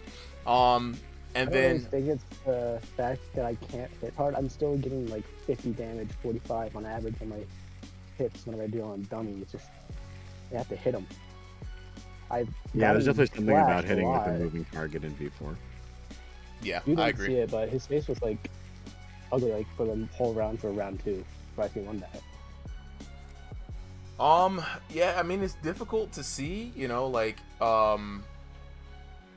ugly damage. Yeah, the ugly face is less like the damage and more they were moving into your punch nowadays, right? And that's really the only way to get the ugly punch right now. So really it's like the ugly face is like you caught him on a counter coming in, and less so of the damage that you did, right? Because it's the only way. So it's kind of weird how they set things up for you. But yeah, I said it's just more time in the environment, I think, just to get acclimated, and I think you'd be good to go. Yeah, because I was like gone for 4 weeks. Yep. This is my return fight. Yeah, exactly. Stevie, gotta holla at you, bro. Looking good, looking clean, feeling good. How you feeling about V4, and how you feeling about your adjustments to it? I'm gonna be honest, I hate it. V4, I hate it with a passion. Even though like I kind of understand it now, it's very, very, very inconsistent. Like really inconsistent. So like a lot of times punches that should register barely do any damage, but then other punches that are like a light hook just to check the distance can easily knock them out, which I just think isn't fair to either of us. Yeah. They're making some changes this week. The anti-spamming, anti-wrist slap patch is coming out. Anti-back fist slap patch is coming out. So we might see some normalization coming, kind of bringing it back to keeping the hands and wrists aligned to make the damage of the shot count. So there's definitely some of those things out there. We don't know how severe the anti-spam. We don't even know what they define as spam. But let's see how this is going to be another small shakeup coming in. I'm glad that you're finally understanding it, especially just now in time for the first round of the tournament this weekend. So good luck to you. Congrats on the win today, man. And yeah, if you want to say anything else before we bounce out, before we move on to the next fight. I just want to say thank you, Mitch, for fighting. I'm not gonna lie, this matchup was not the greatest. I'm gonna be honest, but I'm definitely excited to fight my next opponent next Sunday. For sure. Hey, looking forward to it. And look forward to your fight this Saturday as well. It's gonna be some stiff competition. So we're gonna be looking out for that. Stay locked in this week, bro, on the ranked chat. By the way, I'm gonna be dropping instructions about who's fighting who, what the times are, and format and everything like that. Perfect. Thank you so much. All right, no problem. Up next, we got Oddity in the blue corner. And who's Oddity going up against that? Is it a switch up or Ali? Oh, versus Ali. He's in the chat, but is not. I have not heard from him in a minute or two. Ali messaged me earlier, wanted to know if we needed him to record. So I told him that you got it, but hopefully he's here. I mean, he's in the room, but he's muted and he's on Do Not Disturb. So Okay. It's not a great sign. Not a great sign indeed. Might be going out for the night. Well, I'm gonna take this time to let. There he is. There he is. All right, I'm gonna let everybody know while they're getting ready. We got this tournament coming up this weekend. Strongest Under the Headset, the community voted top 16 invitational tournament. We're going to see who is the best in the Discord, and it's going to kick off things for our ranked division where you can challenge the top 16 for prizes and money. Now, how do you get involved? Well, first off, watch the tournament. It's going to be a Swiss tournament, 6 stages. We're going to try to align and see who the top 16 are. Once the top 16 are set up, it's going to be a $200 16-man invitational tournament. Then every 2 months, we're going to be re-ing up and doing another money card. And in the meantime, every weekend, we're going to be allowing people to challenge the ranks and see who can really be the best. So if you're interested, how do you get in? Well, first you got to join the Discord. Second, you got to jump in on Exhibition Match or on our Thursday night Crossing the Void nights. And third, you got to impress the judges. You got to show up, you got to show out, and if you do, like one of the standouts today, the Hammer, coming in looking real good, real sharp, that's the kind of fighting we want to see, and that's the kind of people we want to push forward to the top. So if you think you got the hands, go ahead and stay locked in with us and watch the Strongest Under the Headset this Saturday, April 19th, starting at noon Eastern Standard Time. It's going to be streamed here on YouTube. It's going to be on Twitch. It's going to be on TikTok. And it's going to be a lot of fun, right? So we got the next fighters up underway. Uncommon Oddity. Is Ali with us? Still looking for Ali. Well, shoot. In the meantime, in between time, bro, I'm going to lock in with the chat. Entertainer, a.k.a. I'm the Julian 123. This man has been, Entertainer, I just imagine you in your couch with your beer, pointing at the screen like, what are you doing? Ali, if you're talking, we can barely hear you. I hear myself in Ali's screen, to be honest. It's not Ali that you hear. That's me. With a delayed stream, I can hear it. But we see Ali up there. He just signed in. But yeah. All right, we're good. More VR. Shout outs to you, bro. You've been in the chat for a long time, man. You got to twist your hips and them hooks. It's like real life. V4 is gold. Yeah, V4 is really being, some people are eating real good off V4. Solid, you can go ahead and start it whenever you want, bro. All right, we're doing it. I'm so ready. All right, we got Uncommon Oddity in the blue corner, aka Oddity, versus Ali in the red. Okay, Ali coming in with no elo yet, but Oddity as one of our top fighters with 2345. Ref on the channel and a frequent host of open spars. Try to host doing an open King of the Rings on Fridays sometimes. But right now he's going to show us what he's got as a fighter. I'm gonna lock in. So Ali with the black and the green, my favorite trunk color. You know what I'm saying? Representing. You know, if he had them gold gloves and shoes, he could not be harmed with his Jamaica colors on, but he doesn't. So he can definitely be harmed. And Oddity looking to do some harming, man. So he's got the white trunks with the black stripe, classic. Love that. No, Oddity is green and black. Ali is white and black. Oh, Ali is white and black. Got it. Hold on. Let me switch that around here. Good thing I did not press OK. So we got Oddity, green and black. Ali, white and black. I think I got it good now. Okay, so Oddity, let me take that back with the Jamaica colors on. Looking real good, but can be harmed because he doesn't have the whole fit. You know, shout out to the Juggernaut, baby. So this is going to be an interesting fight, right? And this one's a little bit more tentative than what we've seen before, but also it's tentative in a good way, right? Ah, dang, I forgot to start the timer again. Right. Tentative in a good way, right? They're both feeling each other out. This is what you want to see from a discovery round, right? Or you kind of want to you want to test the waters a bit, right? Get your range. That's what you're trying to do, right? You're also trying to see any tells that your opponent has. So you're testing them. And you're not showing all your cards or your favorite shots just yet because, you know, chances are, especially in V4, you know, unless you're certain people who've seen tonight, you're not going to get a lot of, like, mileage out of, like, going for broke that first round, right? So both of them really testing each other out, and I like to see it.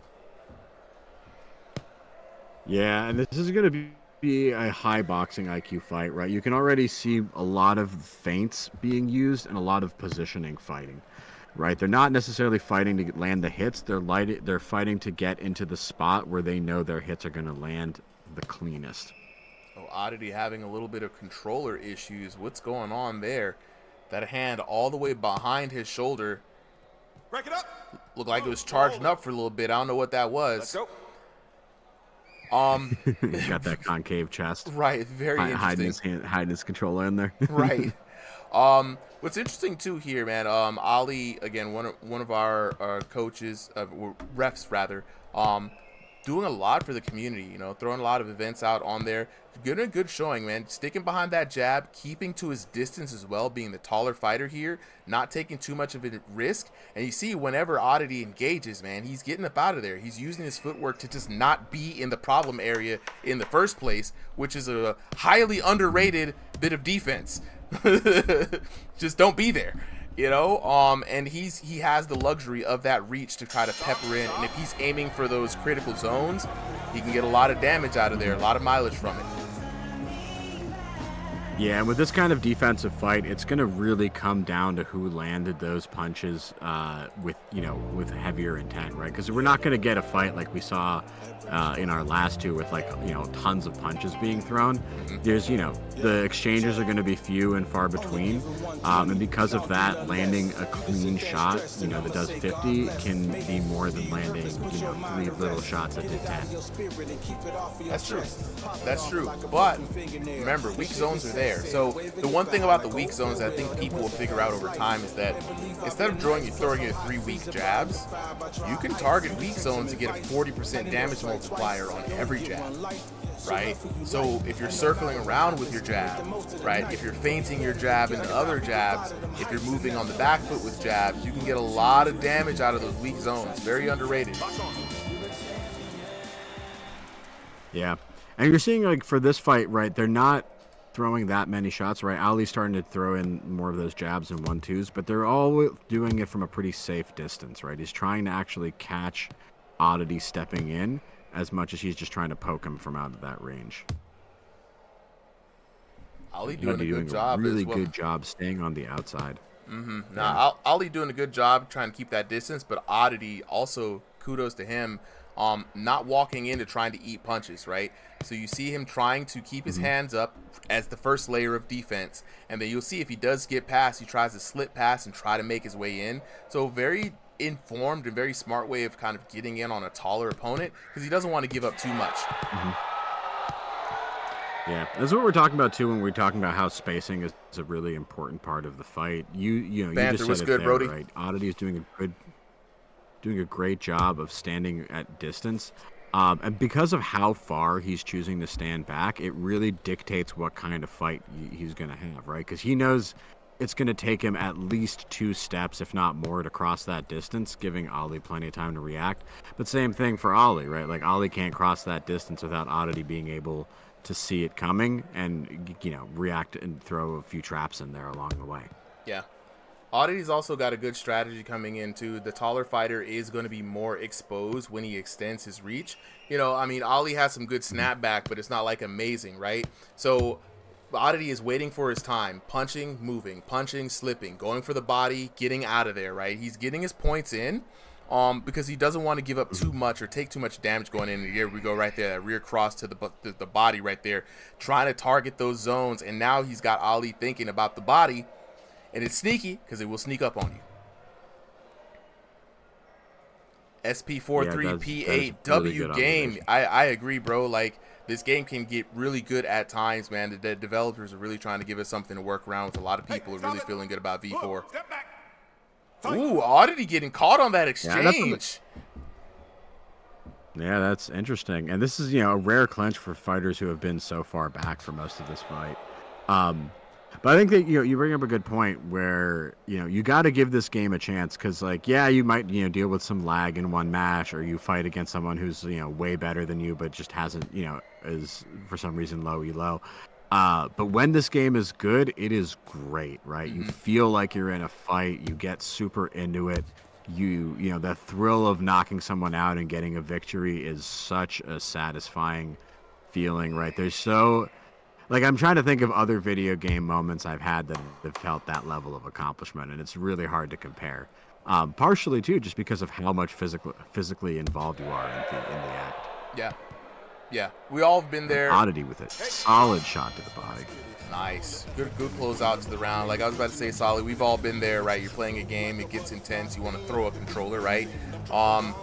This time you can actually throw your hands, you know, it feels real good. So even if you get frustrated, there's an outlet, right? And we've been through a lot of early experiments, let's say, in the space of VR boxing, virtual fighting games, as developers have tried to find their footing. I've said time and time again, making a good feeling, good playing VR boxing game that's multiplayer is difficult, right?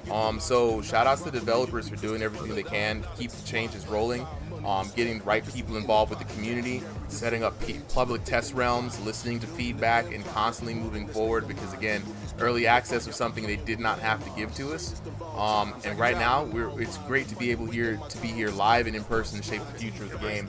Round number 3 underway, last round on this fight here, and it's very interesting, man. Not really obvious to call who's been on top. I do like that Ali has been landing shots, but I think Oddity, I would go with Oddity on this one. I think Oddity is playing the game the right way, being very careful with the defense, not being too greedy, and landing shots where he can. And he's taking the shots and the points where he can, and I think that's gonna show up in the cards. Specifically right there, you saw it, right? He just goes low and just does a little tap to the body, and that's been landing on Ali all night, right? It doesn't do a ton of damage, but in these low damage, you know, high technique, high guard kind of matches, that could be enough to win you on the scorecard, especially if no one's landing big or getting any knockdowns. And Ali, you know, for all of his good technique, has really been mostly going for the head, and you know, I don't see him getting as much damaging shots on Oddity the same way. Yeah, nah, Oddity's been taking his time, slowly chipping away at the giant of Ali, and he's been mixing it up. Sometimes he'll go low, and it almost looks like a shallow hit or a feint just to come over the top for the real big damage. And then other times, just right there, he's tagging him 2 times before he gets out, and he's keeping his guard front facing, because Ali's really coming in at that direct angle, right? He's coming in from the front, constantly jousting in. And a lot of that damage is getting mitigated. And what Ali has been doing is, once he kind of gets stopped, he disengages by stepping back, and Oddity's catching him, whether he's coming in or getting his timing coming out. And right there, you saw it again, Oddity trying to catch his timing on the back foot, and when he throws it, he steps out to the left, or moves to the right, just like he did right there. Yeah. I will say, though, you know, Ali, like we've mentioned before, irregular in terms of reffing, and this is a good, you know, chance to see what you could learn from some kind of fighters like this, right? Like you're pointing out, on Oddity is doing all these really...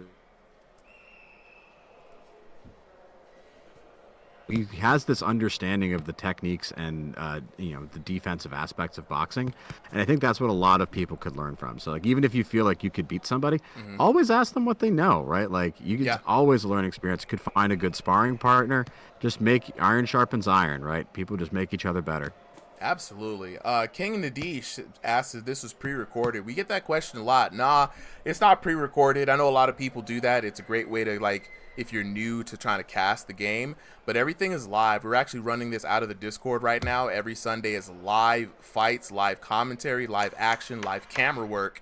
Everything is an intricate dance, fun to be a part of. If you want to be a part of this, definitely join the Discord, Ringside VR.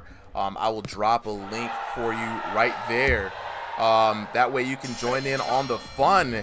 And speaking of fun, the fun has come to an end. Oddity versus Ali, round 3. Let's see what the judges say.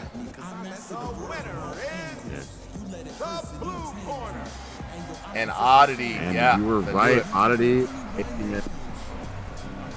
I was forgetting to dap up a little bit, but let's see, 27-30. That means 10 nines apiece. No knockdowns, and look at that damage. incredibly low. Look, this was not a high damage match, but this is the thing about V4 and where the developers want to go. We just watched two people go at a good pace. There wasn't a lot of fireworks. There was just like, it was a good, just tempered fight, right? Nobody was making any silly mistakes. People were trying to make educated moves and then play based off of what was presented, right? Yeah, the damage was low, but I like what I saw. I like what I saw from Oddity. I like that you could just watch and see who was coming out on top without having to guess, and you could see the shots where they were landing, you could see the footwork, you could see the strategy coming in. Neither boxer making a bunch of terrible mistakes, right? But Oddity able to mitigate a lot of the damage that Ali was throwing out, mostly because he figured out the single dimension in which they were coming from, right? And he did the smart thing and locked in, knocked it out. So I want to hear from the homies right now on their thoughts and POV of the fight. And while we get ready to hear from them, I just want to remind everybody that if you want to be a part of these exhibitions from our wonderful community here at Ringside VR, we're about 1,850 boxers or more at this point strong right now. We've been blessed to have the community grow and support. Everyone's friendly, pretty much for the most part. They're helpful. People are out here doing one event or another in the Discord. We have a wonderful moderation team, the refs. They're fully engaged. They run their own events from time to time. Solly runs a Thursday night event, Crossing the Void. We have a lot of fun. It's a lot of fun around here. So if you want to join in, definitely join Ringside VR. It's the place to be for sure. And so right now, fellas, I got to talk to y'all. What's good? There was definitely some ping issues in that match. Word. I don't know. He was swinging at, like, it didn't seem like just not knowing your distance. Like, he was just swinging at air right in front of me. Like, it's like he didn't know the distance for the whole match, and I don't think, from the way he was fighting, I don't think the game does not know the distance. The game wasn't calculating something. I don't know. That was weird. But I did have good defense though. Yeah, it looked, from the outside looking in, it looked like a good fight, right? I couldn't tell that there was obvious lag issues, right? And it looked like you guys were basically playing around each other. So it was a good showing at the very least. I mean, we've had some bad lag games that you could tell, like, brother, the other person was just fighting ghosts, right? Like a Ghostbuster. So I'll ask both of y'all this, despite the lag, how did y'all feel about the match? It was cool. I got my workout. Yeah, same thing. Today was, I did not feel good playing ranked. I had a few ranked matches, didn't feel that great, so glad to get a nice boxing match in there.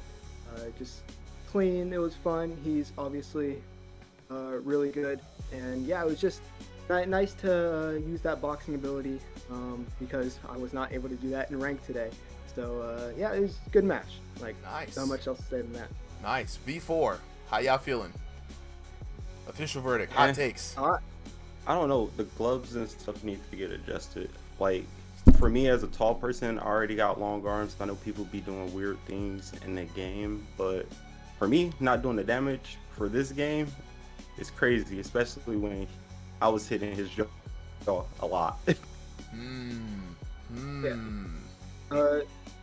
I already talked about it last week, I think, but I think V4 is an improvement. Just there's definitely some stuff entertainment-wise, just from an outsider looking in, as someone who likes to watch the fights as well.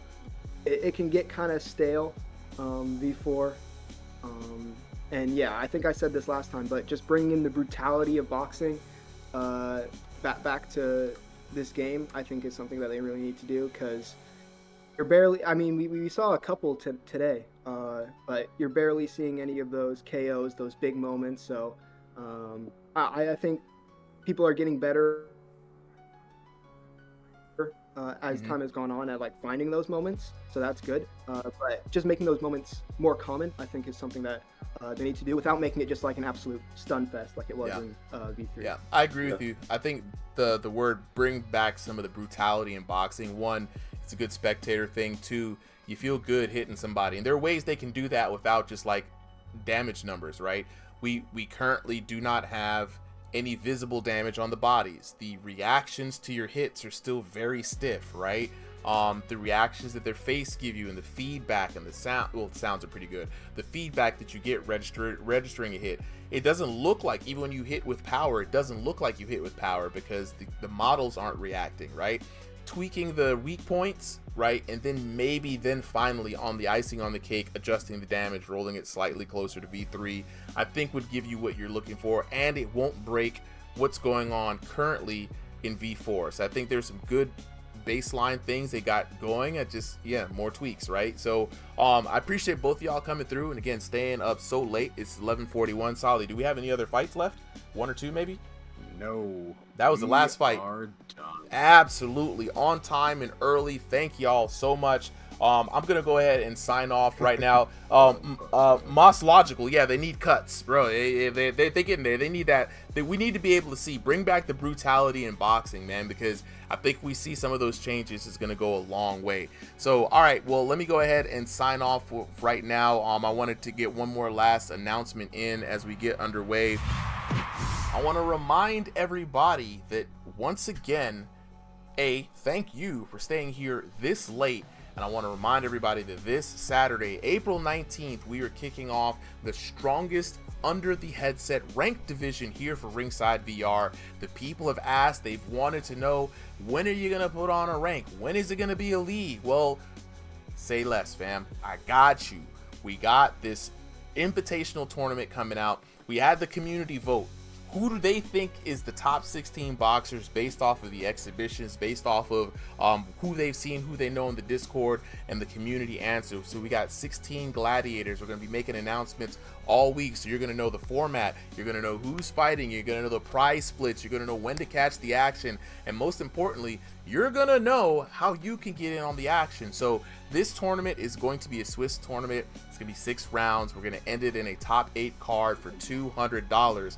These top 8 cards, they're going to happen pretty often. So even after the top 16 are set up and all is said and done, we're going to allow you, yes, you, from the exhibition matches to the Crossing the Void matches, we're going to allow the top performers in those to challenge the bottom of the ranks and work their way up as official ranked boxers here for Ringside VR. I think it's going to be a lot of fun. I think you guys are going to have a lot of fun participating, and for the fans out there for watching. And we are going to be opening up donations, and who knows, maybe even betting in the future. But for now, I'm putting my own $200 on the line to pay these boxers. They've put in a lot of good work and been rocking with us. So this is a thank you from me to the community, right? Thank you to the boxers, thank you to the viewers, thank you for everybody who's been just rocking with this crazy idea, right? Putting in together a lot of love and a lot of artwork and a lot of things together. So I just want to say for tonight, on behalf of, for myself, for Solly, for the team, so for the refs who put in work, the volunteers, the people who are volunteering for editing, the boxers, viewers like you guys, everybody on this crazy little journey of VR boxing, just want to thank y'all, and I want to appreciate y'all for coming out to the stream. So lock in with us this weekend, and I want to say goodbye and good night. Super M signing off. Peace.